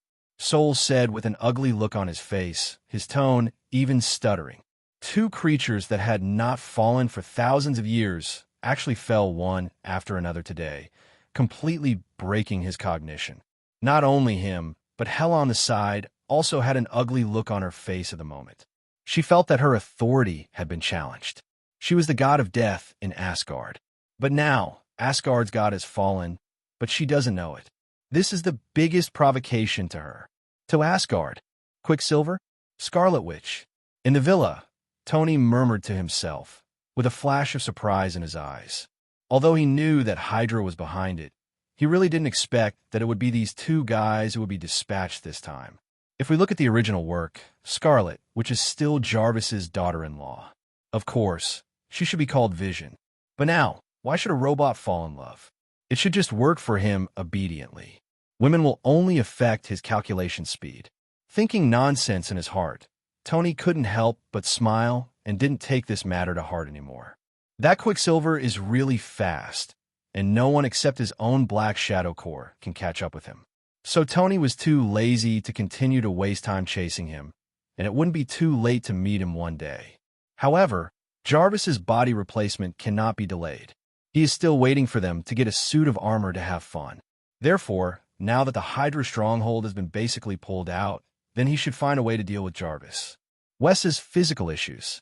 It should be impossible to purchase vibranium from various channels. After all, vibranium, a rare metal, has a limited purchase amount every year. It is impossible for Tony to keep all vibranium for himself. Even if you keep it for yourself, it will be a drop in the bucket, so you can only start directly from the origin. If I remember correctly, vibranium is a metal unique to the country of Wakanda. Global vibranium is also exported from this country. Although they export most of it every year, Tony does not believe that they have no inventory at all. Therefore, Tony plans to go to Wakanda, but of course his purpose does not stop there. Vibranium was not worth his own trip. He also had another purpose, which was to see if he could abduct T'Challa, the Prince of Wakanda. After all, he is also a superhero in the future. Naturally, you cannot miss him easily when you encounter him. Moreover, he was still waiting to gather the 12 Talismans, but he was a little lazy during this period and never received the reward. Of course, since you're going on a long trip, you still have to explain what you need to explain. At least you have to notify Potts. You can't just leave. Therefore, Tony went directly to the community where Potts lived at night, slept all night, and then boarded a plane to Wakanda the next day. Of course, Tony is not alone. This time he also brought Natasha Romanoff with him. After all, Natasha Romanoff still carries the title of his secretary. There is no reason for the boss to go out to work and the secretary to stay at home. And just when Tony was heading to Wakanda, the two of them, Quicksilver, who had been hiding in an abandoned warehouse in New York City for a night, finally breathed a sigh of relief.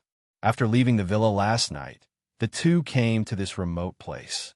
Since they have to deal with Tony, they naturally know Tony's intelligence and know that he has an elusive shadow army under his command. Not surprisingly, it was Tony's Shadow Corps that attacked them yesterday.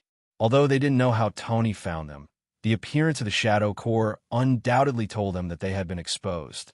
Therefore, in order to hide themselves, they had to hide in this remote place to prevent Tony from pursuing him. Fortunately, one night passed, and Tony's pursuit did not come, which meant that they were safe for the time being. Of course, if they knew that Tony had no time to pay attention to them, they would both be depressed and vomit blood. Walking out of the warehouse, Wanda looked at Quicksilver's face full of fatigue. What should we do now? It seems like your previous plan won't work. As soon as he finished speaking, the corner of Quain's mouth twitched, and then he took a deep breath and said, "It doesn't matter, it's just a test, but I didn't expect Tony's reaction to be so big. We need help. Just the two of us can't deal with that guy." Hearing this, Wanda's expression suddenly became serious. "Do you want to start early? We have no choice but to do this. Otherwise, we will never get revenge." "Okay, then I'll collect the sacrifices."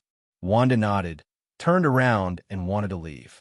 But at this time, Quain suddenly stopped him and said, "Don't worry, we can collect it by ourselves and ask others for help.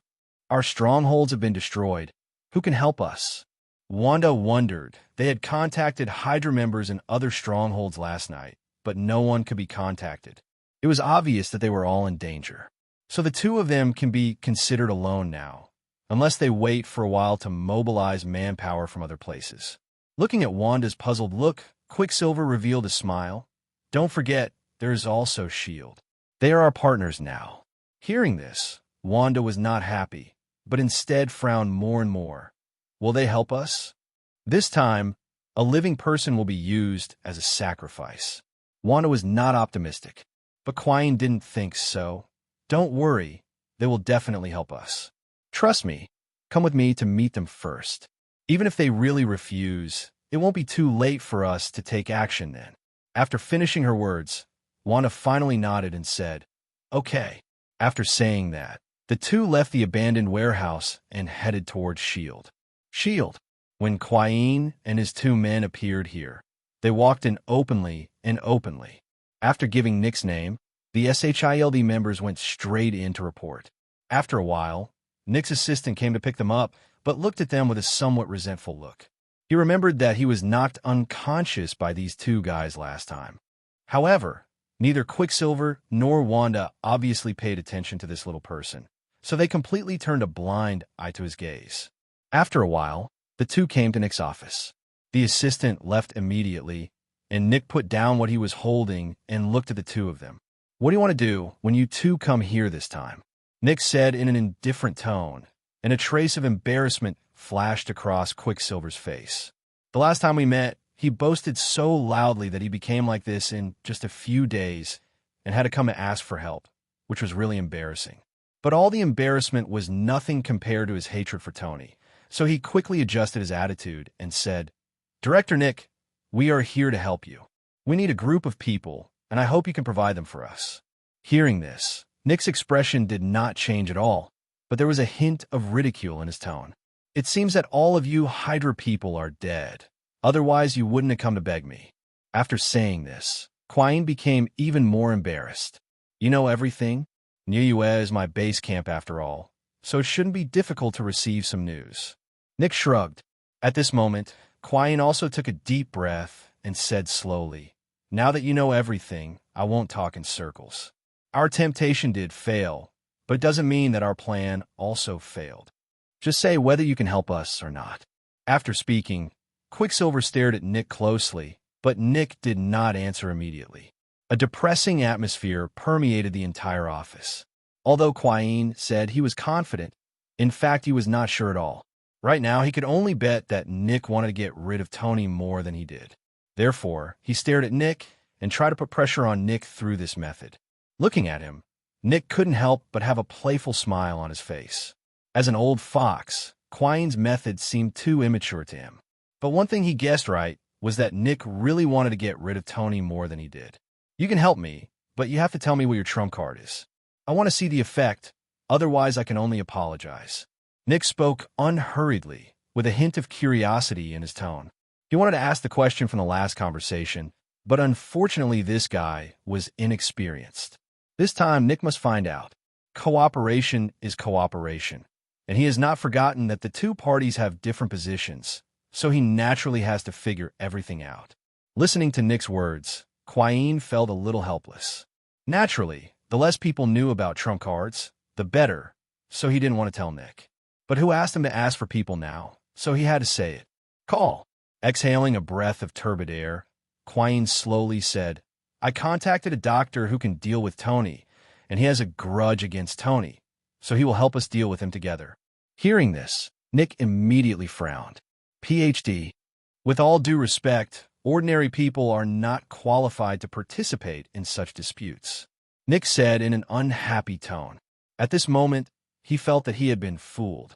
"It's not the doctor you think of, but a doctor from another world, Dr. Doom," Quicksilver quickly explained.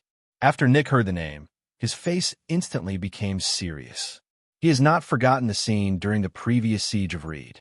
After all, SHIELD suffered heavy losses in that battle. There was also a man named Dr. Doom at that time. "Where's the other world you're talking about?" Quine said helplessly. Now that he had already said it, he didn't bother to hide it anymore, and simply said it all. After hearing the word hell, what Soul once said to him suddenly rang in Nick's mind, and Hela seemed to have come out of hell. Thinking of this, Nick immediately said, "I need to discuss this matter. You guys wait here." After saying that, without giving Quicksilver a chance to refuse, Nick stood up and walked out of the office. After leaving the office, Nick walked directly to the training room. This is a place that SHIELD spent a lot of money to build.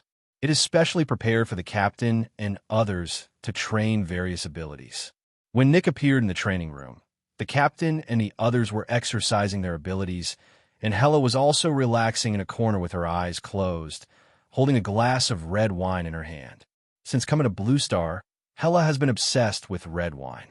It's not that I like the taste of red wine, but I like the elegant feeling when holding red wine. Seeing Hela, Nick walked up directly. When he came closer, before he could speak, Hela's casual voice suddenly sounded. "Mortal, what do you want from me?" Hearing this, Nick's mouth twitched. Compared to Thor's arrogance, Hela is even worse. Fortunately, after such a long time, Nick has gotten used to it. Mortals are just mortals. He is indeed just a mortal anyway. Suppressing the depression in his heart, Nick said politely, I really need to consult you on something. I heard from Thor that you have been to hell before. Do you know anything about Dr. Doom? Nick chose his words carefully for fear of saying the wrong thing. After all, Hela has a bad temper. Fortunately, Hela didn't care about his words. Instead, she let out a light sigh after hearing it.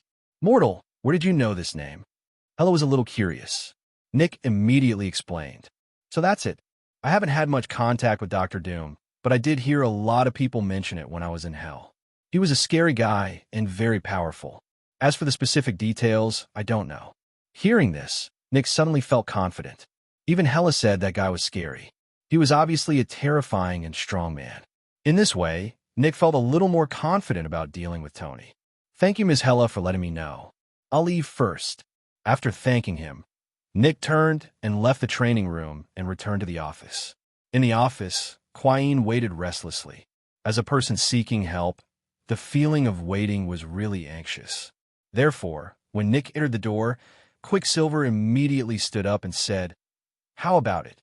Director Nick gave me the right word directly.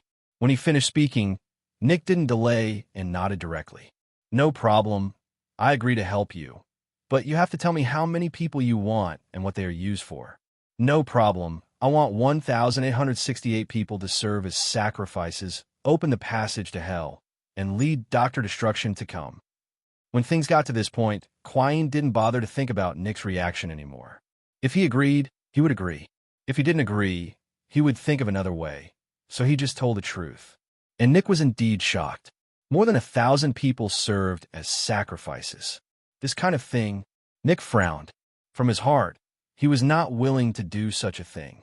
But from another perspective, it is not a loss to replace more than 1,000 people with a strong man, and there is no need for him to choose those innocent people.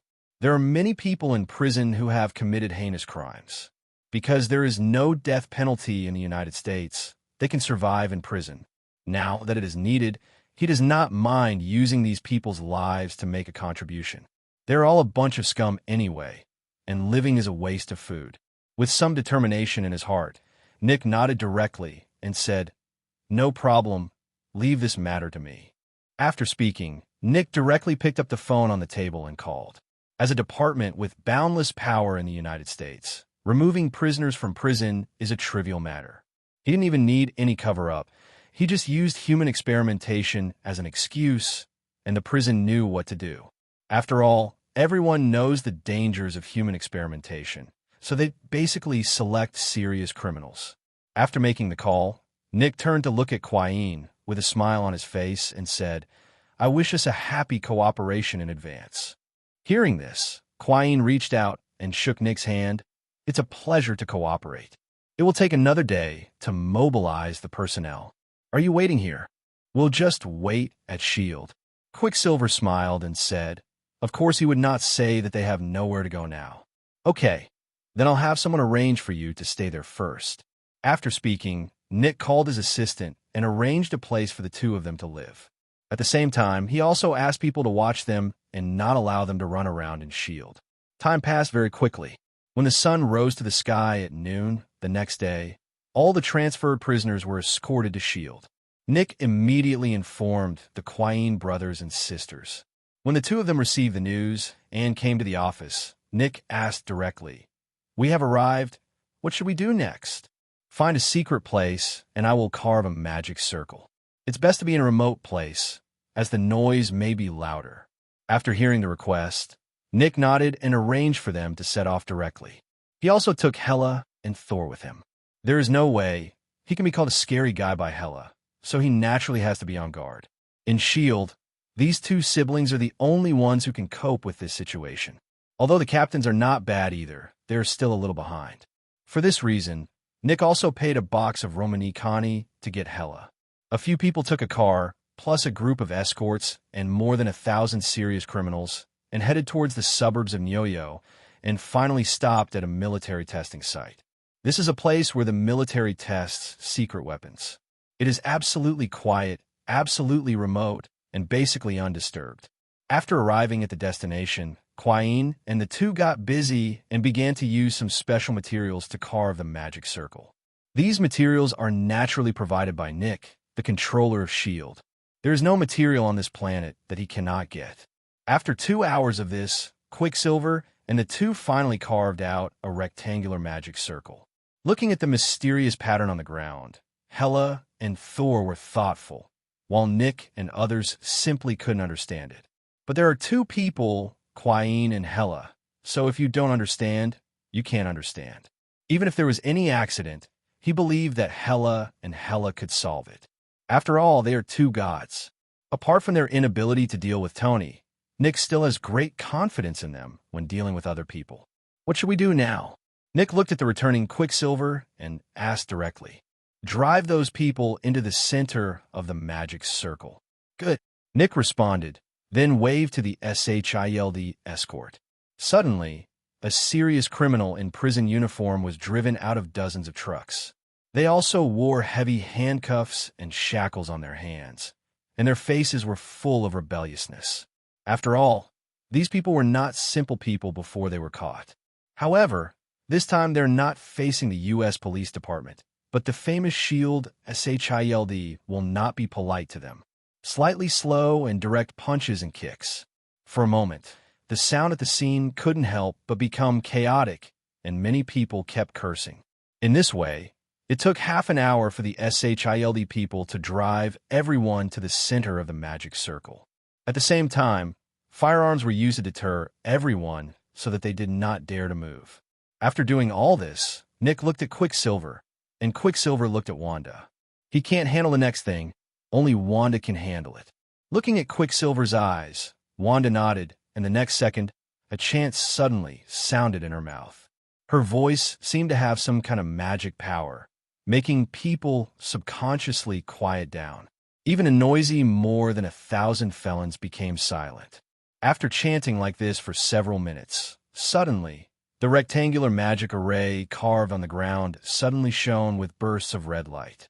The felon who had been silent suddenly burst into a painful roar as the red light flashed. Thousands of people roared, and the sound was so earth-shattering that even the surrounding S.H.I.E.L.D. people were startled. That is to say, this place is located in a remote area. If it were the urban area of Niue, such a roar would be enough to alarm people within a few kilometers. The beast-like roar continued, and the red light of the magic circle became more and more dazzling. Soon, the body of the felon, standing in the center of the magic circle, suddenly exploded. It's not an adjective, but a direct burst, as if it was burst by something. And with the first one, there will soon be the second, the third. In the end, it was as if a chain reaction had been triggered, and the bodies of the felons in the center of the magic circle exploded one after another. For a moment, everyone saw a scene of blood and flesh flying around, causing many people around to vomit on the spot. They are all elite members of S.H.I.E.L.D., and they have more than one life on their hands. But at this moment, they were still unable to bear the horrific scene. Even Nick's mouth twitched, and he felt faintly nauseous. Soon, when there was no longer a living person in the center of the magic circle, the magic circle's light became even brighter, and it was dazzling red, like the color of blood. The gates of hell opened. A loud shout came from Wanda's mouth. Suddenly, all the flesh and blood in the magic circle was absorbed by the magic circle, and the dazzling red light directly turned into a blood-red straight line and impacted into the void. Boom! A violent vibration sounded. The void produced a breaking wave, and a portal slowly opened under the illumination of red light. The people around him vaguely heard a creaking sound, as if a dilapidated wooden door was being pushed open. At this time, violent roars came from the door. After hearing this sound, many people present, including Nick, let out a groan. This is the whisper of the devil, which cannot be heard by mortals. If you hear it, your head will explode. Fortunately, at the critical moment, Hela suddenly let out a cold snort, and an invisible breath radiated directly from her body. Suddenly, the roars and whispers inside the door disappeared, replaced by silence. The headaches of everyone present also disappeared with the sound from the door. After coming back to his senses, Nick glanced at Hela gratefully, glad that he had called Hela here. Otherwise, things might have become troublesome. At that moment, Nick turned to look at Quine and the two of them, and said in a deep voice, "What's going on?" The suppressed anger in his tone would make anyone who was almost killed be angry at this moment. Facing Nick's accountability, Quine looked innocent. It was their first time doing such a thing, so they didn't know that such a thing would happen. So he had no choice but to explain. After listening to it, and seeing that the two people's expressions didn't seem to be fake, Nick let them go for the time being. At this moment, there was another burst of footsteps inside the gate of hell. The expressions of everyone outside changed, and they subconsciously covered their ears. But soon, they discovered that nothing happened this time. Everyone put down their hands and stared at the gate of hell. Finally, a figure appeared at the door of the gate of hell. The next second, a foot stepped out, and then the whole person walked out of the gate of hell. Everyone finally saw clearly the appearance of the person coming. Canvas shoes, white coat, gold-rimmed glasses, and meticulously styled hair. If he hadn't watched him walk out of the gate of hell, this man would have looked like a scientific research elite. Everyone's eyes were fixed on the white figure, their eyes full of astonishment, as if they couldn't believe that the Dr. Doom they'd been waiting for so long was actually dressed like this. Fortunately, Nick's reaction was not slow. Although he was stunned for a moment because of his image, he quickly came to his senses and took the initiative to greet him. "Are you Dr. Doom?" After hearing this, Dr. Doom, who had already walked out of the gate of hell, couldn't help but glance at Nick. The gate of hell behind him quickly disappeared at this moment, and a trace of elegant smile appeared on his face. "Is it me? Is it you who released me?" "That's right." Nick nodded directly without any intention of denying it. Seeing his shameless behavior, the two Quine brothers suddenly became anxious and quickly stepped forward and said, "Hello, Doctor, we have released you." Quicksilver interrupted Nick. Upon hearing this, Dr. Doom turned to look at the two of them. When his eyes fell on Wanda, a trace of interest suddenly flashed in his eyes. "I feel the breath of origin magic power in you. I didn't expect that there are still people practicing origin magic power now. It's rare." After saying that, Dr. Doom's eyes continued to move, looking at the surrounding environment. Soon, Hela appeared in his sight. Suddenly, a flash of surprise flashed in his eyes. "It's you?" As soon as the words fell, Hela also let out a cold snort. "I didn't expect it to be you.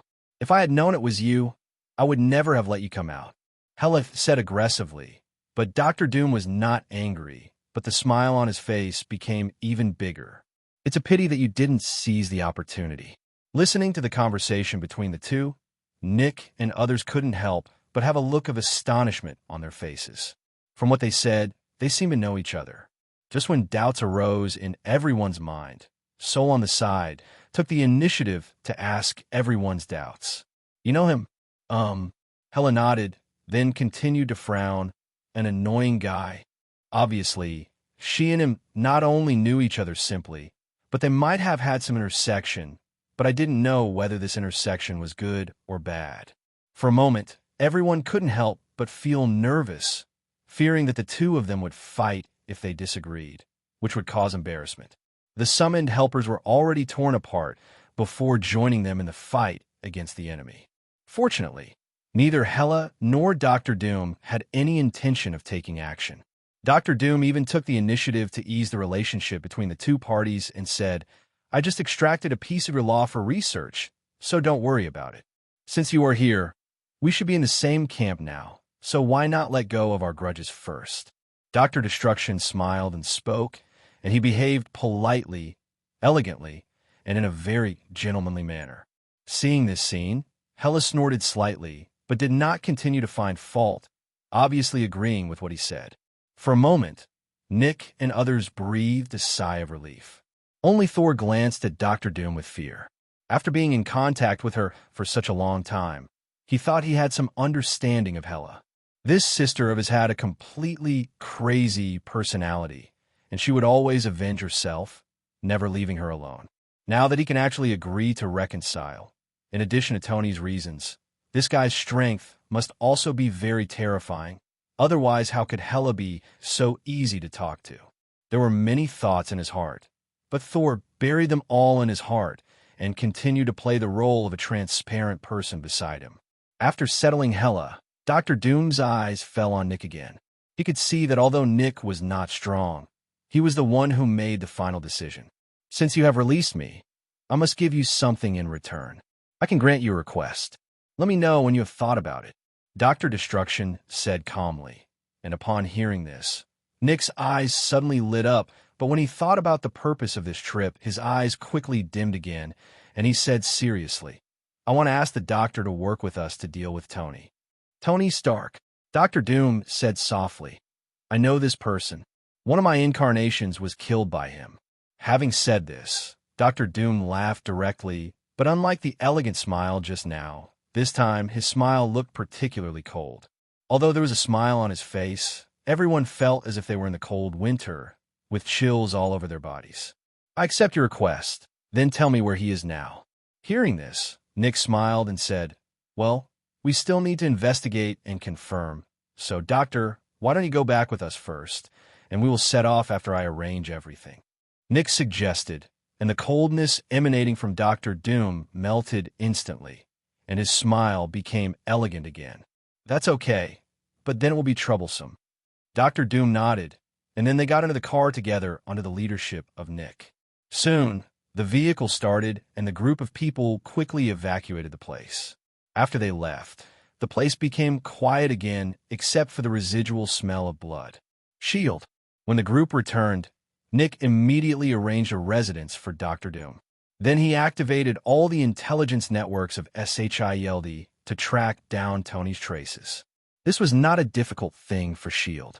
In addition, Tony did not deliberately conceal his whereabouts. So SHIELD quickly found Tony's traces in the kingdom of Wakanda.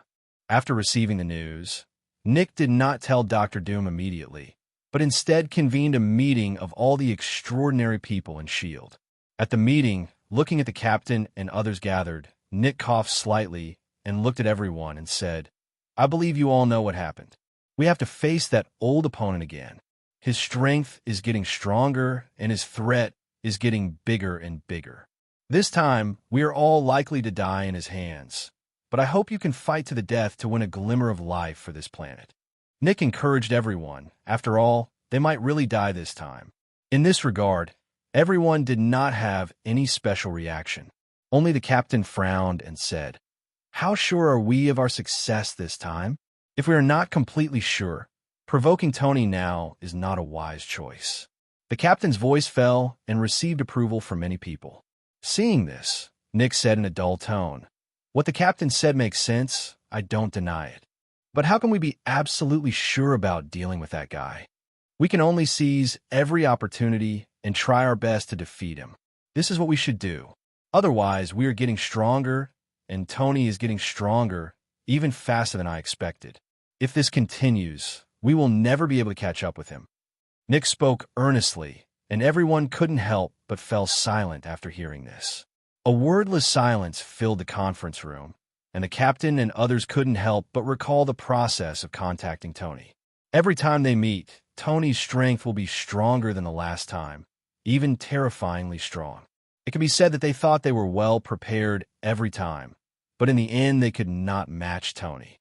Therefore, facing Tony, they could not be completely sure. At this time in the crowd, Johnny raised his hand and said with some embarrassment, Well, do we have to be enemies with Tony?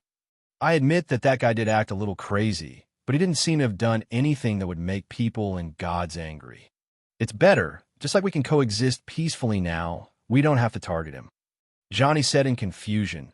Nick did not blame him, because what Johnny said was the truth. However, this does not mean that he will agree with Johnny's opinion, but he just asks, Can you guarantee that Tony will always behave like this? After the words fell, Johnny was speechless for a moment. He opened his mouth, but couldn't say a word. Where could he go? Seeing this, Nick still refused to let him go. In other words, he wanted to build firm confidence in everyone by beating Johnny.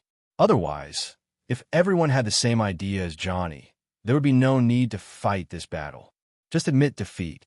In other words, are you sure Tony is willing to coexist peacefully with us? Or if one day he suddenly wants to destroy the world, what should we do then? Everyone, we can't take any chances. I know that many of you feel that there's no need to fight with Tony. But I want to tell you that no matter how powerful the tiger in the zoo is, it does not pose a threat to humans. But if a human encounters a tiger growing in the wild, there's a 99% chance of death. Although there is still a 1% survival rate. Do you want to bet on this 1%? So, it's not that I want to fight Tony, but we can't afford to gamble or lose. Only by completely eliminating the tiger can we be 100% safe. Now, does anyone else have the same idea as Johnny? If possible, I can terminate this operation and let everyone spend the last time together. Nick leaned back slightly and spoke unhurriedly, and under his gaze, Johnny lowered his head in shame. He didn't want to leave his destiny to others, so he was convinced by Nick. After waiting for a long time, no one in the conference room objected. Seeing this, Nick finally showed a smile on his face. Okay, since there's no one, then this operation is confirmed. When the time comes, everyone will be dispatched to try to defeat Tony in one fell swoop. Yes, everyone agreed in unison and then dispersed. Only the captain stayed. Looking at Nick, who looked tired, he pretended to be relaxed and said, "How is it? It's a lot of pressure." Hearing this, Nick smiled bitterly. How can it be possible? Although Dr. Destruction has joined, I still don't have much confidence in this operation. At this point, Nick sighed. Don't worry, everything will be fine. I always believe that evil will never prevail against good. The captain patted Nick's shoulder and expressed relief. After saying that, the captain turned and left the conference room. 2 hours later, a plane soared into the sky and headed towards Wakanda. This time, all members of SHIELD are dispatched, including the Quicksilver brothers and sisters and Dr. Doom. This force can definitely be called powerful when placed in Blue Star, even because of Hela and Dr. Doom. Even if you look at the universe, the strength of their team is not weak. But except for Dr. Doom, everyone else's faces were full of solemnity at this moment. Tony brought too much pressure to them, which made their hearts always heavy. In a hotel in the kingdom of Wakanda, Tony was wearing a bathrobe, holding red wine in his hand, looking down at the various crowds below. At this time, there was a knock on the hotel room door. Tony said without looking back, "Come in." After saying this, the door was pushed open and Natasha Romanoff, wearing a black professional skirt, opened the door and walked in. "Boss, I have made an appointment with the Minister of Foreign Trade of Wakanda to meet at 1 o'clock this afternoon. Do you think there is anything else I need to prepare? Thank you for your hard work. I will go see him in person when the time comes." Tony took a sip of red wine and said calmly that this time he came to Wakanda not only to buy vibranium, but more importantly to win over Black Panther. Therefore, he will naturally not use any strong tactics, and everything will follow the rules. This is also the reason why he brought Natasha Romanoff to help him deal with these debris. Of course, there's a saying that if the secretary has something to do, nothing will happen, ahem, so I brought Natasha Romanoff purely for work. At 12 o'clock, Tony and the two had lunch in the hotel room, then changed their clothes and left the hotel, heading to the Ministry of Foreign Trade.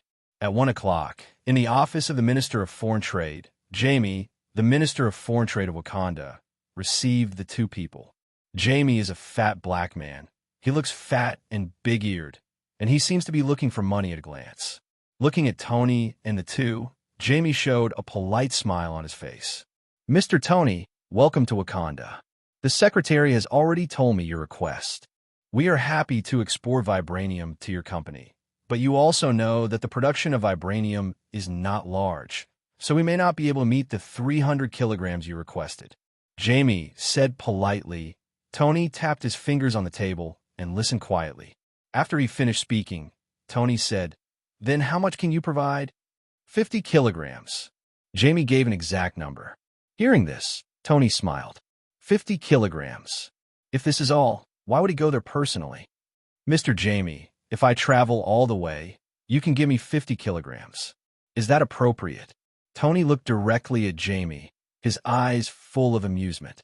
Hearing this, Jamie did not panic at all, and said meaningfully, Mr. Tony, I also know your status in the United States, but this is Wakanda, and everything must be done according to our Wakanda rules. It's okay if you want to get more vibranium, but you have to follow the rules. After speaking, Jamie showed a shrewd smile. But Tony still didn't understand what he meant. He was asking for benefits in an open and honest manner. Tony was not disgusted with this either. Tell me how much you want. It's a pleasure. Jamie smiled happily and said, Mr. Tony is really generous. In this case, I am not a stingy person. So, give me a 100% rebate, and by the way, let the secretary next to you accompany me. Just have dinner. I'm responsible for helping you get the 300 kilograms of vibranium. Jamie said excitedly, his eyes looking randomly at Natasha Romanoff. Little did he know that after he said those words, the shadow of death god had already thrown the death sickle at him. I didn't hear what you said clearly. Please say it again. Tony couldn't hear the sound of joy or anger slowly coming out. Jamie believed it and said, I said, as long as this beautiful secretary next to you can. Boom. Before he finished speaking, Jamie's head suddenly exploded like a watermelon. Blood splashed around, and when it came to Tony, it was blocked out of thin air. Natasha Romanoff on the side was also stunned by the scene in front of her, although she had already sentenced Jamie to death when he said those words. But she didn't expect Tony's method to be more explosive and direct than she imagined. For a moment, the whole person was stunned and speechless. Tony stood up slowly at this moment, straightened his sleeves, and said slowly, Who gave you the courage to say such things in front of me? Wakanda. If it were, then this country wouldn't need to exist. Tony muttered to himself, and Natasha Romanoff's cheeks turned red as she listened. There is no final conclusion on what kind of man women like. But one thing is, when a man protects a woman, that's what women like best. Otherwise, how could there be so many heroes saving beauties in the world, and major writers would be happy to do so?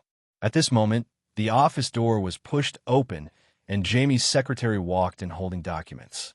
This is the contract Jamie asked her to prepare before. However, when she saw the scene in the office, she was stunned for a moment. The next second, a high-pitched scream came from her mouth, instantly alarming the entire foreign trade department. Soon, a large number of people gathered around. What happened? Hearing this, Jamie's secretary pointed blankly at the office, and the crowd gathered looked in the direction of her finger. Suddenly, the cruel scene in the office came directly into their eyes.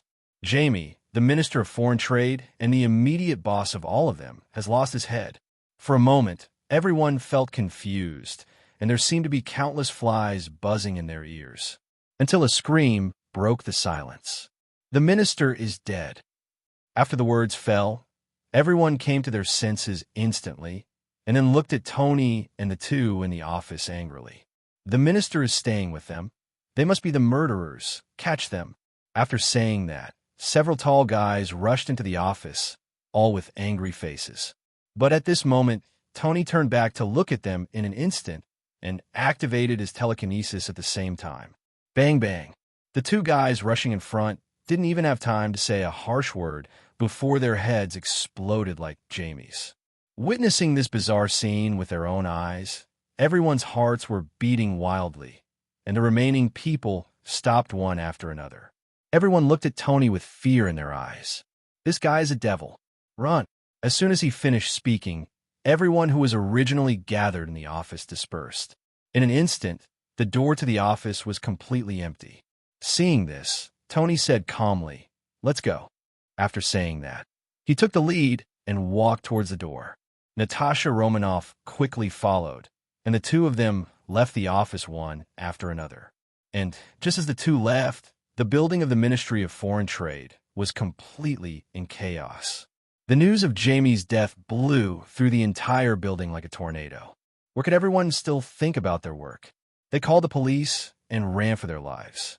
As Tony and the two walked down the stairs, the panic became more serious.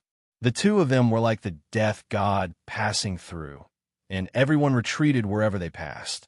After receiving the news, the Wakanda Police Department immediately rushed to the office building of the Ministry of Foreign Trade. Wakanda is not that big, and the area of the country's capital is not much larger either. In addition, the person who died was the Minister of Foreign Trade, so the speed of the police dispatch can be said to be extremely fast. Just when Tony and the two walked out of the Ministry of Foreign Trade building, they were surrounded by many police outside the building. Police cars blocked the entrance to the Foreign Trade Department one after another, and all police officers stood ready with guns in hand. When Tony and the two appeared, the police's shouts suddenly rang out. "You are surrounded. Raise your hands and throw yourself. Otherwise, we will shoot you directly." Hearing this, Tony kept walking and continued to move forward. Natasha Romanoff followed him quietly, like a little daughter-in-law. Upon seeing this, the commander on site no longer hesitated and directly ordered, "Shoot!" Bang, bang, bang. With an order, gunshots rang out, and many police officers did not hesitate at all and directly pulled the trigger. Suddenly, countless bullets gathered into a metal storm, roaring towards Tony and the two. Natasha Romanoff had no reaction to this, and just looked at Tony shyly. As for Tony, he was even more unresponsive. Now, let alone bullets, even if he was hit by a missile, he wouldn't lose a hair. Therefore, facing the sky full of bullets, the two of them continued to move forward as if they didn't see anything at all. At the same time, on their way forward, shadows gathered together, and in the next second, shadow ninjas rose from the ground, holding long swords in their hands and waving them quickly. Dang, dang, dang. There was a ping, ping, pong, pong sound, and everyone at the scene suddenly saw a scene that frightened them. All the bullets were knocked away by the black shadow ninja with a ninja sword in his hand.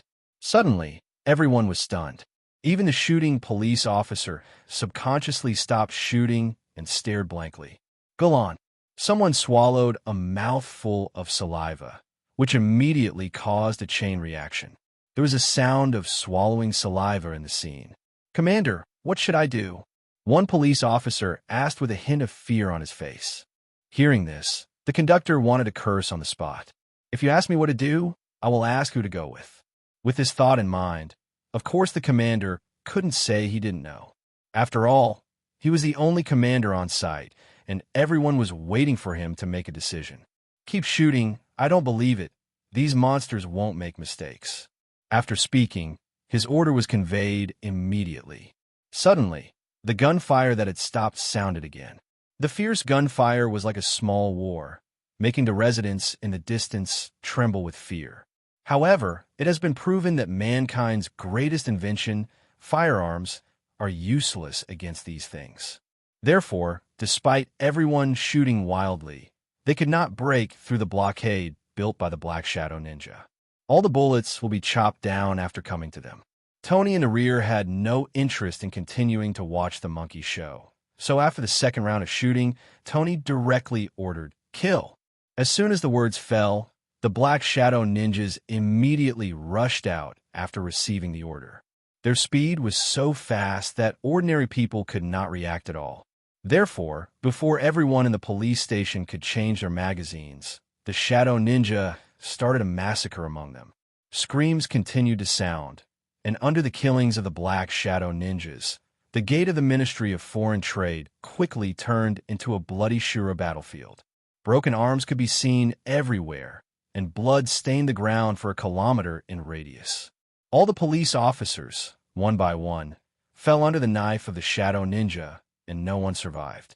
Having witnessed this killing with his own eyes, Tony remained calm. After all, he was a ruthless man who had wiped out a whole world, but Natasha Romanoff's face turned a little pale. Although she is not new to the world, she has not experienced such large-scale killings many times except on the battlefield, so she will naturally feel a little uncomfortable. Sensing her discomfort, Tony showed a rare, tender side, gently took her hand, and led her away from here. Just after the two left, the Kingdom of Wakanda immediately sent people to the scene after receiving the news. After seeing the horrific bloody scene, many people vomited. However, they had to hold back their nausea and clean up the scene, and soon the scene was filled with an unpleasant sour smell. Even the wind can't blow it away, which shows how exaggerated it is. Soon, the news reached the Wakanda Palace, and the royal family was furious. In the meeting hall, There was an old black man wearing a crown, his face full of anger. Lawless! How audacious! Deploy the troops to me, and we must arrest the murderer. The king roared loudly, and all the ministers were silent. It was not until the king vented his anger that a minister stood up and said, Your Majesty, the murderers this time are not ordinary people. Sending troops may not be able to arrest them. Even it may lead to even greater tragedy. What do you mean? Do you just ignore it? The old king roared. The minister who spoke quickly waved his hand. Your Majesty, that's not what I mean. What I mean is, can you ask the crown prince to do it himself? Hearing this, the old king frowned and then nodded. Okay, I will inform the crown prince. After the words fell, everyone present could not help but breathe a sigh of relief. Although Chala is the crown prince, he has always been regarded as the patron saint of the kingdom by Wakanda. Since the discovery of vibranium, countless terrorist organizations have attacked Wakanda every year just to seize vibranium, and all of these enemies have been defeated by Chala. Therefore, Chala has long been mythologized by the people of Wakanda. They believe that as long as Chala takes action, there is no opponent that cannot be defeated. Soon, the officials dispersed, and the old king returned to the palace and found Chala exercising in a training room. My child, something needs your attention again, the old king said with a smile on his face. Hearing this, Chala stopped, looked at the old king, and said seriously, What's the matter? Please tell me, father. After hearing this, the old king immediately told the story. After listening, an angry look suddenly appeared on Chala's face. Damn it, you dare to kill like this in our country. Father, don't worry. I will definitely bring the murderer's head back. Is there any information on the murderer? Chala asked. The old king waved to the person behind him, and immediately a guard stepped forward quickly, holding a piece of information in his hands. As a country, although Wakanda is small, its national strength is not weak. It immediately found out Tony's information and traces. Of course, this was also the reason why Tony didn't hide it. After getting the information, Chala quickly read through it and nodded immediately. Leave this matter to me. Father, you go and rest first. Good. The old king responded and left with peace of mind. The self-confidence built up by his long-term victory made him feel that he would leave the matter to Chala and forget about it. In just a few days, good news will naturally come. Therefore, after leaving here, the old king quickly put this matter behind him. On the other side, Chala memorized the information in his mind, and then threw the information directly into the flames. Soon, he put on his own suit, the Black Panther suit, and quickly disappeared into the palace. In the hotel, Tony and Tony, who had just finished a strenuous exercise, were lying on the bed. Natasha Romanoff touched Tony's chest muscles. A hint of intoxication appeared on her face, but she quickly sobered up and said, Isn't it a bit too much for us to just fall out like this? It might be difficult to get the vibranium you need. It doesn't matter. If they don't give it to us, we will get it ourselves. Tony said indifferently, and the overbearing words made Natasha Romanoff's heart tremble. Then when do we start taking action? I can help you get information. No, I'm waiting for someone now. Let's wait for him first. Good. Natasha Romanoff wisely did not continue to ask. She is a smart woman and knows what to ask and what not to ask. At this moment, Tony suddenly stood up and put on a bathrobe. What's wrong? Natasha Romanoff was confused. It's okay. The person I'm waiting for has arrived. You can continue to rest. After saying that, Tony opened the window and jumped out of the window. The next second, on the roof of the hotel, Tony lit a cigar in a bathrobe and looked into the distance. In the distance, a black shadow was quickly approaching Tony's position. His speed was extremely fast, like black lightning. After a while, a dark shadow came to Tony. It was Chala, who ran out of the palace. Looking at Tony, standing on the roof in a bathrobe, Chala recognized him at a glance as the target of his trip. Therefore, he turned around and headed straight for Tony. Boom! With a soft sound, Chala landed on the hotel roof. Are you waiting for me? Chala asked proactively. Tony nodded. Yes. Otherwise you think you can come to me so easily? It seems that you are very confident. You killed someone and didn't even run away. Why should I run? My goal has not been achieved yet. Tony exhaled a burst of smoke and spoke slowly. Upon hearing this, Chala's eyes moved. Purpose? What purpose? It was obvious that he was trying to make some excuses, and Tony could see through his thoughts at a glance, but he didn't mind. My purpose is very simple. One is vibranium, and the other is you. Oh, so you are here to kill me. Wrong. I'm here to recruit you, Tony said calmly, and Chala suddenly laughed angrily. Your recruitment method is really special. You kill people on my territory and then say you are recruiting me. He deserves to die. Where do you see that he deserves to die? Is it stipulated in the law? Chala said, a little unhappy. But Tony remained calm. I said, he deserves to die. Then he deserves to die. There is no legal requirement, but I am above the law. Tony's words were not arrogant. They were even so arrogant that Chala frowned. Chala was non-committal about Tony's words. Over the years of fighting crime, he had seen too many arrogant people. In Wakanda, everyone must abide by the law. No one is exempted. Chala said with a serious face. His words were full of determination. That was his belief. Looking at this scene, Tony frowned. The last thing he wanted to meet was these superheroes with firm beliefs, because there is absolutely no way you can change their minds. The representative figure, Captain America, Tony never tried to pull that guy into the dark camp. Is it because he is not qualified? Not really. Rather, such people are like stones in a latrine, smelly and hard. No matter how hard you try, it's all in vain. The current Chala is obviously the same type of person as Captain America. Captain America cares about the people of the United States, while he cares about the people of Wakanda. In a sense, the two are similar. But he is different from the Captain of the United States. The Captain of the United States is the kind of being who will not surrender, even if he fights to the death. Even if the United States is destroyed, he will fight until the last moment. Therefore, he became the spiritual leader of the United States, but he is still just a soldier. Chala is much more tactful than him. He can compromise and weigh the pros and cons, so he became the king of Wakanda. This is also the difference between the two and one of the reasons why Tony did not give up. You are right, but I want to tell you that the so-called law is meant to be broken. No one likes to be restrained. This is human nature. The only difference is that some people don't have the power to break the rules, while others don't have the determination to break the rules. It just so happens that I don't lack either of these, so the so-called truth will be trampled upon by power. Tony spoke unhurriedly, and Chala's brows gradually furrowed. The reason why he was chatting with Tony here was to judge his character and analyze his weaknesses. This is also one of the secrets of his invincibility. Only by knowing your opponent well can you defeat him. But in Tony, he saw a layer of hazy fog. The fog shrouded him in it, and even he couldn't see clearly into Tony's heart. This caused him to feel huge amounts of pressure. But one thing he knows very well is that Tony's existence is a huge amount of disaster for Wakanda. So no matter what, he must be captured today. As he thought about it, his body tensed up, which was a sign of a predator. Noticing the changes in Chala's muscles, a smile suddenly appeared on Tony's lips. It seems that you are planning to take action. Then come on, let me see how strong you are, so that you can stand in front of me with confidence, Tony said in a casual tone.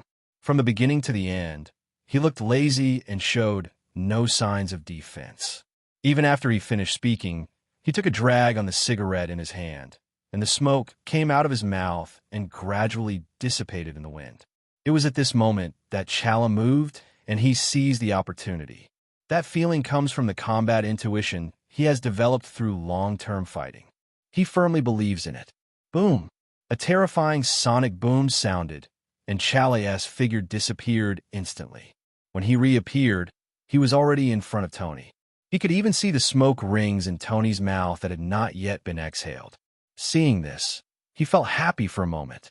He did not deny Tony's power. Even if he simply stood there, his hair stood on end. He was definitely a dangerous guy. But victory in battle will never belong to the arrogant. Chala said. Boom! His fist hit an object, making a deafening sound. Chala looked along his arm. When he saw the object he hit, his pupils shrank, and a great feeling of terror suddenly appeared in his eyes. His heart rose, because what he hit was air. To be more specific, it is the barrier created by Tony using telekinesis. And Tony himself was smiling at the corner of his mouth, looking at the gradually distorted expression. Gulu. Chala swallowed dryly, grinned, and said, "Can we do it again? I didn't adjust well just now." After saying that, Chala instantly wanted to run, but at this moment, a terrifying pulling force or gravity appeared under his feet. Suddenly, he felt as if his legs were as heavy as lead. At this moment, his speed is even worse than ordinary people. This made Chala's heart sink, and he felt like he was going cold. At this moment, Tony raised his palm and flicked his fingers. The next second, Chala felt a terrifying force acting on his stomach.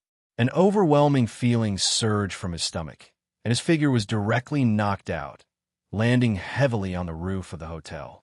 Suddenly, the entire hotel was shocked. It seems that you do not have the power to defend your truth. However, I can give you another chance. Come to me, and I can give you strength. Tony extended the invitation again.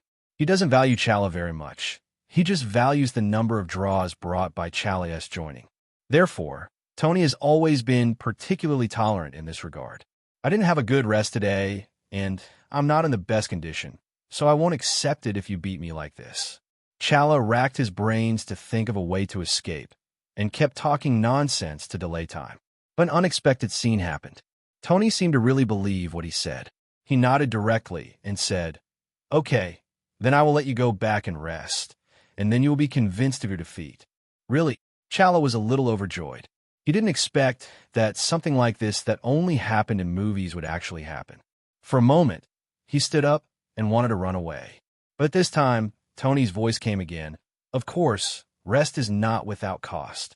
If I let you go this time, I will take the lives of 10,000 people in Wakanda as the price. After that, every day you delay for a day without coming to me, then I will continue to take the lives of 10,000 people in Wakanda. The next day, 20,000, the third day, 40,000, and so on until there are no more Wakandans left." As soon as these words came out, Chala's expression changed instantly. He was stunned on the spot and began to think about the problems Tony had set for him. As soon as he leaves, 10,000 Wakandans will die immediately. In other words, he exchanged the lives of these 10,000 people for the chance of escape. This was in serious conflict with his fairness in following the law. With his own life on one side and the lives of 10,000 people on the other, how should he choose? If he had joined the Avengers, he would definitely choose to sacrifice himself instead of sacrificing others. But now he doesn't have such great feelings, so among the choices of who should die and who should live, he finally chose human nature. If people don't do it for themselves, they will be destroyed by heaven and earth. And this is what Tony wants to see. I will definitely avenge those innocent people. Chala glanced at Tony angrily, and then quickly left here. Watching his leaving back, Tony didn't stop him, and even had a smile on his lips. Some things only happen 0 times, or countless times. This time he can sacrifice 10,000 people to let himself escape. Then next time, I won't care about sacrificing 10,000 more people. So when he made his choice, Tony had already won. "Go and enjoy your feast," Tony murmured in a low voice, and behind him, the cuties of the Shadow Eater group chirped one after another and then dispersed. After these little guys left, Tony turned and returned to the hotel room. On the other side, at the Wakanda airport, a plane slowly landed, and Nick led a group of SHIELD personnel to get off the plane one by one. Looking at the exotic scenery around them, everyone quickly withdrew their gaze and looked at Nick, waiting for his arrangements. Dr. Doom stood in the crowd and also chose to follow the crowd. After all, Nick has had a lot of contact with Tony and can be regarded as one of the people who knows Tony best. What he heard is correct. Seeing everyone looking at him, Nick coughed lightly. Everyone, according to the intelligence, Tony's visit this time should be for vibranium, the rare metal of the Kingdom of Wakanda. So I decided to contact the Wakanda royal family first. If I can get their help, then we will have a home field advantage. I have contacted the reception staff in Wakanda. You will go to the hotel to rest later. The captain and I will go to talk to the kingdom of Wakanda. I understand, Director. Everyone responded and then walked out of the airport. Arriving at the hotel where they were staying, Nick arranged for everyone, then left the hotel with the captain and got into the car of the Wakanda Ministry of Foreign Affairs. This time, he came in the name of the ambassador of the United States. Although Wakanda is self-sufficient, it still has to give some face to the world's most powerful country. Since the application had been submitted before, it was the old king of Wakanda who received them this time.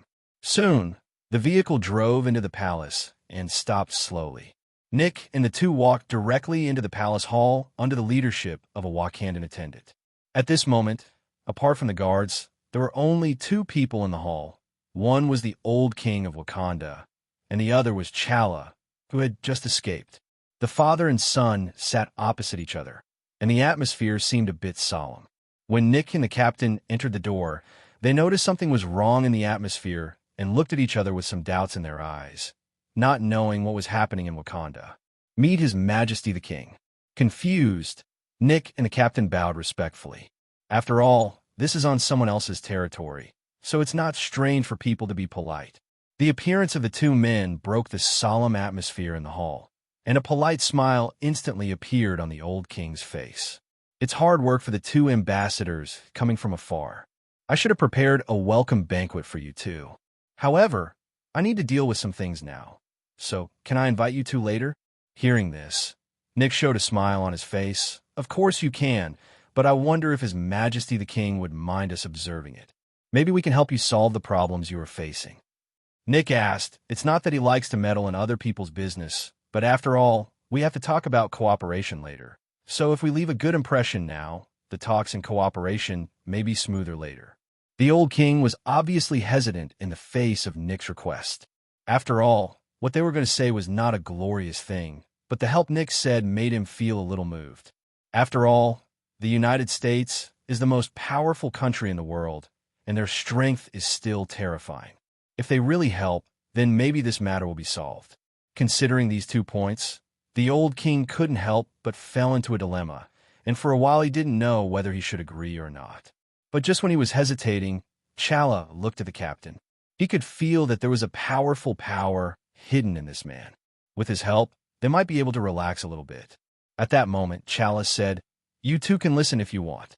After finishing speaking, the old king glanced at T'Challa, his eyes still filled with hesitation. "Child, this." Before he could finish speaking, T'Challa interrupted him directly. "Father is fine. There is nothing to be ashamed of. Now, the main business is to deal with that guy. If we can have one more helper, why not do it? Besides, the two ambassadors are also Americans, so they might know that guy better." All right. The old king was convinced, and he immediately extended an invitation to Nick and the two of them. "Then please take a seat." "Thank you, Your Majesty the King." Nick thanked him. Although he sat down quietly, the captain followed him without saying a word. This time the exchange was mainly with Nick, so he was too lazy to speak. As the two of them took their seats, T'Challa immediately talked about every detail of his encounter with Tony. At first, Nick and the two didn't care much. After all, he was just an extraordinary person. Now he doesn't take it seriously.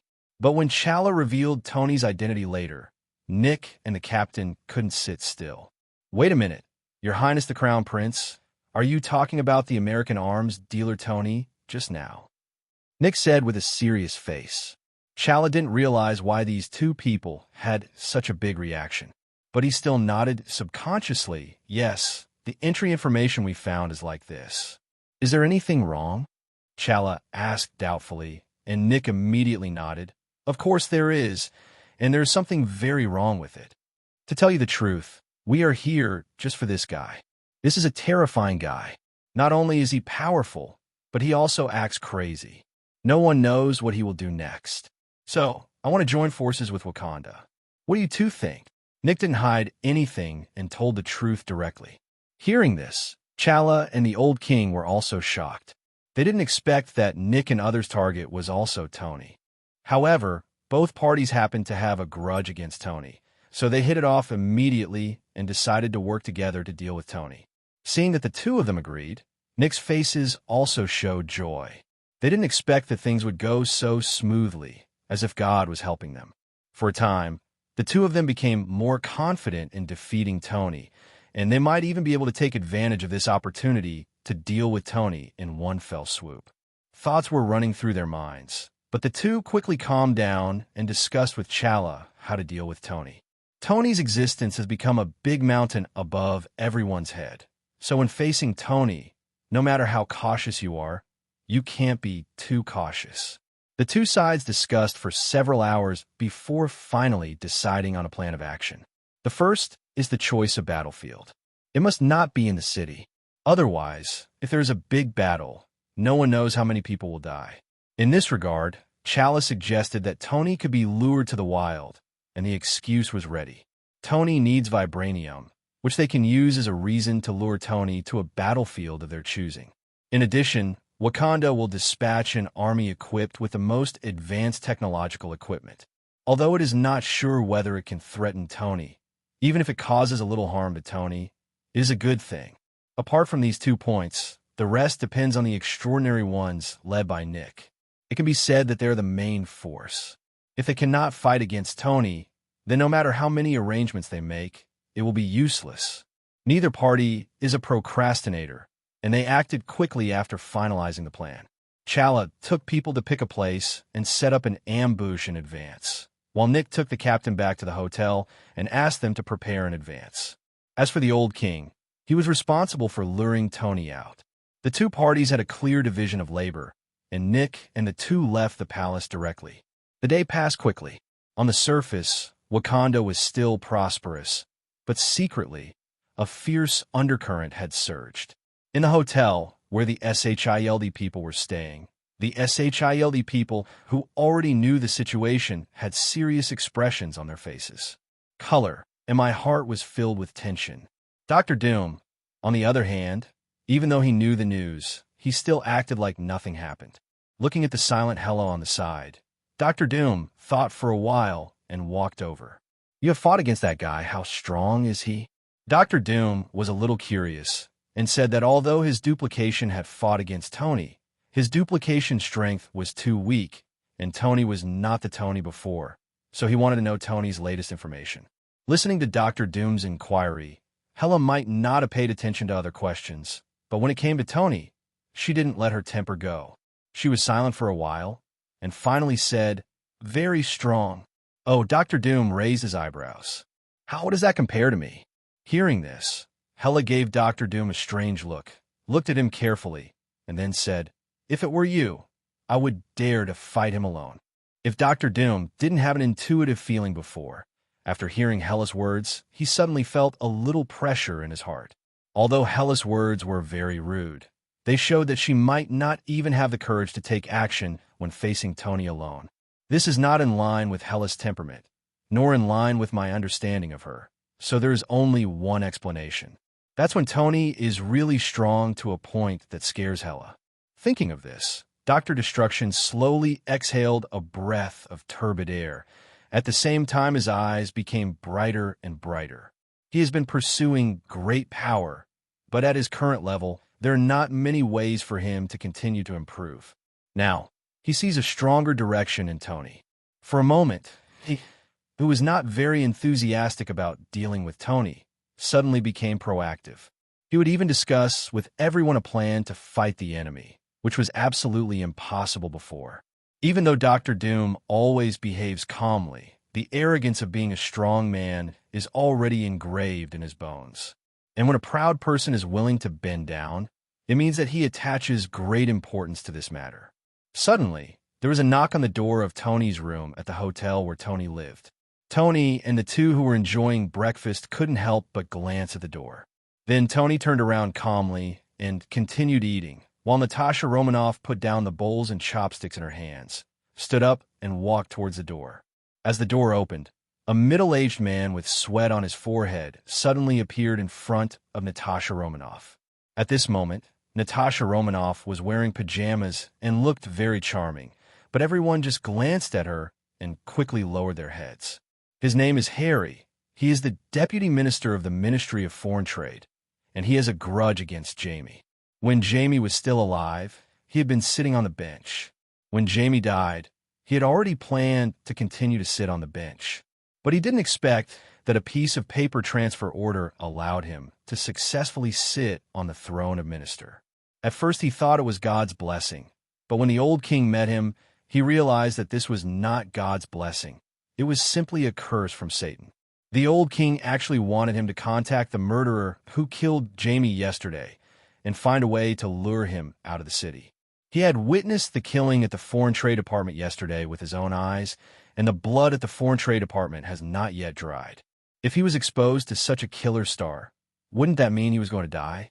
It's a pity that he can't do anything under the king's orders. Unless he wants to separate himself from Wakanda, he must obey orders.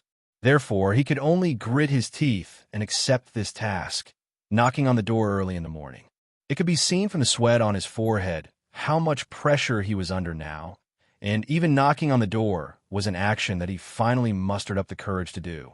Therefore, in this case, although Natasha Romanoff is very tempting, it is obviously not as important as his own life, and he does not dare to look at it at all. And he heard that his ex's death seemed to be because of this woman, which made him even more jealous of Natasha Romanoff, for fear that he would lose his life if he took another look at her. Naturally, Natasha Romanoff didn't know what Harry was thinking. Looking at the unfamiliar Harry, Natasha Romanoff frowned and said, "Who are you? Is something wrong?" After saying that, Harry quickly replied, "It's something's happening. I'm a new minister of the Ministry of Foreign Trade. I received your foreign trade application. I heard that you want to purchase 300 kilograms of vibranium, so I came here to discuss it," Harry said cautiously, and upon hearing this, Natasha Romanoff's lips showed a trace of ridicule. They had a good talk before and followed the formal procedures, but each of these people was as good as 2,580,000 people. Now, like a dog, he comes to talk to me on his own initiative, which is simply a shame.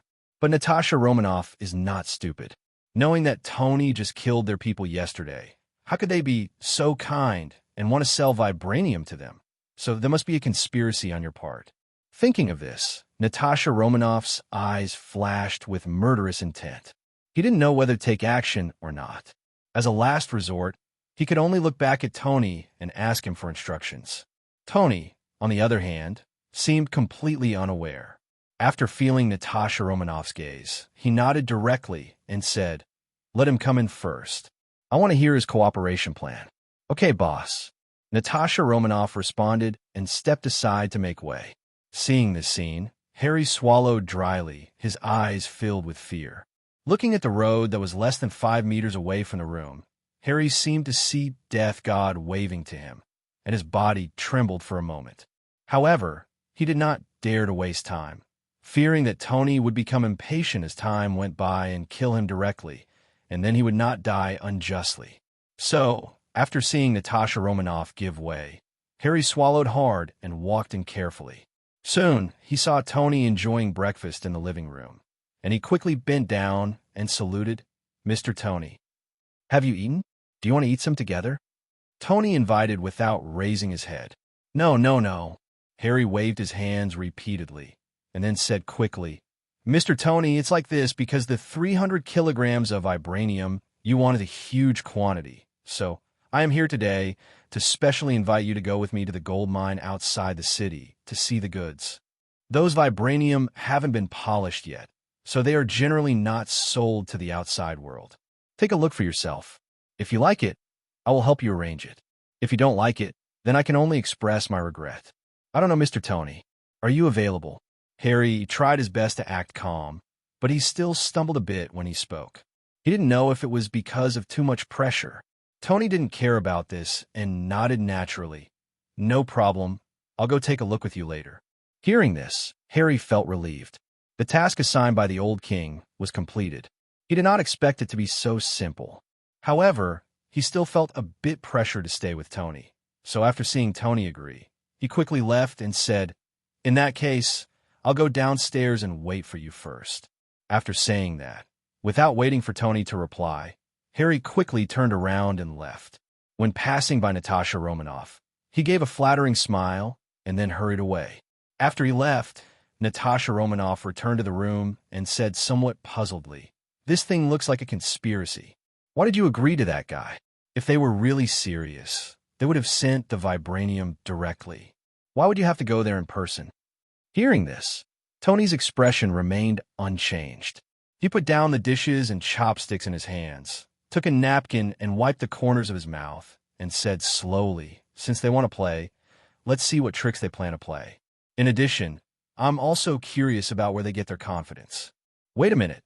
Just stay in the hotel and wait for me to come back. If you're bored, go out for a walk. You're not going to take me there?" Natasha Romanoff pursed her lips in displeasure. "You'd better stay here. It's not appropriate for you to go," Tony said with a smile, got up, and went back to change clothes. In fact, the reason why he didn't bring Natasha Romanoff with him was because he felt that he would definitely meet some familiar people this time. Rather than leaving Natasha Romanoff in a dilemma then, it would be better not to let her know about it. As for why Tony knows, don't ask, just ask intuitively. Just like Nick was familiar with Tony, he had allowed Nick to dance in front of him for so long, and he was also very familiar with Nick's methods.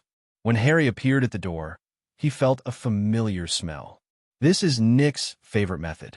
First, get people into no man's land, and then beat them to death in a group fight. To be honest, Tony was not surprised by Nick's arrival and targeting. He knew the danger to himself, and he also knew that Nick could not let a dangerous person like him wander around. However, he was curious about what kind of confidence Nick had to fight against him. All this is still unknown to Tony, but it also makes him more interested in this trip. After all, life still needs a little surprise occasionally, right? Soon, Tony changed his clothes, wearing a dark suit, which matched his perfect figure, making him look like an elegant aristocrat.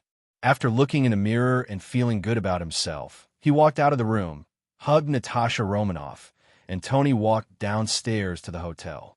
When he walked out of the hotel door, a line of motorcade had been waiting at the hotel door for a long time. Tony looked at Harry, who kept looking at his watch, and walked over.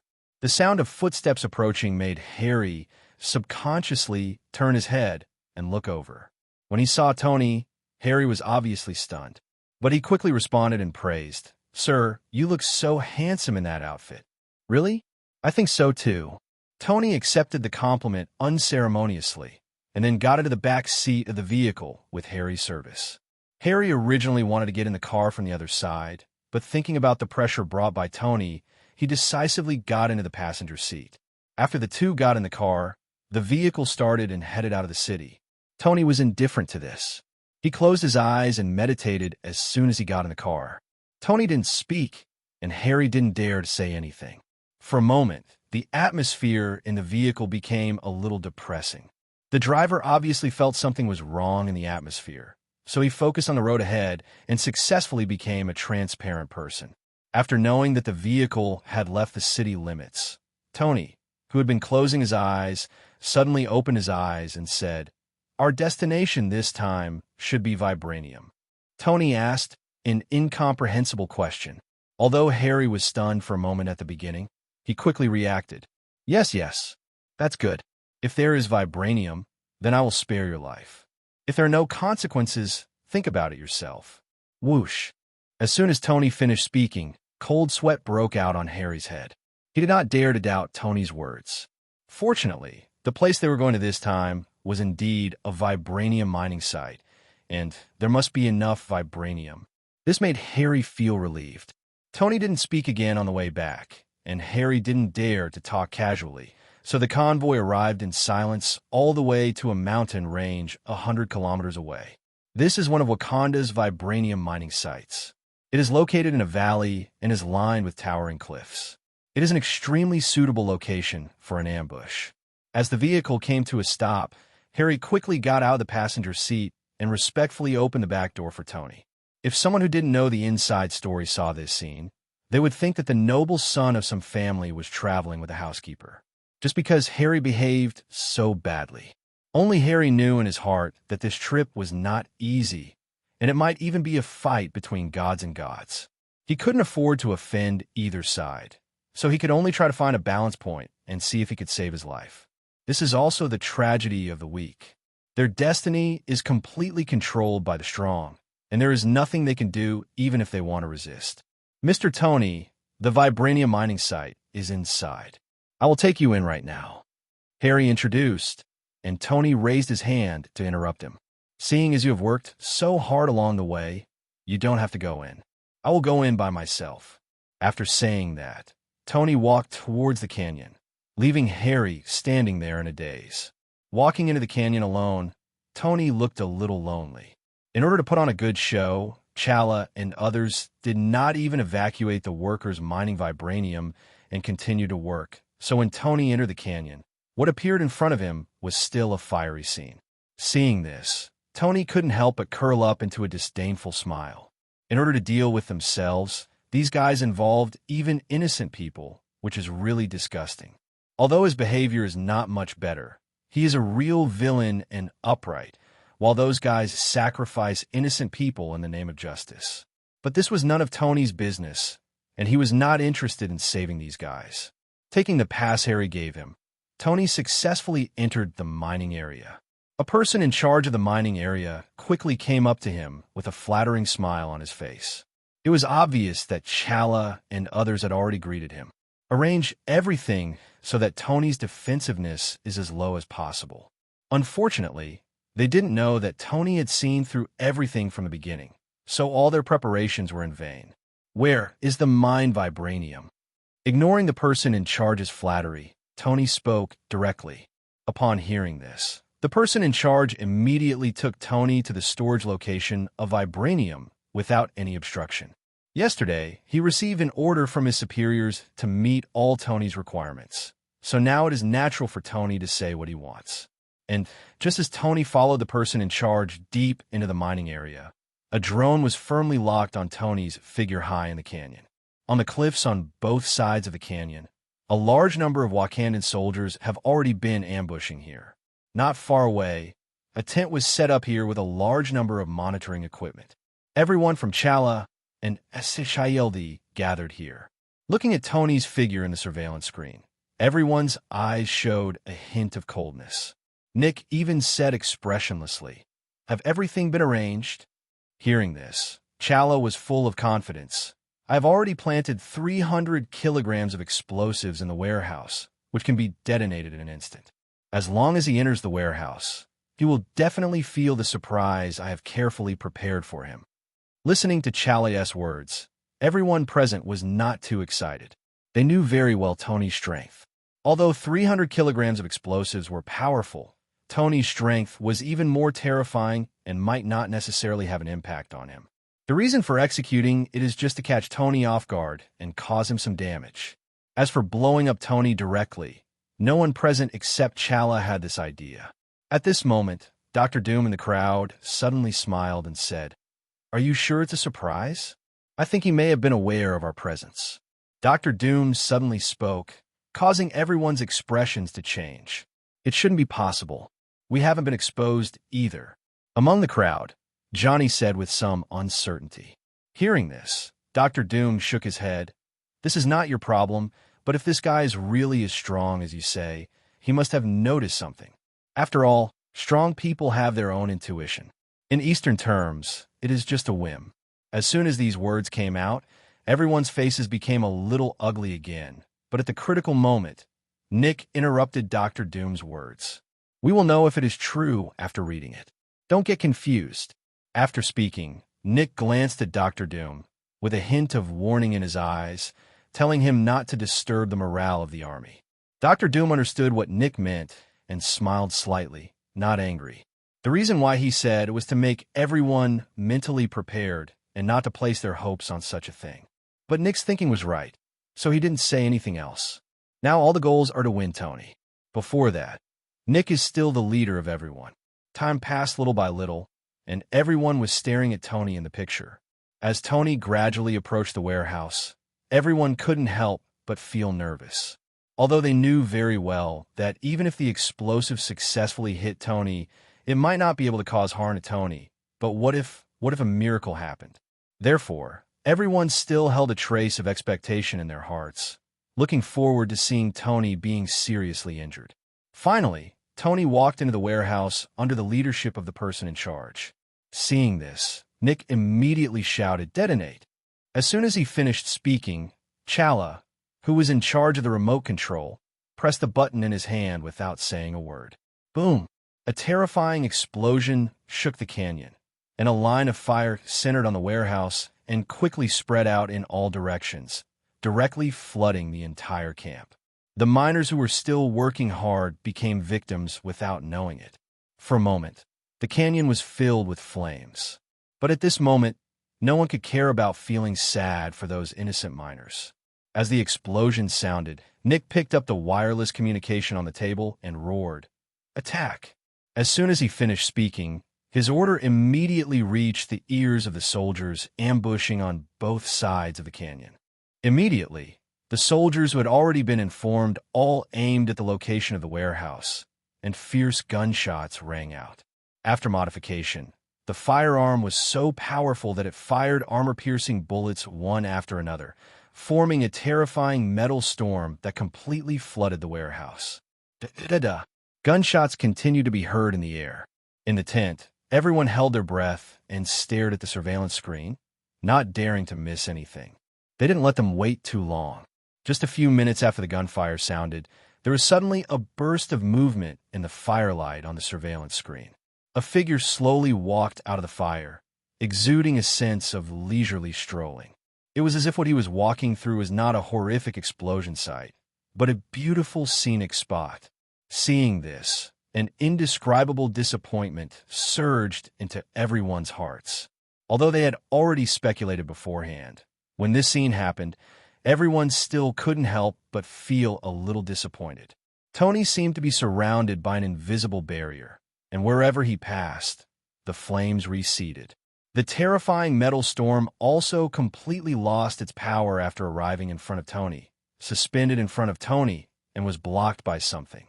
At this moment, Tony in the picture flicked his fingers, and everyone seemed to hear a crisp sound. The next second, the bullets that had been lingering around him flew back. Suddenly, screams came from the wireless communication in Nick's hand. Listening to the miserable howling, everyone's faces became extremely ugly.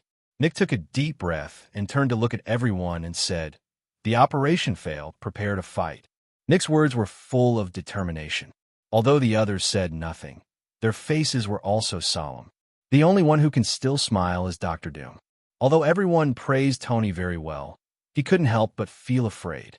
However, he also has his own pride, and his self-confidence is no worse than anyone else.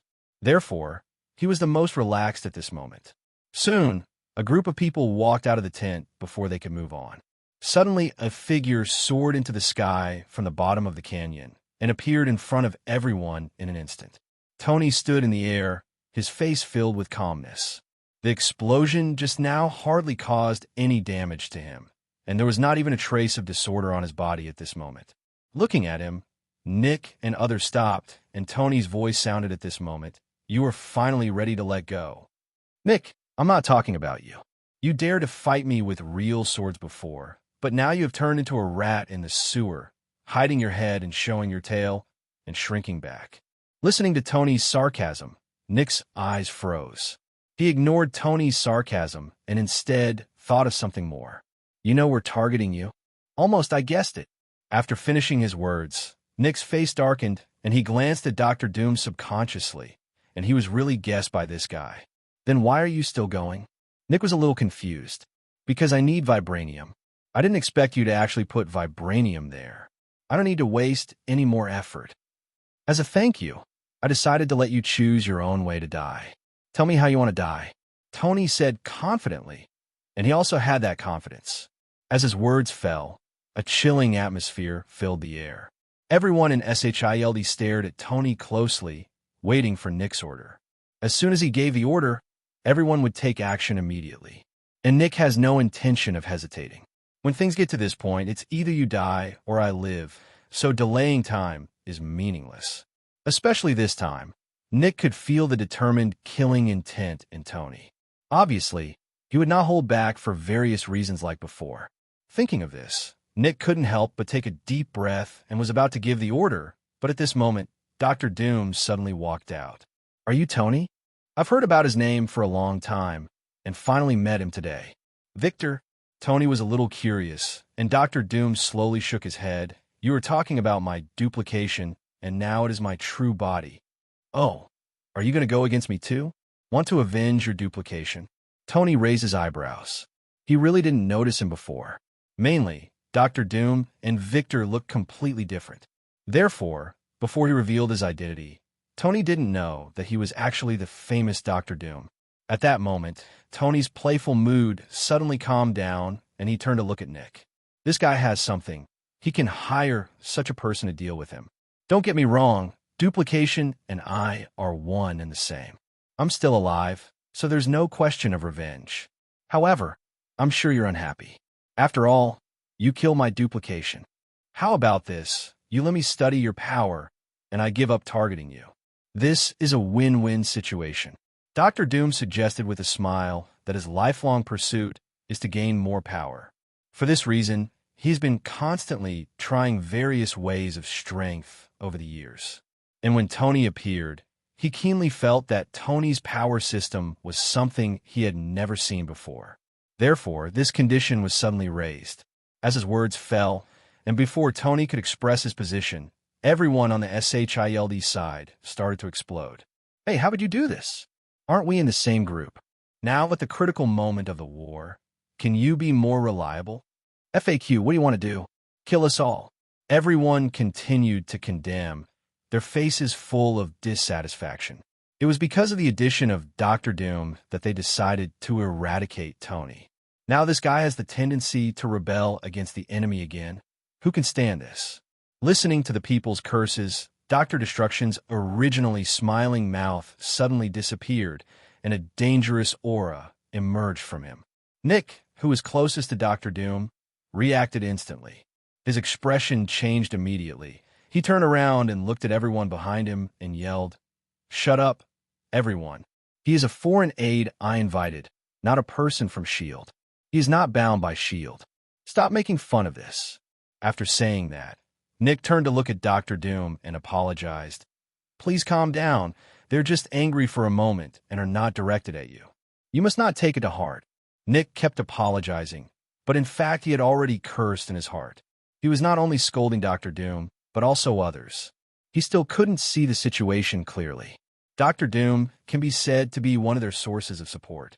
It's a blessing that such a person can help, but these guys actually want to use worldly ties to trap him. It's like an old man hanging himself and seeking death.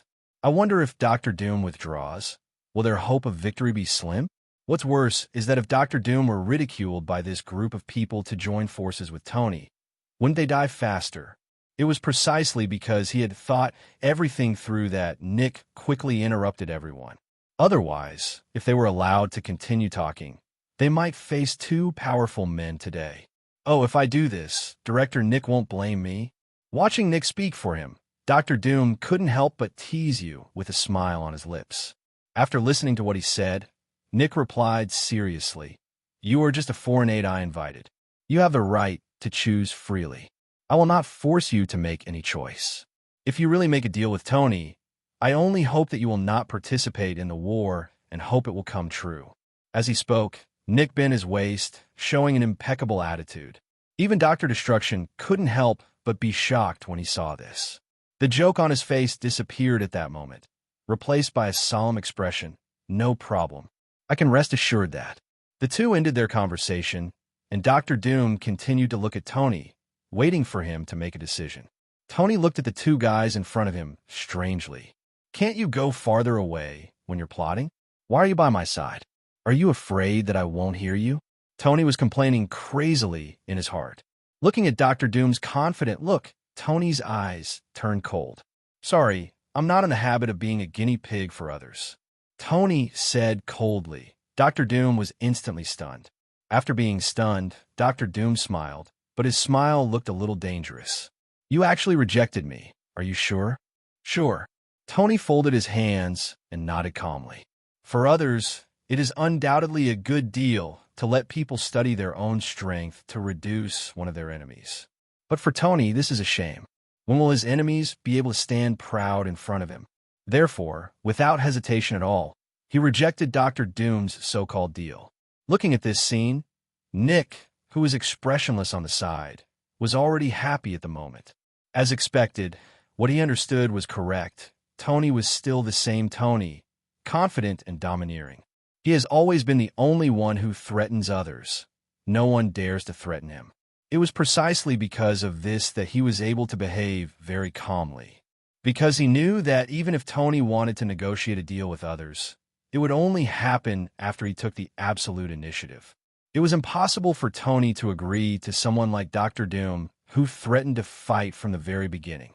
His heart was filled with joy, but Nick didn't show it all on his face. As for Dr. Doom, who was rejected, he was completely angry at this moment. He could tolerate the ridicule of the ants because people would not care about the ants. Therefore, even though the people from SHIELD were acting strangely, he was not too angry. To put it bluntly, these guys are not on the same level as me at all, and they're not even qualified to make me angry. But Tony was different. Dr. Doom still recognized his strength, so Tony's refusal directly annoyed him. At that moment, a sneer appeared at the corner of his mouth. How long has it been? And there are still people who dare to refuse my kindness? It's so ignorant. After saying that, Dr. Doom's figure disappeared instantly and appeared above Tony's head in the blink of an eye. A dazzling light bloomed in his palm, and a terrifying magical power with a hint of suppression directly bombarded Tony. Boom! The violent roar made everyone's ears buzz. Tony, who was at the center, looked at this scene. With a wave of his hand, the power of the flames instantly gathered and blasted out against Dr. Doom's attack. Suddenly, two huge forces collided fiercely in midair, causing a violent explosion.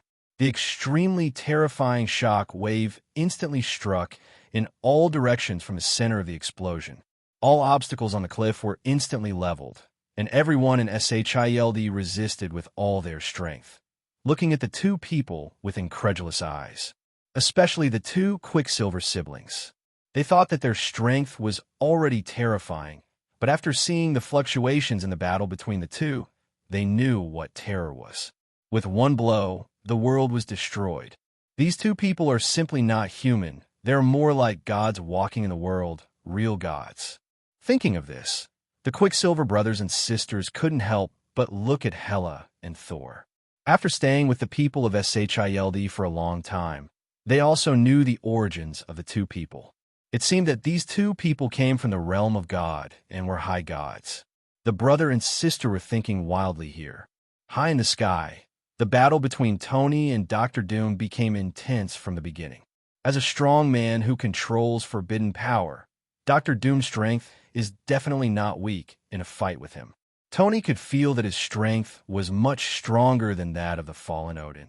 It's not that Odin is a parallel import, he is really that weak. But when Tony and Odin fought, Odin was already old and his end was approaching, but he still allocated most of his power to suppress Hela. Therefore, the combat effectiveness is definitely not as good as it was at its peak. Dr. Doom is different. He is still in his prime, his strength is at its peak, and he is naturally much stronger than Odin at that time. Even compared to Tony, there is only a slight difference. In addition, this guy has a lot of magic spells and forbidden powers, so ordinary people may not be able to withstand Dr. Doom's crazy output. Only Tony, who is also a pervert, can fight with him wildly without falling behind, and even suppress him firmly at a disadvantage. For a moment, Dr. Doom's face became a little ugly again. Niobe had already blown it out, but now he was being suppressed and beaten, which made him feel an evil fire in his heart. The world is frozen. Dr. Doom let out a roar, and magic power was continuously drawn out of his body. Suddenly, the celestial phenomena within a radius of dozens of miles suddenly changed. A huge amount of snowstorm fell instantly, and the surrounding temperature that was still suitable dropped rapidly. Especially in the center of the battlefield, where Tony was, the temperature instantly dropped to below absolute zero. Tony, who was no longer afraid of the cold and heat, felt a chill at this moment, and his body shivered subconsciously, which showed how low the temperature was. Not to mention everyone in SHIELD who was watching the battle. They were frozen into dogs in an instant. However, The temperature where they were was not as low as Tony's. After all, Dr. Doom's attack was mainly aimed at Tony, so they could still withstand it. The method is good. After praising him, Tony's body was suddenly filled with a trace of fire, directly dispelling the cold that invaded his body. Seeing this, Dr. Destruction frowned, but his offensive continued. A mysterious force field instantly acted on Tony. Tony seemed to bear a heavy weight at this moment, and his body sank slightly. But he has a field, and Tony also has gravity. With a thought, a powerful gravitational burst not only instantly destroyed Dr. Doom's mysterious force field, but also directly acted on Dr. Doom. Suddenly, a clicking sound came from Dr. Doom's body. Although his physical body is good, it is obviously not as strong as Tony, so no Tony can bear it. For a moment, his face turned red and a trace of madness flashed in his eyes. Damn it, what kind of power do you practice? And why are you stronger than me? Dr. Destruction roared angrily, feeling even more depressed. He feels that Tony is like a replica of him. Not only is his ability comprehensive, he can do it, and Tony can do it, and he is one step ahead of him. He can do it, but Tony can't, but he can always find a way to restrain it. For example, in the frozen world just now, under this move, Tony, as the target of the attack, will withstand the impact of absolute zero. No matter how strong his body defense is, Dr. Doom is confident of defeating him.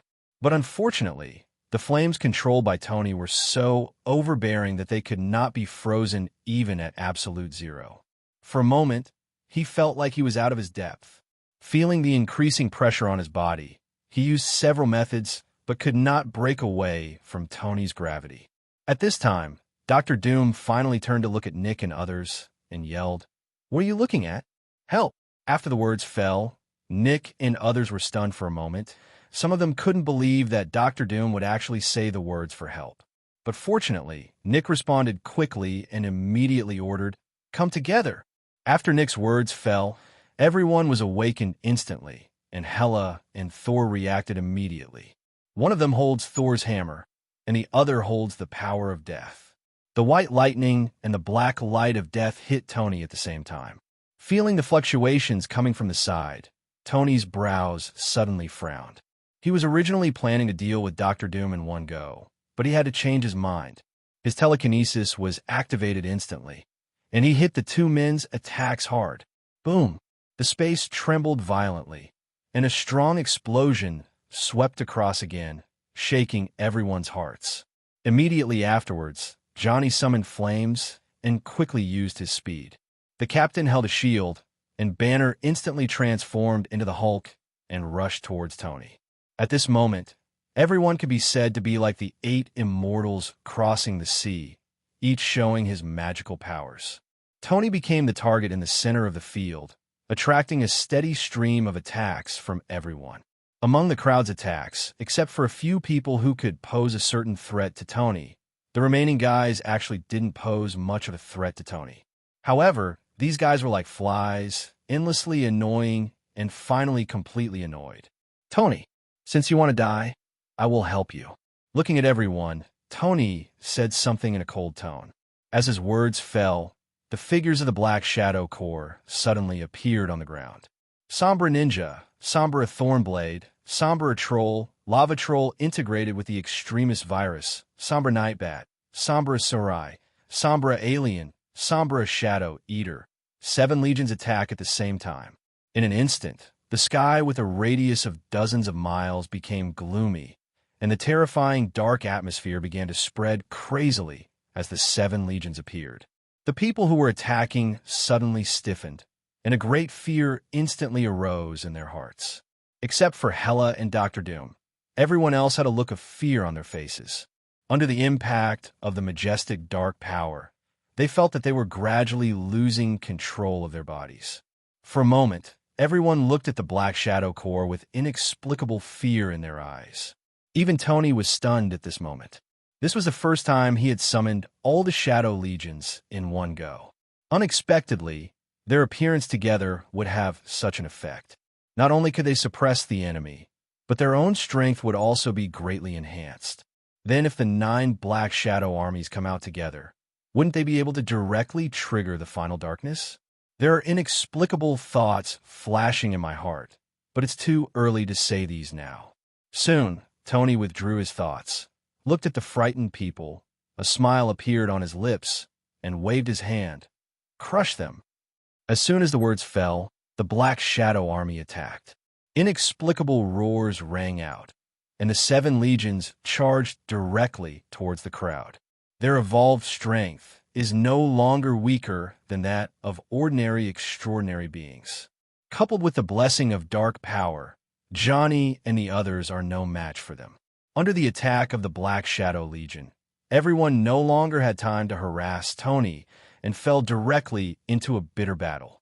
Withdrawing his gaze from the battlefield below, he looked at Dr. Doom and Hela standing side by side. Tony shook his head and said with a smile on his face, "Give you a chance, surrender to me, and I will spare your life."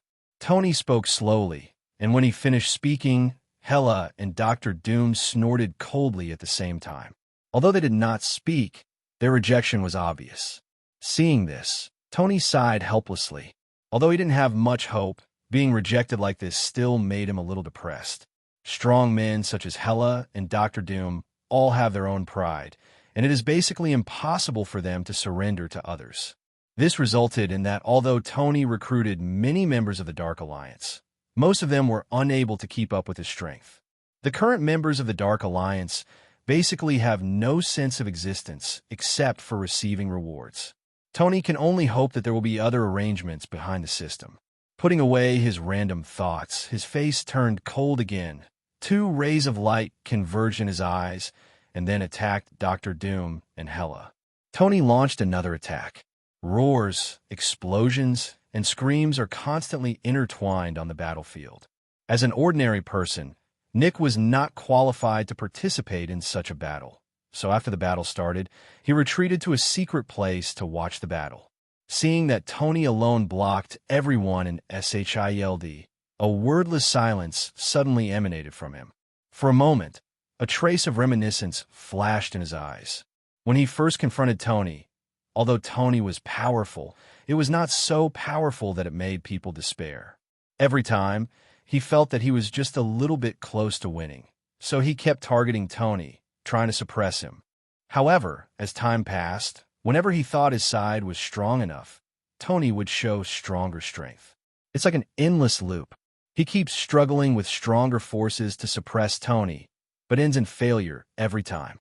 At some point, Tony became his inner demon, lingering in his heart and unable to get rid of it. Just like now, although the battle is still going on, Nick already has a premonition in his heart that he has lost again. At that moment, a wry smile appeared on his face. Tony, why can't you die?" While talking to himself, a scream suddenly came from the battlefield.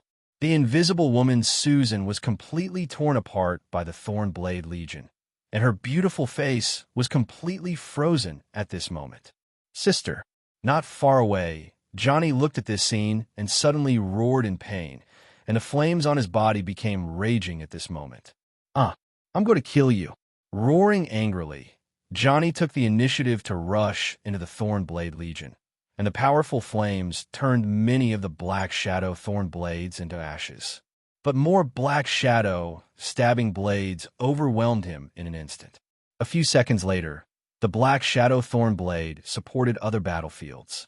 Johnny, who was roaring just now, had been torn into pieces. Witnessing the death of 2 old friends, Ben shed a line of tears in his eyes. As a team, their relationship is much deeper than that of others. Although they are not related by blood, to Ben, they're like his younger brothers and sisters. And now, both of them are dead.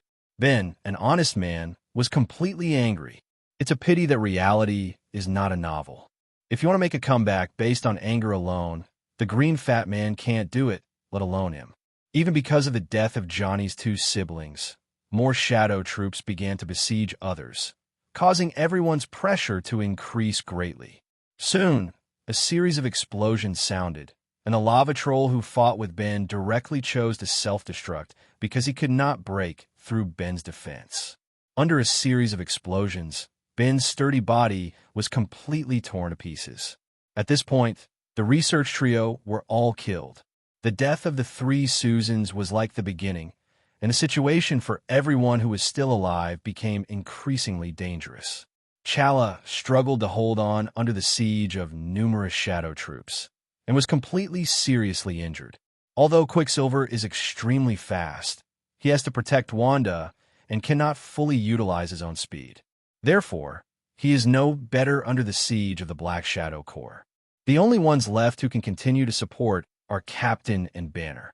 One of the two people holds a shield and relies on their strong physical fitness to block the continuous attacks of the Black Shadow Corps. The other relies on his own anger. Not only does his combat power continue to increase, he even overpowers the Black Shadow Corps. The only bright spot.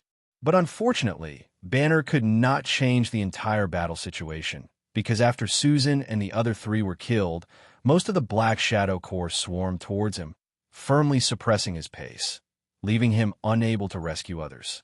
Nick stood in a secret place and watched the situation on the battlefield, unable to help but feel a trace of sadness on his face. He knew that he couldn't wait any longer. If he continued to wait, everyone would be stuck here. By then, even if they barely defeated Tony, they would be unable to suppress the situation in the United States. Thinking of this, Nick slowly exhaled a breath of air, and a trace of determination flashed in his eyes. Although he decided to deal with Tony only after Dr. Doom joined him, this did not mean that he put all his hopes on Dr. Doom. He himself also prepared a backup plan, but the backup plan he prepared was very risky. If possible, he should not use it as much as possible. But now that the situation has collapsed, if we don't use it, they might all die here today, and by then, they won't even have the chance to use it. So, seeing that everyone was already in ruins, he finally made up his mind. He is not paying attention to the Shadow Corps.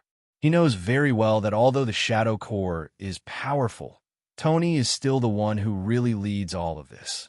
As long as Tony is solved, other things will naturally be solved. If Tony cannot be eliminated, then even if the Black Shadow Corps in front of him is eliminated, for Tony it is just a matter of summoning another wave. Thinking of this, Nick immediately took out a bell from his arms. Bang, bang, bang. The crisp sound of bells echoed, but everyone in the battle had no time to pay attention. At this moment, there was a violent fluctuation in the space behind Nick. The next second, a small black hole appeared, and a cat slowly walked out. Meow. The little guy's cry was very nice. Nick turned around and looked at it, and his face suddenly showed joy. Little guy, you're here. I'm afraid I need your help this time. Nick smiled and said, not regarding the cat in front of him as an ordinary animal at all, but spoke very enthusiastically. As Nick finished speaking, the kitten glanced again, then jumped slightly, and immediately jumped on Nick's shoulder. Watching this scene, the smile on Nick's face became brighter and brighter. He knew that this was its answer, and it agreed. Thinking of this, Nick immediately pointed his finger at Tony in the sky. Did you see that guy? Help me deal with him. Meow. The kitten responded, as if to say no problem. The next second, its dark pupils suddenly looked towards the sky. Just after its gaze fell, Tony and the three people who were fighting each other felt it in their hearts, and a trace of fear rose in their hearts. As soon as this feeling came out, the three of them separated at the same time, looking at the other two people inexplicably, thinking that the other party was trying to use some trick to kill each other. But soon, they saw each other's eyes, and a ray of doubt arose in the hearts of the three of them at the same time. Just when the three of them were suspicious of each other, suddenly, a loud shout came from below. Lock the target and kill him. After saying this, everyone looked down subconsciously. There was nothing interesting to see on the battlefield, so their eyes immediately fell on Nick, who was hiding. Although his location is indeed hidden, it is not difficult for the three Tonys to find him. When their eyes fell on Nick, Dr. Doom and Hela glanced at him, not believing that Nick was responsible for the dangerous premonition in their hearts. But after Tony saw Nick and the cat on his shoulder, his expression changed instantly. A tingling sensation suddenly arose in his heart, and Tony's eyes were fixed on the cat on Nick's shoulder. The next second, Tony didn't even think about it. His whole body speed suddenly reached its maximum, and he moved from where he was in an instant. The element-devouring beast, which received the order, also launched an attack at this moment. By toward the place where Tony was standing just now. Click! A burst of broken sound sounded, and before he could realize what was going on, Hela and Dr. Doom were swallowed up by the element-eating beast together with the space in an instant. For a moment, a huge amount of black hole appeared above everyone's heads. It was pitch black, and a missing piece entered the belly of the Yuan. Devouring beast. Since the time when Tony escaped was the same as the time when the element-devouring beast launched its attack, Tony directly avoided this danger by a hair's breadth. When the danger was over, Tony turned his head and looked at the disappearing Hela. The two of them hit a space, and the corners of his mouth couldn't help but twitch, and he couldn't help but feel a little fear in his heart. Fortunately, his reaction speed was fast enough, otherwise, one more person would have been swallowed. However, he also wondered where Nick got this element-devouring beast from, although he knew very early on that such a terrifying thing existed. But because it never appeared, he thought that there was no such thing as an element-devouring beast in this world. After all, there's a parallel universe connected to this thing, which is really terrifying to the extreme. But he didn't expect that this kind of thing actually existed, and it almost tricked him as soon as it appeared. And just when Tony was scared, Nick was also stunned at this moment. He wanted the element-devouring beast to swallow Tony, not Dr. Doom and the other two. It's okay now. Tony ran away, and the strong man on his side was also killed by him. Thinking of this, Nick couldn't help but look at the Yuan-devouring beast with a serious face. Release those two guys quickly. You have arrested the wrong person. Nick said loudly, and the element-devouring beast looked at him strangely, as if to say, "Didn't you ask me to catch him?" However, Nick is destined to not be able to read the meaning in the eyes of the element-devouring beast. Fortunately, the element-devouring beast would not kill people immediately after swallowing them, leaving him with a chance to save them. Not to break the previous promise, the Yuan-devouring beast did listen to Nick in everything. After Nick's words fell, Hela and Dr. Doom ran out of the Yuan-devouring beast's mouth at the same time, but their expressions were different at this moment. A bit dark. The two looked at Nick with cannibalistic eyes. Although they said nothing, the meaning on their faces was clear. They wanted an explanation. Looking at this scene, a trace of embarrassment flashed across Nick's face, and he could only quickly explain, "Misunderstandings, it's all misunderstandings. It's all this guy's fault. It's all his fault." After saying that, Nick glared at the Yuan-devouring beast fiercely. In response, the Yuan-devouring beast meowed with an innocent look on his face. This made Nick's lips twitch, and he had no choice but to take the blame. "Sorry, you two, it was my mistake." Nick apologized seriously, but Hela and Hela's minds were no longer on him at the moment. Hela and Dr. Doom looked at the cat on his shoulder at the same time, and their eyes suddenly narrowed. "Is this the element-devouring beast?" Dr. Doom asked. Nick had no intention of hiding it and nodded immediately. No wonder, but the entire universe of element-devouring beasts is about to become extinct. I didn't expect you to still exist. It's just luck, Nick said modestly, and Hela interjected at this time. "What a pity. What's the meaning?" Nick was a little puzzled. When Dr. Doom saw this, he couldn't help but explain. Just now was the best opportunity to banish Tony, but after taking precautions, the role of the element-devouring beast has been infinitely weakened.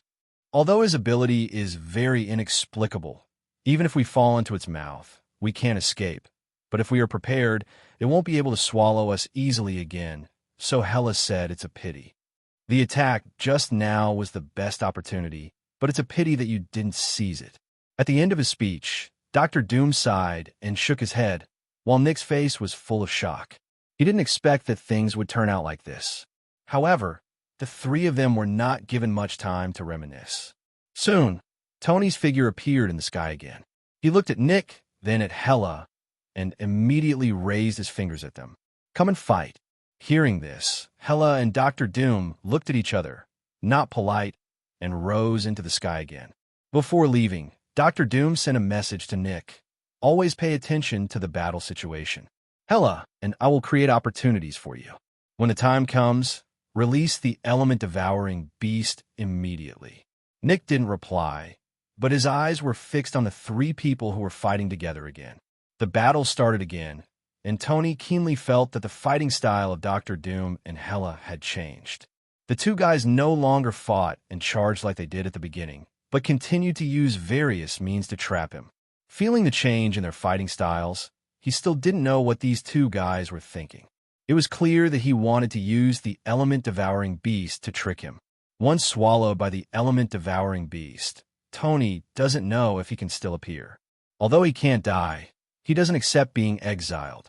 Therefore, after realizing the purpose of the two people, Tony did not give them a chance at all. In addition, Tony had many methods, so after a long time, the two still could not trap Tony. However, Hela and Dr. Doom were not in a hurry. They were like experienced hunters in the forest, carefully testing everything. The failure did not make the two lose confidence, but instead made them more patient. Because they can fail countless times, and Tony will be exiled as long as he fails once. This caused Tony to feel helpless in the fight. He, who was originally evenly matched with the two, was now slightly at a disadvantage. This was the first time such a situation had occurred since he time-traveled. For a moment, Tony felt extremely angry, and his eyes towards Nick also had a murderous intent. At the moment, Tony was thinking about ways to break the situation in his mind. Soon, a plan took shape in his mind. Seeing that Tony was at a disadvantage, Dr. Doom and Hela were keenly aware of the opportunity. The two people's eyes intertwined in midair, and the tacit understanding developed through long-term fighting allowed them to instantly understand each other's thoughts. At that moment, the offensives of the two men changed at the same time. The two men who had been trying to trap Tony used their killing moves at this moment. Tony didn't seem to expect that the two of them would suddenly change their moves.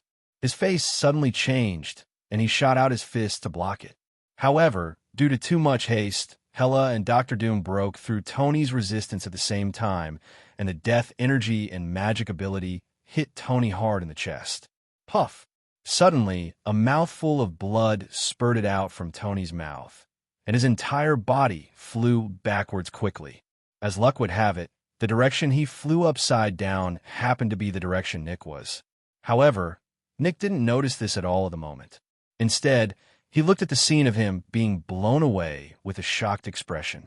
Suddenly, an indescribable excitement emerged from Nick's heart. How long has it been since Tony made his debut? He has always shown himself to be invincible. No matter what kind of enemies or opponents he faces, he can easily defeat his opponents. Before, let alone making Tony vomit blood, it was extremely difficult to even shake his body. But now, Tony was vomited blood and flew backwards. At this moment, Nick seemed to see the scene where Tony's invincibility myth was shattered, and he seemed a little absent-minded for a moment. No wonder he had such a big reaction.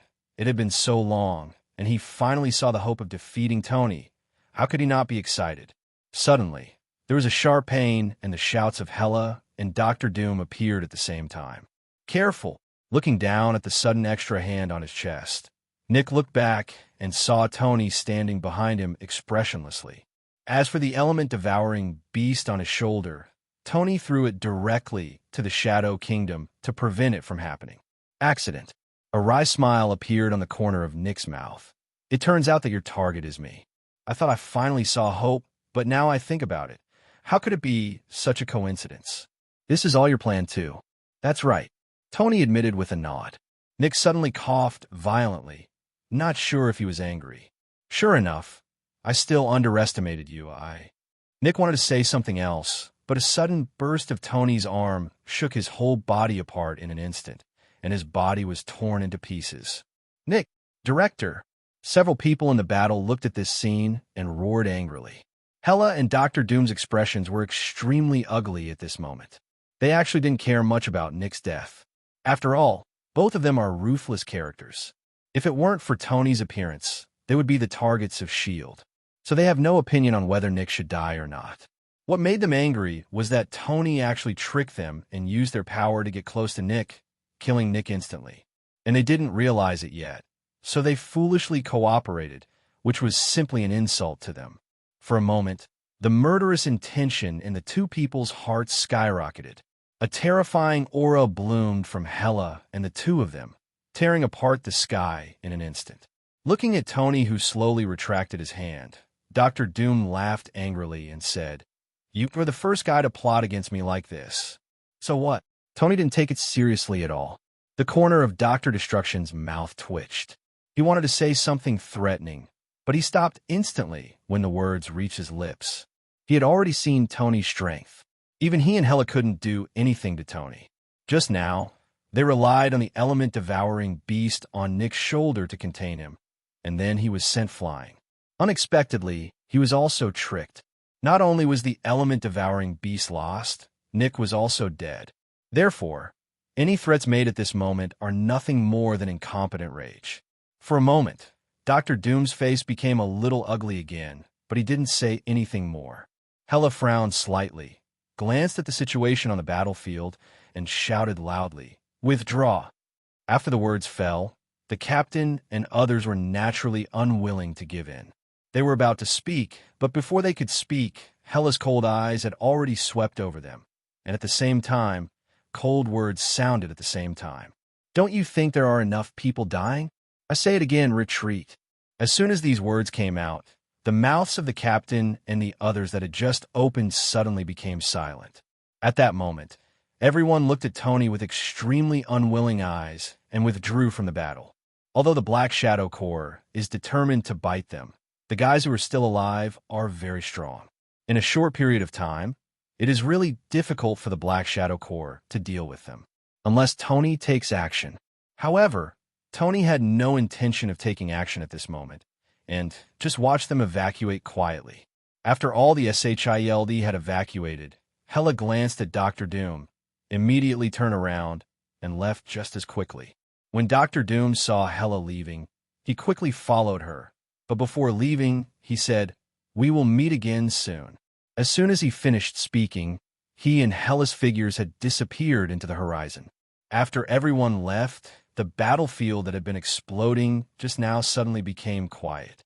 Tony looked around the battlefield, then waved his big hand, and the members of the Black Shadow Corps returned to the Shadow Kingdom.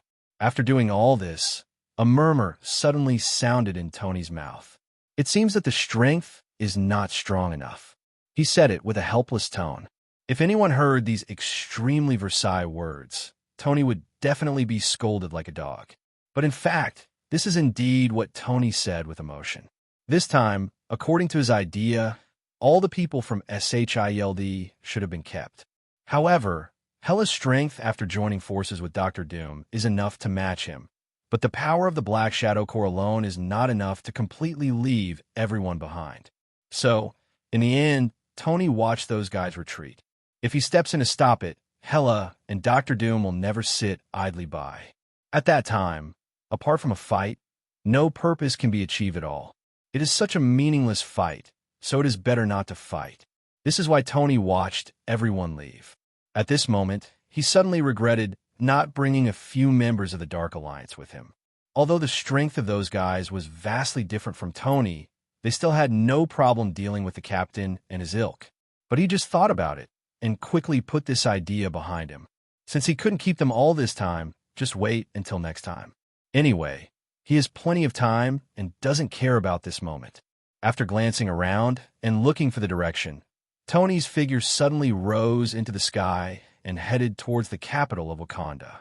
When she returned to the hotel, Natasha Romanoff was sitting on the sofa looking at the scenery outside the window with nothing to do. When she saw Tony's figure landing on the balcony, Natasha Romanoff's eyes suddenly lit up. She jumped up from the sofa with bare feet and rushed towards Tony instantly. Tony opened his arms to catch her, and Natasha Romanoff's voice suddenly sounded, "You are finally back. I was so worried about you. Are you okay? Are you injured?" Natasha Romanoff asked like a little girl. This was a scene she had never shown before. In the past, she had always set an example as a royal sister, but she didn't expect that there was a little girl living in her heart. Feeling the true feelings shown by Natasha Romanoff, a smile suddenly appeared on Tony's lips. "Who am I?" Genius Tony? How could something happen? Don't worry, everything is safe. After hearing this, Natasha Romanoff was finally relieved. Only then did she realize that she was holding Tony's waist with her legs, and the two balls on her chest were directly touching Tony's chest. The wonderful touch instantly made Natasha Romanoff blush. Tony looked at her seductive appearance, and there was no way he could be polite. A lecherous smile suddenly appeared on his face, and he carried her towards the room. Soon, a faint sound came from the room, causing the sun to hide among the clouds. The Wakanda Palace, now covered by dark clouds, looks a little dim. The attendants felt the solemn atmosphere in the hall and did not even dare to turn on the lights. The old king looked at Chala, who was covered in injuries and with confused eyes, and couldn't help but feel a little thump in his heart. "How's it going? Have you dealt with that guy?" The old king saw that Chala was reluctant to speak, so he could only take the initiative to ask. And as his words rang out, Chala suddenly had a flash of agility in his eyes. Then a bitter smile crept onto his cheek. "No, the operation failed. That guy is not a human at all. He is just a monster." Listening to these words, the old king's heart suddenly sank to the bottom. How could this happen? Aren't we fully prepared? Or is the American ambassador talking nonsense? They don't have the strength to deal with that person, so they deliberately drag us into trouble. No, I'll call that guy over and ask him carefully. I can't let my Wakanda sergeants die while they watch the show. With that said, the old king was about to convey the order immediately, but as soon as he raised his hand, Truss interrupted his action. "Don't waste your efforts. That guy is dead." He was torn directly into blood clots by Tony. Hearing this, a trace of embarrassment flashed across the old king's face. He thought the Americans were watching a show, but he didn't expect that the guy who contacted him was killed in battle. This was embarrassing. For a while, the atmosphere in the hall became quiet again. However, Chala obviously had no intention of giving the old king a chance to rest. He immediately said with a solemn expression, "Failure is still a small matter. The problem now is that guy is still in our country. Now we are planning to arrest him again. So now, how should we deal with his next revenge?" Tesla threw out the troublesome problem, and the old king suddenly became speechless and could not speak for a while. At this moment, a rush of footsteps came from outside the hall. A staff member from the Ministry of Foreign Affairs walked into the hall quickly and said loudly, "King, Crown Prince, it's not good. Those Americans are gone." After saying this, Chalice suddenly stood up from his position. "What did you say? Didn't I tell you to keep an eye on them and stop them if they want to leave?" Truss demanded. The diplomat's face was suddenly full of grievance. "I stopped him, but I didn't stop him." "Waste!" Chala cursed angrily, although he also knew that he did not blame the diplomat. After all, he was just an ordinary person. How could he stop a group of extraordinary beings? But he still couldn't help but feel angry. These guys came to trouble Tony. They couldn't beat him and left, but they left a mess for him. How could he deal with Tony on his own?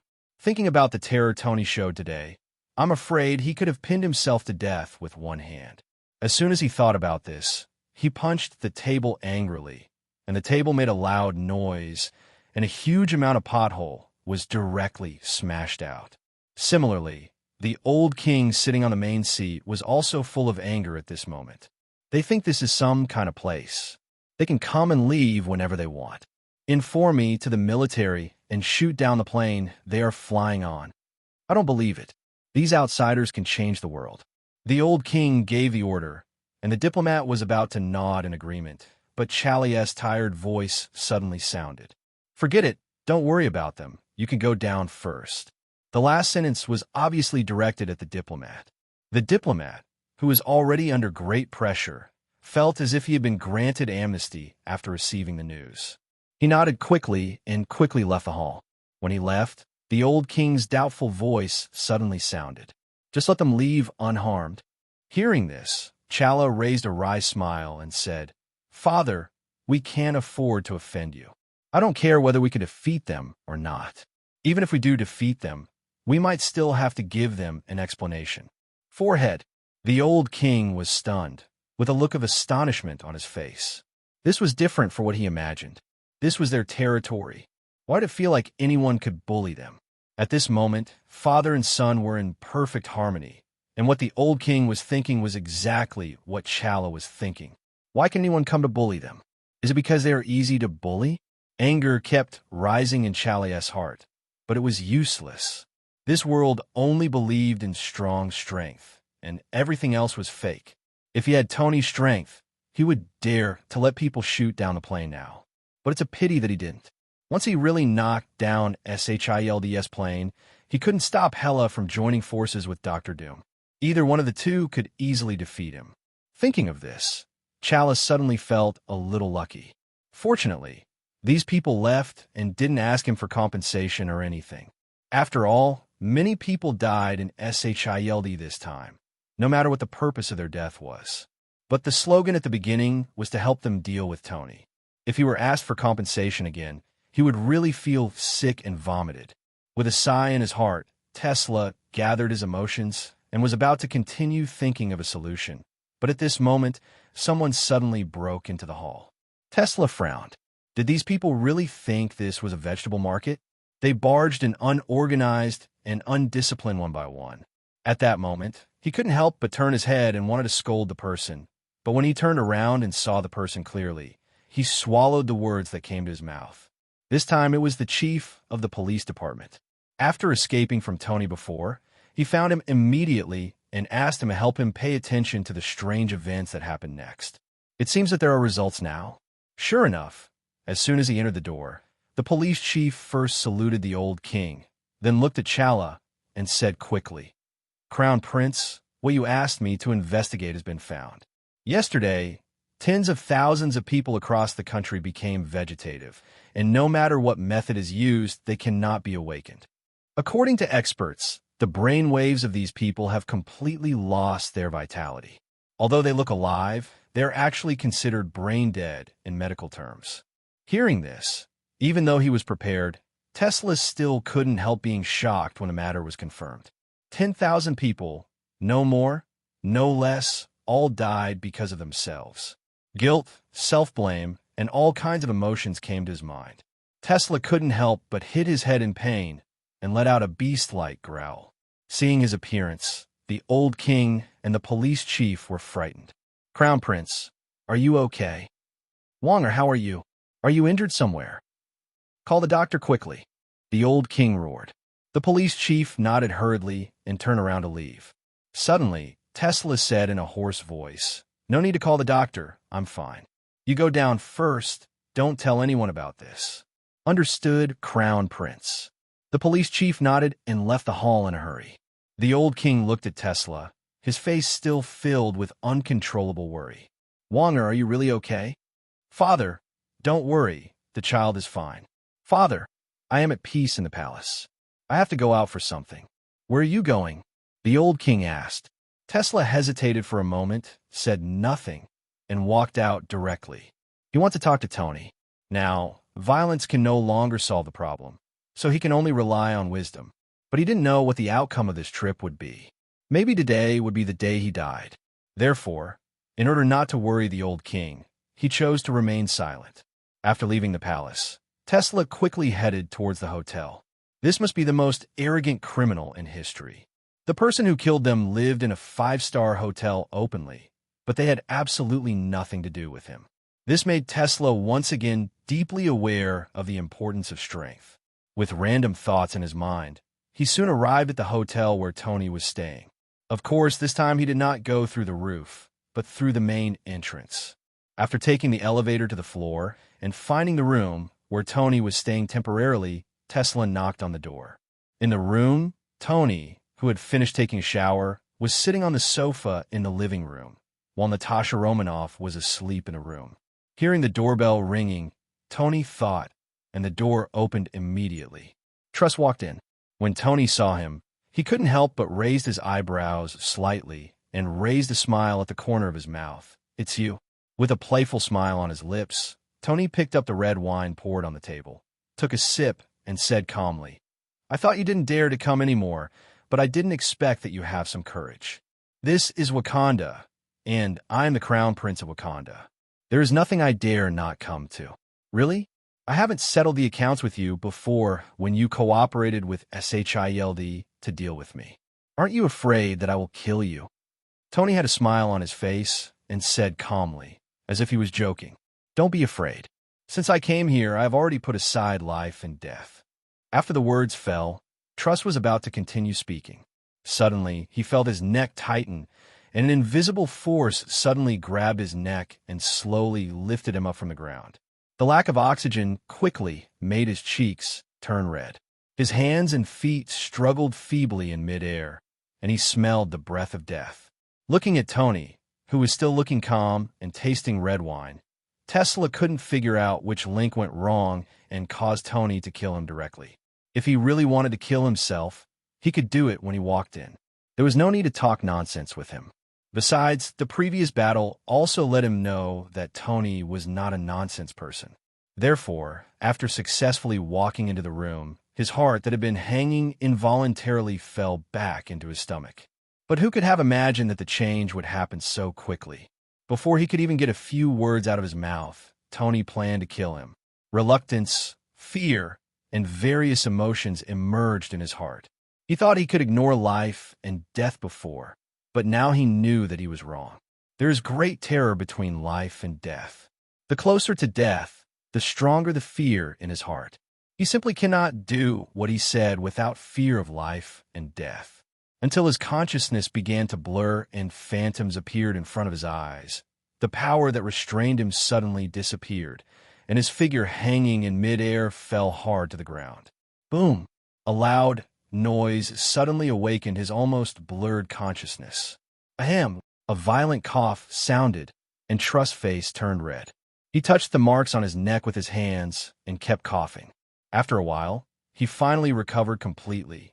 Looking at Tony, who was still calm, he couldn't help but have a trace of fear on his face. He thought he knew enough about Tony before, but now it seems that all he knows is what Tony wants him to see.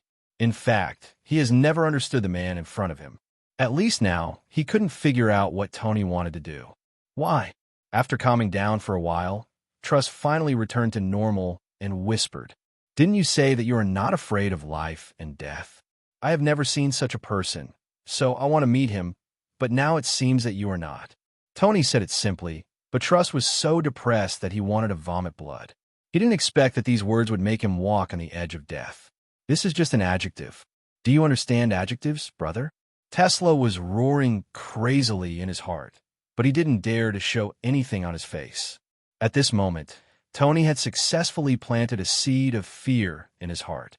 Coupled with Tony's powerful strength, he became as obedient as a domesticated dog.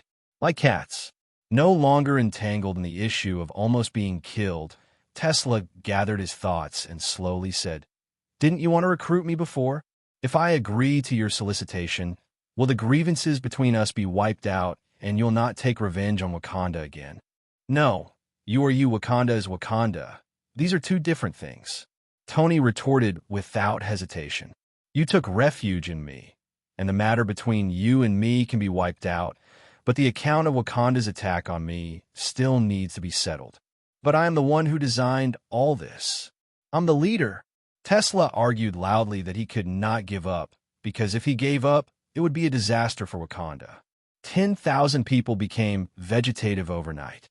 Although he didn't know how Tony did it, he knew that he had to stop it all. After listening to his words, Tony, who had been shaking the red wine in his glass, suddenly stopped what he was doing, turned to look at him, and said with a smile, "Others only like to get rid of the culprit in revenge, but I am different. I like to implicate everyone. So, needless to say, Mr. Tony, that's not the case. Please give Wakanda another chance." Trust gradually became excited, with a hint of pleading in his tone. Looking at his appearance, Tony suddenly thought of something interesting. The corners of his mouth turned up, and he said, "Because you are about to join my organization, I can give Wakanda a chance. Let's do the multiple choice questions. Or, I take away 10,000 more lives. Or, how about you help me break the hands and feet of 100,000 Wakanda people? By the way, a reminder, you can only do it yourself. You are not allowed to borrow others' hands. Fake be asterisk, asterisk, asterisk, asterisk, asterisk, D, you devil." As soon as Tony finished speaking, Truss suddenly started to curse. What kind of choice is this? This is forcing him to either save the lives of 10,000 people and give up the hands and feet of 100,000 people, or to save the hands and feet of 100,000 people and give up the lives of 10,000 people.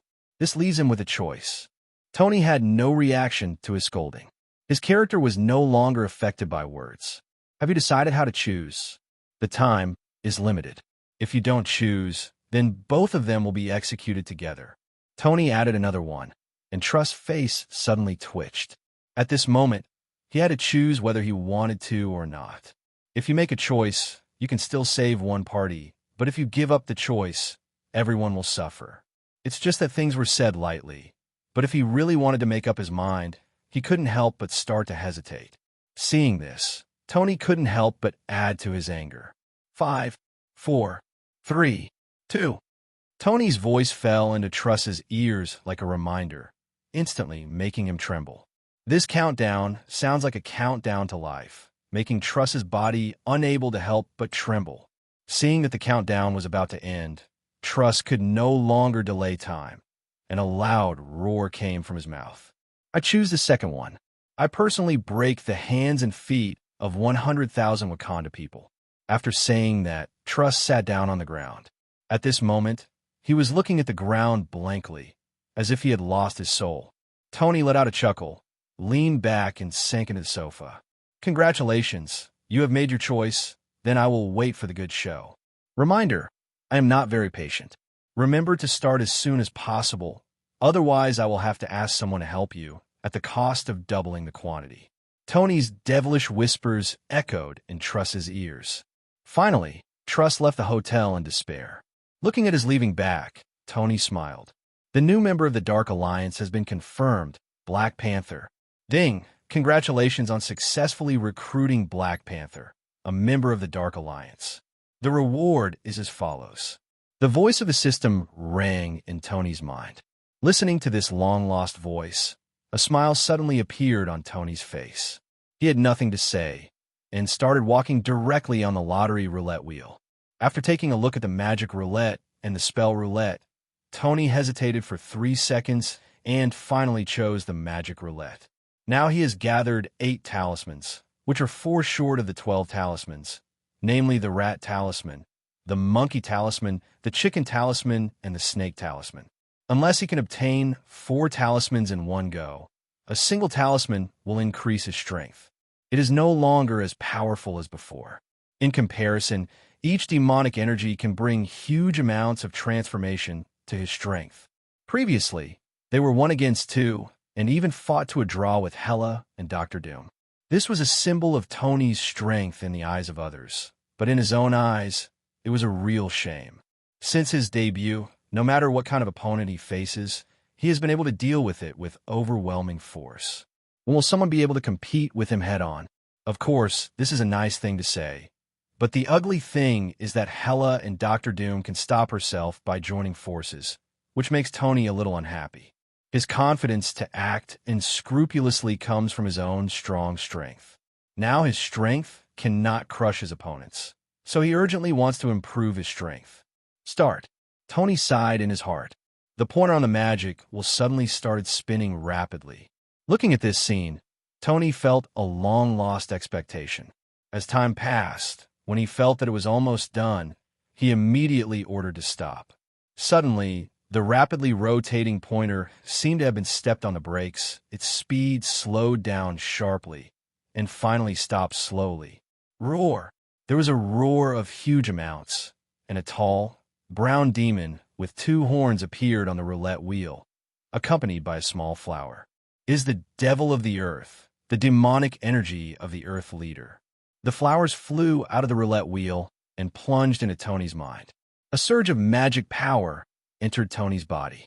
Suddenly, Tony felt an unparalleled affinity coming from the ground beneath his feet. At this moment, he seemed to be the master of the earth, and his will was the will of the earth.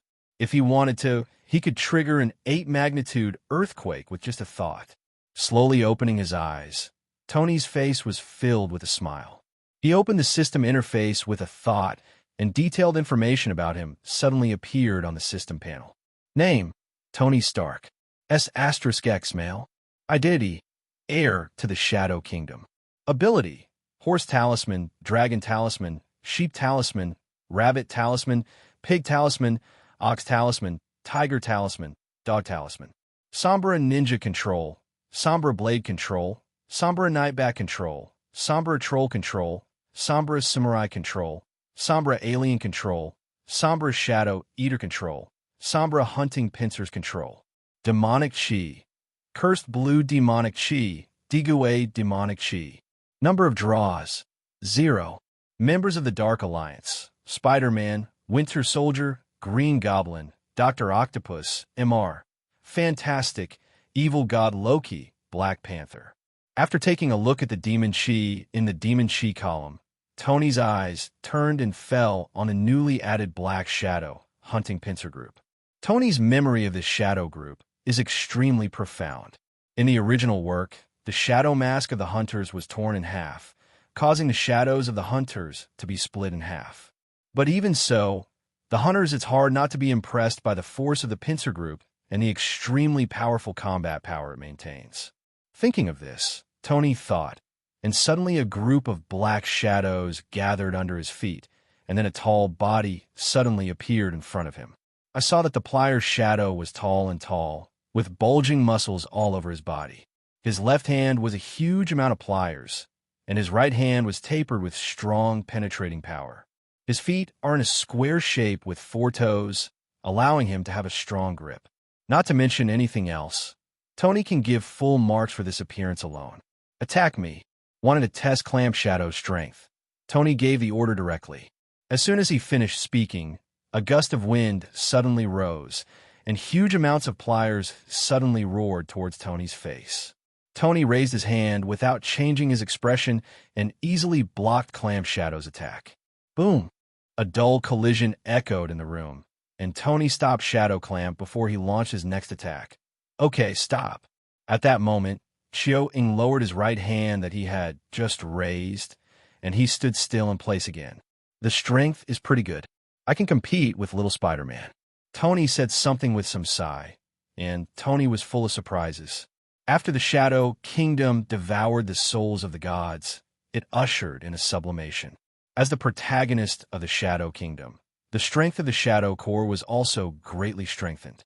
He originally thought that the Shadow Core that appeared later might be stronger than the previous ones. But after the test, just now, Chiu-Ying's strength can be said to be strong but not weak.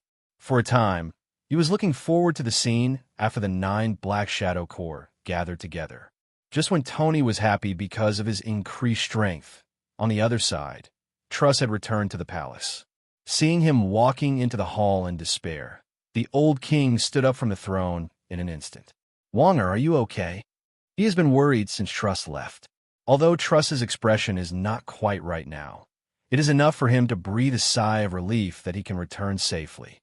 Listening to the old king's concerned words, Truss raised his head and glanced at the old king, shook his head in a hoarse tone, and said, Father, I'm fine, but there's one thing that I don't know whether I should do.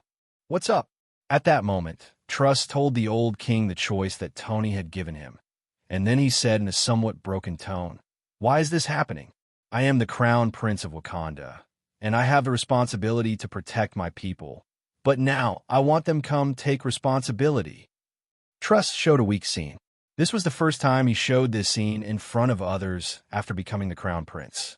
Seeing the almost collapsed expression on his face, the old king was stunned for a moment, and suddenly realized that his child was also a human being, not a god, and he had put too much pressure on him. Thinking of this, the old king put his hand on Tesla's shoulder. Kid, remember, as long as you can live, no one can't be sacrificed. So do the people of Wakanda. We're not gods and cannot control everything. So when it is time to be cruel, we must be cruel. The old king persuaded him earnestly, and Teska could not help but retort, I would rather sacrifice myself. After saying this, the old king smiled. I believe in your determination, but if you die, who will protect Wakanda? Our royal family represents the interests of the majority of people. For the sake of the overall situation, someone must sacrifice. Although this is unfair to a small number of people, there is no absolute fairness in the world. Even if this doesn't happen, when you ascend the throne, you will face the same choice sooner or later, so don't get into trouble. The old king may not be as strong as Truss, but he has a strong mentality. So when faced with the choice given by Tony, he does not find it difficult to choose. What's more, there are only 100,000 more disabled people. At worst, the kingdom will pay to support them. Listening to the old king's words, Truss fell silent. He still felt uneasy, but he also knew that his father was right. There are always people in this world who have to sacrifice. I understand, father. Leave the rest to me. Tesla regained his composure and said. The old king nodded, and then watched Tesla leave the hall. Although Wakanda is a small country, it still has tens of millions of people. It is not difficult to select 100,000 people from tens of millions of people. Of course, the ones chosen by Truss were all criminals or those with criminal records, so he couldn't really attack ordinary citizens. Although this cannot change the nature of the matter, it can still make him feel a lot better. After completing the task, he came to the hotel again and found Tony. I have done everything you asked me to do. You can no longer use this as an excuse to cause trouble in Wakanda. Tesla said solemnly, although he felt that Tony would not go back on his promise, but he did not dare to take a gamble, so he still wanted to remind him. After hearing this, Tony smiled and said, Don't worry. I am the most trustworthy person, and what you were worried about will not happen. Also, get ready. I'm going back to the United States tomorrow. You can come with me. Should I go too? Truss was shocked. Any questions? You won't forget that you are mine now, right? Tony looked at him with a half-smile, which made Tesla feel instantly filled with pressure. No, it's just that I am the crown prince. What will happen to Wakanda if I leave? Isn't there still your father? My father is in poor health. Maybe. Truss did not continue, but his meaning was clearly expressed. Is that so? Just wait a moment. After saying that, Tony got up and returned to the room. Soon, he walked out with a bottle of mineral water. Give this to your father to drink so you don't have to worry. What's this? Truss looked at the water in Tony's hand and did not take it, but looked hesitant. Tony knew what he was suspecting, so he raised his eyebrows and said, Eternal holy water, if you drink it, you can live forever. So, if you join my army, I will give you a reward. When he heard the words, eternal life, the pupils of Truss's eyes suddenly shrank. After coming back to his senses, he looked at Tony with a confused look on his face and said, Eternal life? Is it true? Tony expressed his understanding of his distrust, which was normal. After all, if anyone told you that you could live forever after drinking a bottle of water, you would probably call that guy crazy. You'll know if you drink it and try it. After saying that, Tony threw it directly, catching Truss off guard. Suddenly, he hurriedly caught the water and took a deep breath. Were its side effects? You're so calm. You even know there are side effects. Tony was a little surprised. For most people, the word eternal life was enough to make them ignore everything. It was not easy for Truss to be able to think calmly. It's nothing. It's just that you need to drink it every once in a while. If you don't drink it, your soul will turn into dust. Tony said nonchalantly, and after hearing this, Truss's heart suddenly tightened, and then he laughed at himself. Is this a way to control me? Obviously, he regarded all this as a conspiracy. In response, a trace of disdain flashed across Tony's face. I want to control you. Why do I need to play this kind of trick? Do you want love? With that said, Tony reached out to get the water back. Looking at his attitude, Terrace, who was still a little hesitant, suddenly realized that Tony really didn't mean this. Seeing that Tony was about to take it away, he immediately held the water in his arms. Well, this is for me. You can't steal it. As he spoke, he looked at Tony warily, fearing that Tony would snatch it back again. Tony was immediately amused by his appearance, and immediately laughed and cursed. Get out. Okay. Truss responded, and Ma Lu left the hotel. Different from before, this time his mentality was particularly relaxed. I don't know if it was because he had obtained the eternal water, or because he became Tony's person and no longer had to be an enemy of this guy.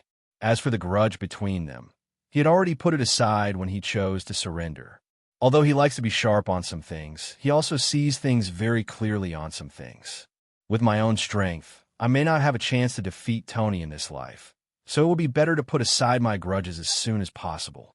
Back at the palace, Truss first told Tony that he would leave tomorrow and asked the old king to arrange a special plane. Upon hearing the news, the old king immediately cheered up and repeatedly expressed that there was no problem. For him, as long as Tony is still in Wakanda's territory, he will not be able to sleep peacefully for a moment. Now that he can send him away, he can't wait to send him out immediately. In comparison, arranging a special plane is a trivial matter. But he was not happy for long. When he knew that Truss would also leave with Tony, he suddenly became depressed. What about the kingdom? The old king sounded a little excited. Truss smiled sheepishly. Father, you can only hold on. Don't worry about your physical problems. I have already solved them. After saying this, Truss took out the eternal water and introduced its role. When he heard the word eternal life, the old king's eyes suddenly straightened, and he quickly drank the water of eternity without waiting for Truss to finish speaking. He didn't even doubt whether this thing was effective. Truss frowned for a while, and finally turned into a sigh. When the old king became younger at a speed visible to the naked eye, a burst of hearty laughter suddenly sounded in the palace hall. He didn't even care at all about the side effects that Truss told him, nor did he worry about whether he would come back after leaving Wakanda. He just told him to send the eternal water back on time and send him away. This made Truss suddenly feel abandoned and depressed. In the United States, SHIELD, an invisible cloud hangs over everyone in S.H.I.E.L.D. For Wakanda and his party, the SHIELD operation failed and suffered heavy losses. Not only did they lose a lot of their extraordinary combat power, but even Nick, the director of S.H.I.E.L.D., was completely dead. This was undoubtedly an extremely heavy blow to S.H.I.E.L.D. As a result, the work efficiency of SHIELD was greatly slowed down, and the general administration was almost paralyzed. Fortunately, the top management of the United States responded quickly and stabilized the situation by appointing a new director, and the new director was the Captain of the United States, Steve Rogers. Firstly, Steve is an American hero and the spiritual support of the American people. Secondly, his achievements are outstanding. Not to mention everything after his awakening. During World War II, he made great achievements for the United States. Therefore, no matter from which perspective, he is the best candidate for the current director. After successfully taking over, the first thing the captain did was to ask the superiors to sanction Tony and Stark Industries under Tony on the grounds that Tony had killed Nick. The captain didn't have much hope in sanctioning Tony. After all, he knew Tony's strength, and it was impossible to defeat Tony by relying on rules. So his ultimate goal was to sanction Stark Industries and weaken Tony's power. The upper echelons of the United States also attached great importance to his request. Therefore, after he submitted the request, the upper echelons of the United States convened Congress as soon as possible. After all, Stark Industries is too involved, and even the man in the White House cannot make a final decision.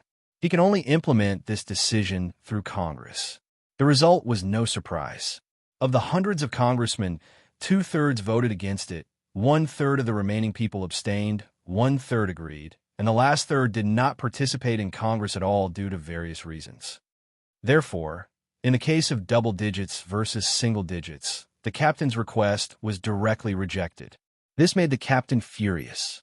If he didn't have his own beliefs, he would have beaten those guys who voted against it. However, after this incident, the captain was completely disappointed with using the U.S. government to put pressure on Tony. Damn it, 2/3 of the congressmen are on the side of Stark Industries. What a joke. Helpless, the captain could only convene an extraordinary meeting within SHIELD to brainstorm ideas. In the conference room, the captain sat at the head of the table, which used to be Nick's position. To his left and right, Hela and Dr. Doom sat opposite each other, followed closely by Banner, Thor, Quicksilver, and Wanda. Yes, these two people betrayed Hydra and joined S.H.I.E.L.D. after they came back. The reason was naturally because Dr. Doom also joined S.H.I.E.L.D. If they didn't join, they were afraid that Tony would cause trouble for them. After seeing how powerful Tony was, the two of them had no confidence that they could stop Tony.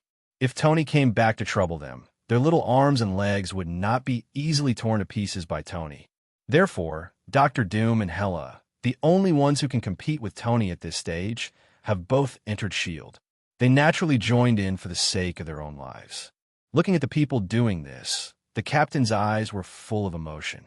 S.H.I.E.L.D's strength was greatly damaged in the battle with Wakanda.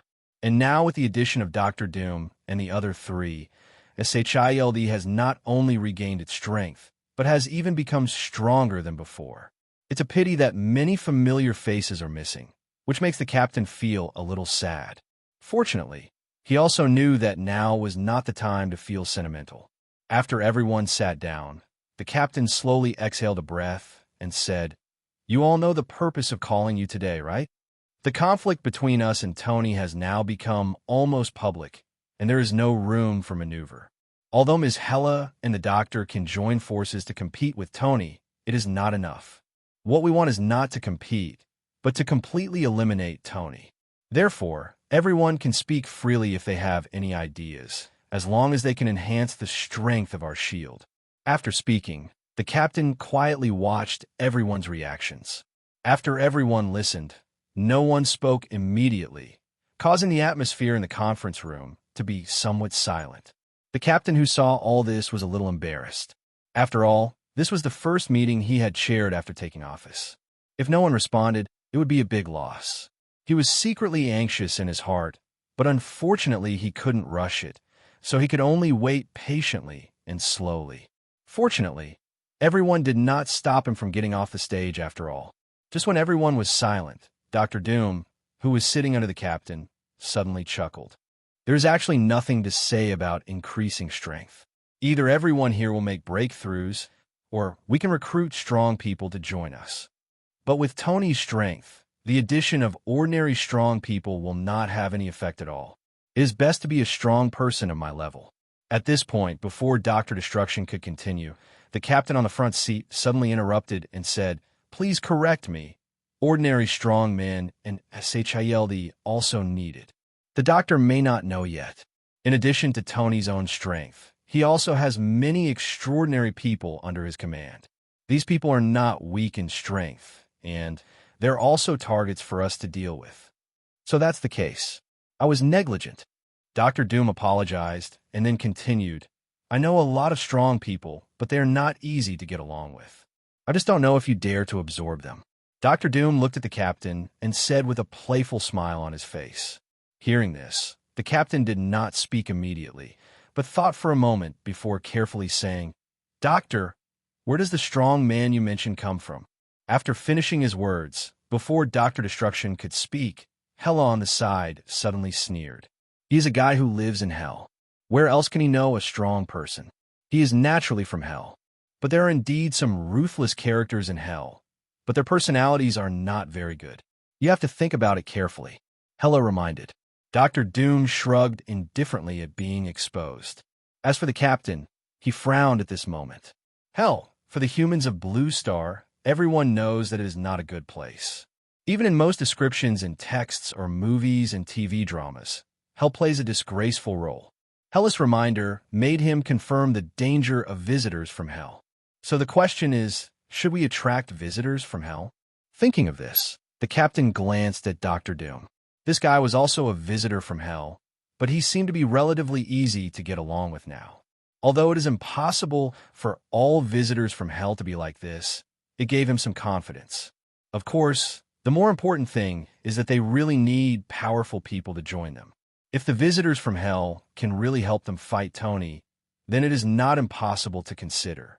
The captain looked thoughtful, and no one in the conference room bothered him. Soon, the captain nodded. "Doctor, if you can really recruit a few helpers, I will certainly welcome you.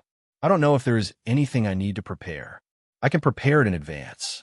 The captain asked proactively, and Dr. Destruction's lips suddenly turned into a smile. He knew that he would definitely agree, because he didn't have much choice. There is nothing to prepare. Just prepare a few more sacrifices that I prepared before. How many copies? The captain said in surprise. He knew that in order to summon Dr. Doom from hell, Nick had prepared a total of 1,868 people. In other words, one sacrifice would cost more than 1,000 and close to 2,000 people.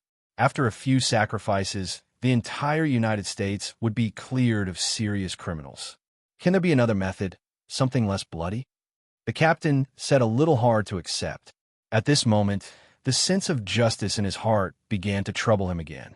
Hearing this, Dr. Doom shrugged and said with an indifferent expression, "You can choose to give up, as long as you can find another way."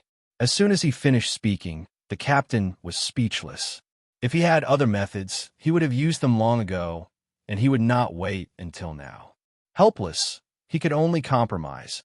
"Okay, I will find a way. When can we start?" "When you prepare the sacrifice." Dr. Doom smiled. Hela, who was sitting opposite him, couldn't help but look at him deeply at this moment. There were some things that she didn't know if the captain had noticed. Tony was a tiger, and Dr. Doom was not a hungry wolf. Even if the plan to drive away wolves and devour tigers is successful, what will happen to the remaining wolves after the tigers are driven away? Even then, SHIELD may have to face a pack of wolves instead of one wolf. Inexplicable thoughts flashed in her mind, but Hela had no intention of reminding her. She has no feelings for Blue Star, let alone humans. The reason why she joined SHIELD was to deal with Tony, so as long as her goal can be achieved, it doesn't matter what the world looks like in the future. Okay, everyone, although the doctor's suggestion is good, you must also do something. No matter what kind of extraordinary person they are, as long as they have no criminal record, they can be admitted. Therefore, this matter will trouble you. In addition, it is best not to appear in front of people related to Tony during this period. I think you should understand our current situation. Meeting dismissed. After saying that, the captain stood up and left the conference room. He still had a lot of things to deal with and could not be as leisurely as before. In addition, he has to start arranging the sacrifices that Dr. Doom wants. Like last time, he will mainly focus on serious criminals.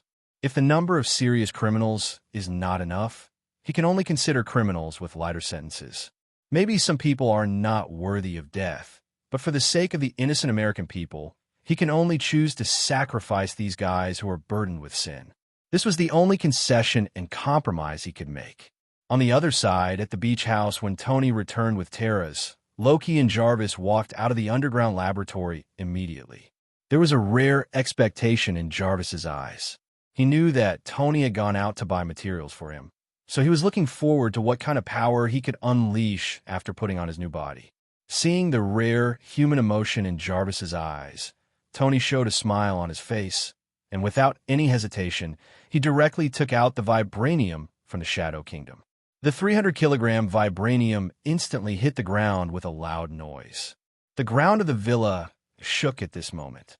Scanning the materials on the ground, looking at the calculated data in his eyes, the joy in Jarvis's eyes became more intense.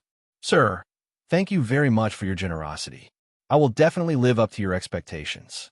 Hearing this, Tony nodded, patted Jarvis on the shoulder, then turned his gaze to Loki and said, "I'll leave this guy next to you.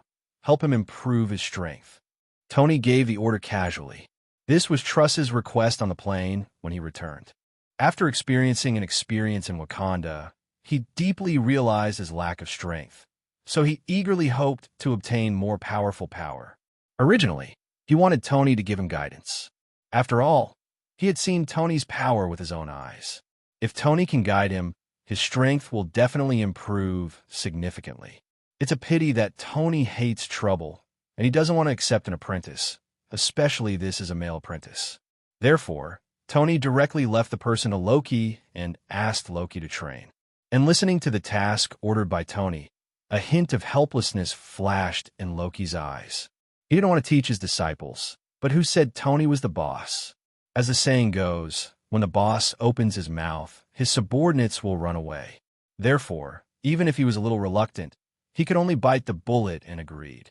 After arranging everything, Tony did not stay in the villa anymore, but left the villa directly and went to Potts' community. This time, he took Natasha Romanoff on a business trip. To say that Potts didn't notice anything would be to underestimate her IQ. There's no way a fool can take charge of a behemoth like Stark Industries. So now that he's back, Tony naturally has to make up for it. In addition, compared to Loki and others, he prefers to stay with soft girls and do some exercises, which is better than facing a bunch of big men all day long. When they arrived at Potts' community, Potts hadn't come back yet. Tony suddenly became interested, went to the supermarket to do some shopping, and cooked a huxiao meal. When Potts came back from work, opened the door, and smelled the aroma of food filling the living room, she was stunned. Especially after seeing Tony busy in the kitchen, she subconsciously covered her mouth, her eyes full of so moved. What Tony did was very ordinary, but when a playboy is willing to cook for you, the feeling is far beyond any romance.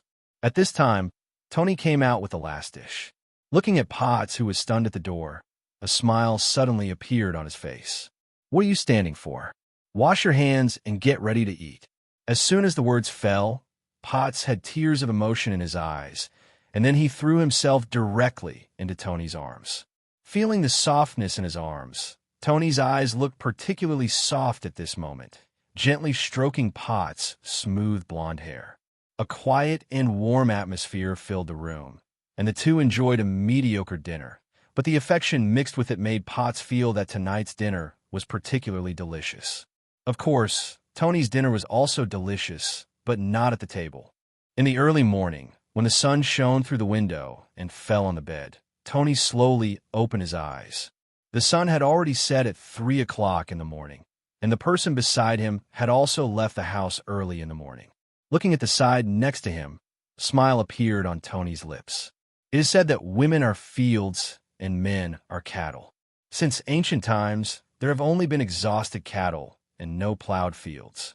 It is true that the ancients are sincere and do not deceive me. After a crazy night, Potts was able to get out of bed and go to work, which was really beyond his expectation. Tony stretched out comfortably, and just when Tony was about to get out of bed and wash up, suddenly, a burst of emotionless electronic synthesis sounded in his mind. Assessment task. Select 9 generals. Task description. The host is about to gather the Black Shadow Army. As the saying goes, a dragon cannot be without a leader, and a man cannot be without a head. The host must select a qualified general to take charge of the Black Shadow Army. The assessment time limit is before the 9 shadow soldiers gather together. Assessment method. Generals should have a territory, and assessors need to occupy a territory and build them into a shadow kingdom to make darkness the mainstream. Task reward. 2 lottery opportunities. Looking at the mission that suddenly appeared in his mind, Tony was stunned for a moment. What a miracle! The system that had been pretending to be dead for thousands of years actually faked the corpse. A new task was also released, but this task didn't seem to be targeted at him, which made Tony raise his eyebrows slightly.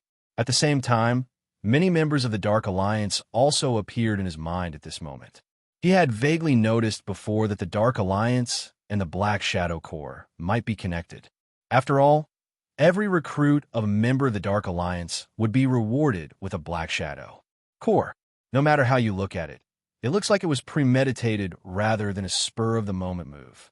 In addition, there are only 7 members of the Dark Alliance, and they started the assessment directly. Is it because I have already obtained a Black Shadow mask in my hand?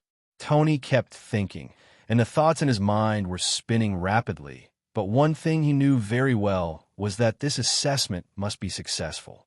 Not to mention the generous system rewards this time. The fact that the system directly issued a task to select the 9 generals is enough to show that the system attaches great importance to this matter. And the 2 remaining members of the Dark Alliance may not be as easy to pick as before. The other 7 people have to go through the assessment before they can be recognized by the system. Therefore, the last one must be the one who can be recognized by the system without assessment before he can join the Dark Alliance. I'm afraid it won't be that easy anymore if I want to recruit people as I liked before. After clarifying the thoughts in his mind, Tony got dressed and got up. He calmly made himself a sandwich. After eating and drinking, he left Potts' community and returned to the beach house again. On the way, he also issued a summons for the Dark Alliance. In the Austrian group, Norman is handling company affairs, and a large number of documents are waiting for him to review. This is his daily routine. Since the merger with Stark Industries, the Austrian group has not only come back to life, but even the company's business has improved to a higher level. Norman, who was once so depressed that no one would pay attention to him when asking for help, has now become a high-ranking big shot, able to rule countless people with one word: life and death. However, outsiders only saw his scenery, but did not see how much sweat he put in the scenery. The documents he reviewed every day weighed 10 kilograms, and the effort he expended was unimaginable to ordinary people.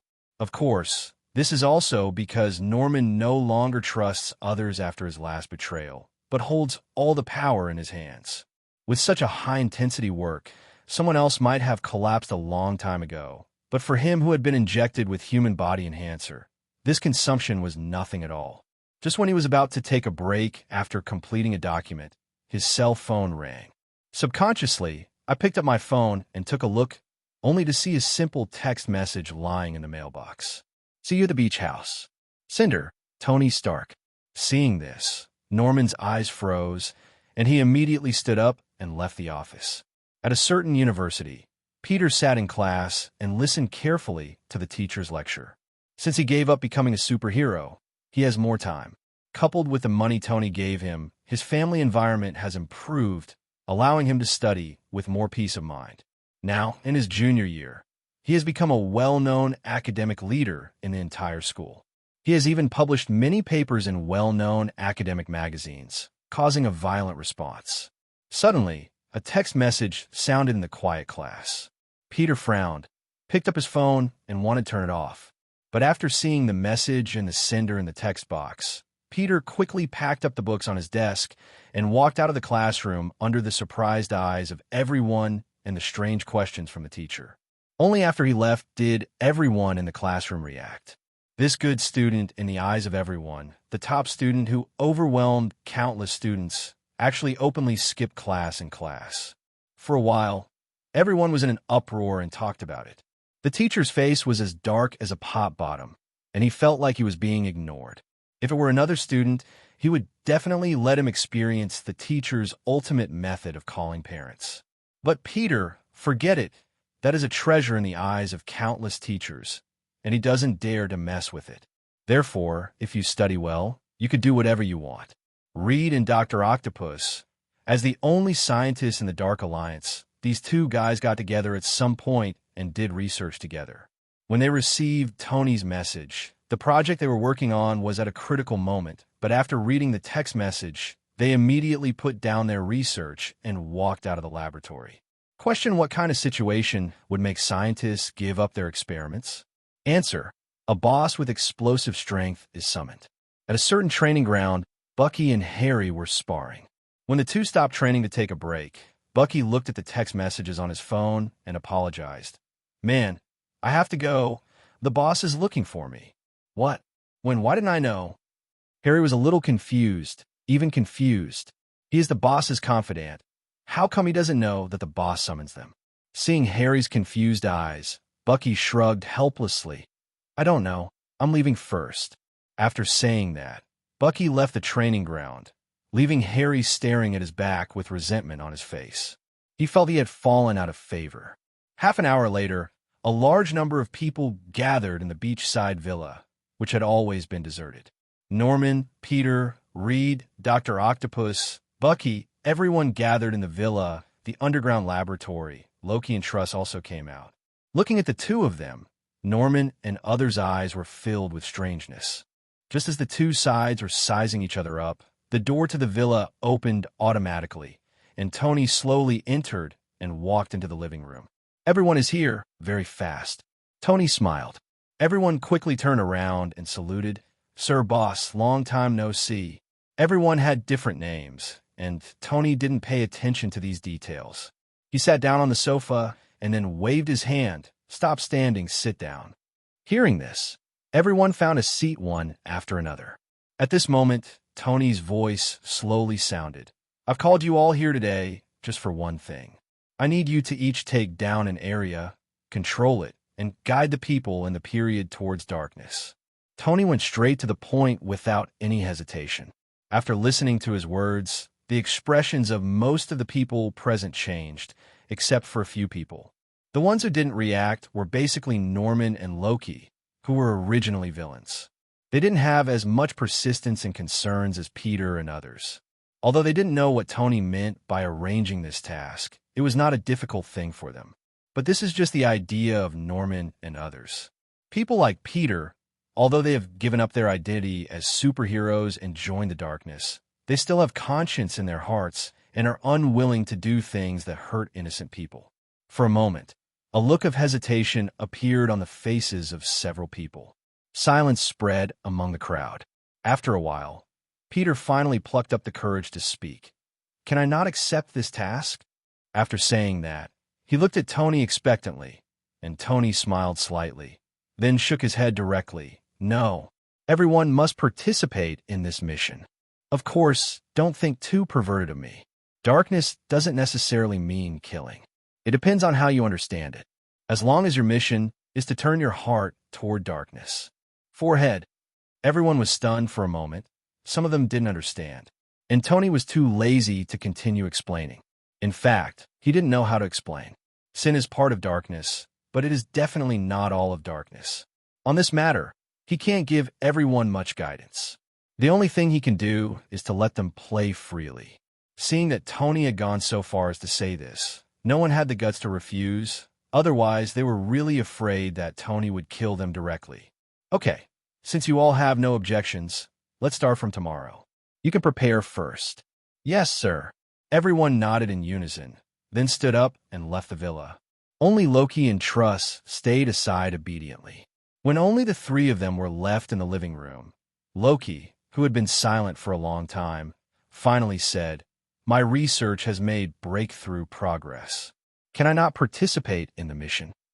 Although Loki didn't dislike the task assigned by Tony, he found it boring and had no interest in it at all. If the system hadn't issued a task, Tony would have betrayed Loki to save face, but unfortunately, the system had already issued a task, and nothing could stop him from getting the reward. Therefore, Tony simply shook his head. "I'm afraid not. You can study at any time, but this mission is unique. However, I can tell you that if you succeed, your strength will definitely increase significantly." Hearing this, Loki's heart skipped a beat. He didn't doubt Tony's words, but he was a little curious about what rewards Tony had prepared to increase his strength significantly. Unfortunately, this time, Tony didn't reveal any information. Instead, she looked at him with a half-smile and said, "I've said enough. You need to study the rest by yourself." After saying that, Tony turned around and went upstairs, leaving Loki standing there with a wry smile. After a while, Loki looked at Jarvis and asked, "Would you like to go out with me and see the world?" As soon as he finished speaking, Jarvis, who had evolved into an intelligent life form, couldn't help but be tempted. Although he knew everything about this world on the internet, he had never seen it before his eyes. If he was just an intelligence, it wouldn't matter, but he now has his own life and his own consciousness, so even if he knows a lot of things on the internet, he still wants to experience it in person. Therefore, when faced with Loki's invitation, Jarvis finally failed to resist his curiosity about the outside world and directly agreed. "In that case, please give me some advice." His voice was cold and full of metal, but the curiosity hidden in his words was very clear. For a moment, a smile appeared on Loki's face. For him, it would be fine if he did not participate in this mission. Since he participated, he would naturally try his best to do his best. As an intelligent life, Jarvis is definitely the best manager. With his help, he is even more powerful. On Tony's side, he summoned the members of the Dark Alliance to prepare for trouble. On the other side, S.H.I.E.L.D., the captain who had finished all the work, also received reports from his subordinates at this moment. "Director, the first batch of serious criminals has arrived. I have arranged for people to be taken into custody. Do you want to go and take a look?" After hearing what his subordinates said, the captain originally wanted to shake his head, but after thinking about it, he finally nodded. These guys were all sacrifices for him to summon his helpers, and there was no room for error. Therefore, in order to prevent accidents, he still took the time to take a look around. Needless to say, the result is that SHIELD is one of the most powerful forces in the United States after all. Although Tony has been repeatedly frustrated, how could some serious criminals defeat SHIELD? In this way, time passed by quietly, and New U.S. City fell into calm. But somehow this calm feels like the calm before the storm. At this moment, most members of the Dark Alliance are still worried about how to build a territory. After all, some of them have no management experience and don't know where to start. Only Loki and Norman had already defined their own territory almost a day after Tony divided the tasks and began to gradually develop it. Of course, those who can join the Dark Alliance are elites. They may be a little confused at first and don't know where to start. But as more and more people build territories, everyone begins to follow suit. Although they still don't know how to lead the creatures in the territory towards darkness, at least the first step has been established. As for Norman and Loki, who are developing the fastest, they have even begun to guide the creatures in their territories to yearn for darkness. The method Norman used was very simple: throw money at it, and he didn't believe there were things in the world that money couldn't solve. As long as he successfully believed in darkness, he could get 10,000 yuan, and this was just the basis, and there were still rewards. As for Loki, he destroyed his old business and acted as a god. He named himself the God of Darkness, collected the beliefs of the gods in his territory, and subtly changed everything. Nyoyu, suburbs. Not long after everyone summoned Dr. Doom, everyone from SHIELD came here again, but this time there was less Director Nick and more Director Steve. Looking at this familiar place, Dr. Destruction's eyes narrowed slightly, and a trace of emotion seemed to flash in his eyes. At this time, the captain came to him and asked, "Can you tell me now who the helper you are looking for is?" There was a hint of toughness in his tone. Although he knew that the helper Dr. Doom was looking for came from hell, he didn't know who it was. Now that the summoning was about to begin, he also wanted to find out in advance so that he could be mentally prepared. After glancing at the captain, Dr. Doom pushed up his glasses and smiled. "Of course. There are 3 helpers in total that I can contact: Mephisto, Domu, and Zatanos. They are the ones I want to summon this time," Dr. Doom said in a relaxed tone, and the captain's expression suddenly changed after hearing the names of these people. Although he had known for a long time that the person Dr. Doom contacted was definitely not a good person, he did not expect that he would directly contact Mephisto, the Lord of Hell. He didn't know much about the other 2, but he had a certain understanding of Mephisto. This guy is powerful and mysterious. His shadow has been behind many extraordinary events in the past few decades. And according to legend, this guy has always been known for being cunning and cunning. Would such a threatening guy really fight against Tony with him? In this regard, the captain had a question mark in his mind. In addition, there are 2 other guys. The captain has never heard of their names, but they are equal to Mephisto and are qualified to be invited by Dr. Destruction. Obviously, these 2 guys are not good friends. Probably 2 more big demons. Thinking of this, the captain suddenly felt a little uneasy. Is it wrong or right to call these guys for help? While thinking about it, he remembered what Hela said in the conference room, luring the wolf into the house. With a murmur in his mouth, he looked at the busy people and finally did not choose to interrupt the ceremony. When things have reached this point, he has no way out, so even if there is a huge pit hidden in front of him, he can only step on it now. Of course, everything is not certain yet. If possible, he would prefer to coexist peacefully with those guys, at least before solving Tony. Thoughts in my mind were whirling over and over again, and the preparations of everyone outside were not delayed at all. Soon, a huge amount of magic circle appeared under Dr. Doom. Compared to the magic circle drawn by Wanda, the one drawn by Dr. Doom is obviously more advanced and powerful than hers. "Get those people in," Dr. Doom said in a cold voice. When things got to this point, the smile on his face disappeared and was replaced by a cold face. After listening to his words, the staff shuddered obviously, and without any delay, they quickly rushed many prisoners to the magic circle. However, after learning from the previous experience, all the prisoners were blindfolded, so they could not see everything outside and did not know what they were about to face. While many prisoners were trembling, Dr. Doom also made some movement at this moment. With a wave of his hand, a ray of magic power immediately fell into the magic circle and activated the magic circle. The dazzling light shone on everyone's eyeballs. Except for a few people, most people closed their eyes at this moment.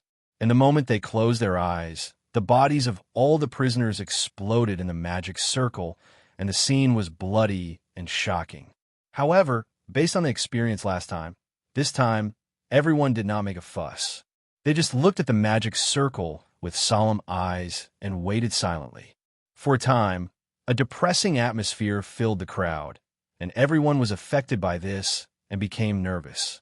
At this moment, the magic array shined brightly, and 3 hell gates appeared in the void at the same time, and then slowly opened.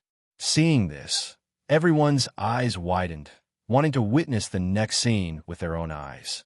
After all, no one has ever seen such a legendary thing as the devil. For a moment, everyone except Hela and Dr. Doom stretched their necks. Finally, a roar of laughter came from behind the door, and the next second, a guy wearing a black windbreaker with his head and hands burning with flames walked out of the gate of hell. He is Domu, one of the 3 demons summoned by Dr. Doom. He was originally just a humanoid wizard who entered the dark space in pursuit of powerful power. He eventually became the master of the dark space and obtained extremely powerful evil power. His body was also covered by the fire of darkness and became the person he is now, a skeleton covered in flames. As Duomu appeared on the stage, the second gate of hell also made noise at this moment. Heavy footsteps sounded slowly, and a fiery red devil with a ferocious appearance appeared in everyone's eyes. He is Zetanos, the ancient elemental demon. Anyone who is given the ancient power is powerful. It's not that it's powerful because it's ancient, it's that it's ancient because it's powerful. In another timeline, he was plotted by Mephisto, integrated with the spirit of vengeance, possessed Johnny, and became the Ghost Rider. The 2 demons were so powerful that with their appearance, the surrounding environment quickly became dry and decayed, gradually transforming into a desolate land. The sky was covered with dark clouds at this moment, heralding the birth of the devil. This made everyone who had been staring at the gate of hell swallow their saliva dryly. But before they could react, there was finally movement from the 3rd gate of hell. Before the person appeared, a strange voice sounded. "Doctor, is this the feast you have prepared to welcome us? If that's the case, then I'm not polite. I haven't tasted human flesh and blood for a long time." As soon as he finished speaking, a guy covered in red, wearing a cape and with 2 horns on his head, walked out of the 3rd door of hell. With his appearance, everyone around him felt stiff, as if he was being targeted by some terrifying existence, and he might become food for others at any time. For a time, many people looked at the captain, their faces full of prayers. At this moment, the captain shouted at Dr. Destruction, "Doctor!"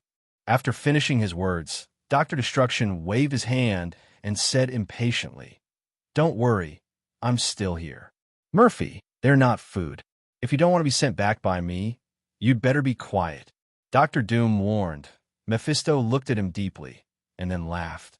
"Why be so serious? I was just joking. If you don't want to eat, you won't eat. A group of mortals have nothing to chew on." Mephisto laughed and said, but looking at his greedy eyes, everyone present couldn't help but shudder. At this moment, they felt like food on the table, which could be swallowed by someone at any time. For a moment, everyone felt a little chilly. Banner came to the captain at some point and said cautiously, "Captain, are you sure you want them to cooperate with us? Why do I feel a little unreliable?"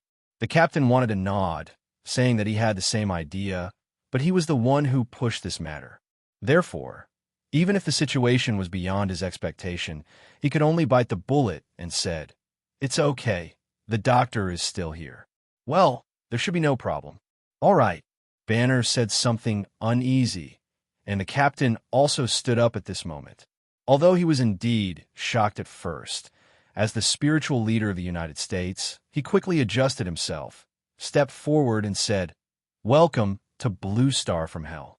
I wonder if you all know the purpose of calling you Blue Star." Steve asked with a smile on his face. As soon as the words fell, a ferocious smile appeared on Domomu's face. The purpose is not important. What is important is that from now on, Blue Star is mine. For the sake of your summoning me to come, I can reward you by becoming my subordinates. What? Steve's face was full of questions, and he subconsciously turned to look at Dr. Doom, wanting to ask him what was going on. Didn't he agree to find help? Why did he feel like he had found an uncle? Facing Steve's gaze, Dr. Doom said calmly, I only contacted Mephisto, and he contacted the other two. As soon as these words came out, Steve's heart suddenly sank, and he had a bad feeling. Sure enough, Mephisto also said with a smile on his face at this time, I contacted them, but I'm only responsible for gathering them together. Other things are not my responsibility. As his words fell, a heavy hammer hit Steve's heart, and a bad premonition suddenly arose in his heart. Sure enough, the next second, Satanos, who was the second to come out of the gate of hell, said with a ferocious look on his face, I haven't felt such a free atmosphere for a long time. I'll go for a walk first. See you later. With that said, Satanos' figure instantly rose into the sky and disappeared into the sky. Suddenly, the corner of Steve's mouth twitched, and the helper he had just summoned ran away. Unfortunately, before he could complain, Domu, who had been ignored, roared, Little insect, I'm talking to you, but you ignore me, die. As he spoke, Domu waved his hand, and the fire of darkness immediately burned towards Steve. The terrifying high temperature swept through the space instantly, and suddenly, a scene of space melting appeared in front of Steve. He had no doubt that if he were hit by the flames, he would turn into a pool of blood in an instant. For a moment, Steve was angry and anxious, avoiding and yelling. Hole. Stop it. After finally escaping the attack of the dark fire, just when he was about to stop, a hot breath suddenly came from behind him. The dark fire seemed to have locked onto his position, and it would not give up until it hit him, and followed directly. Because he had not expected this, he had no time to escape at this moment. Suddenly, his heart sank, and a feeling of frustration arose in his heart. I didn't die in Tony's hands, but I was killed by the helper I found. What a big deal. Just when he thought his whole body was going to feel cold, suddenly, a burst of frost solidified behind him. He turned around subconsciously and saw that the flame only 1 foot away from him was actually frozen. Looking at Dr. Doom, he saw that he had just stopped, but Steve didn't know that it was him who saved him. However, he didn't mean any gratitude, but roared angrily. Didn't you promise me? Why is this happening now? Faced with his question, Dr. Doom did not panic at all, but raised his finger and pointed at Mephisto. He is my guaranteed target. In my original plan, he was the strongest guy. I just asked him to bring a few demons over to help. Who knows, he brought these 2 guys over. Dr. Doom's tone was also somewhat helpless. He really only planned to summon Mephisto, plus 2 more big demons. God knows, the big demon will turn into 2 demon lords, and one is stronger than the other. He is helpless. After saying that, Dr. Doom ignored Steve. It wasn't that he was distracted, but that Domumu had already turned his attention to him. I know you, Dr. Doom. I have heard of your name for a long time. But what did you mean just now? Are you provoking me if you dare to stop me? Domomu said arrogantly, while Dr. Doom looked at him with cold eyes. So what? Do you want to do something? As soon as these words came out, the atmosphere at the scene suddenly changed, and a chilling atmosphere filled the surrounding area. Especially the 2 people's eyes were staring at each other closely, giving people a feeling that a war was about to break out. However, in addition to the 2 people, there was also Mephisto. Seeing the 2 of them confront each other, Mephisto could no longer continue to play tricks. Normally, he would like these 2 guys to die together, but not now. He didn't want to have internal strife on his side, even though he knew there was a formidable enemy. Although he didn't know how strong Tony was, and he had never met Tony, judging from the fact that Dr. Doom actually asked him for help, it was enough for him to take it seriously. Therefore, seeing that the conflict between the 2 was about to escalate, he had no choice but to appear in front of the 2, blocking their sight and saying, Everyone, no matter what, we are not allies now. How can we start from the beginning? Just take advantage of your allies, Mephisto said with a smile on his face. He was good at deceiving and manipulating people's hearts, so he was naturally able to break up fights. In addition, the two of them were not willing to start a fight, so when Mephisto stopped them, they naturally went down the steps. Once he reached the steps, Demomu regained his aura and sneered, "Dr. Destruction, I don't know if you are worthy of this title. You don't have to worry about that." Dr. Doom replied calmly. The two of them did not have any more meaningless quarrels, and Demomu left without saying a word, just like Zatanno's just now. Watching this scene, Steve felt tired. At this moment, he suddenly regretted agreeing to Dr. Doom's plan. Hello, everyone. As we wrap up this video, I want to share a quick note. I have a Patreon account. If you'd like to support me and enjoy on-demand audiobooks, you can become a Patreon member. Alternatively, you can check out my Google Drive link, which has 500-plus novel audiobooks available through my Ko-fi or Patreon shop. I appreciate your support.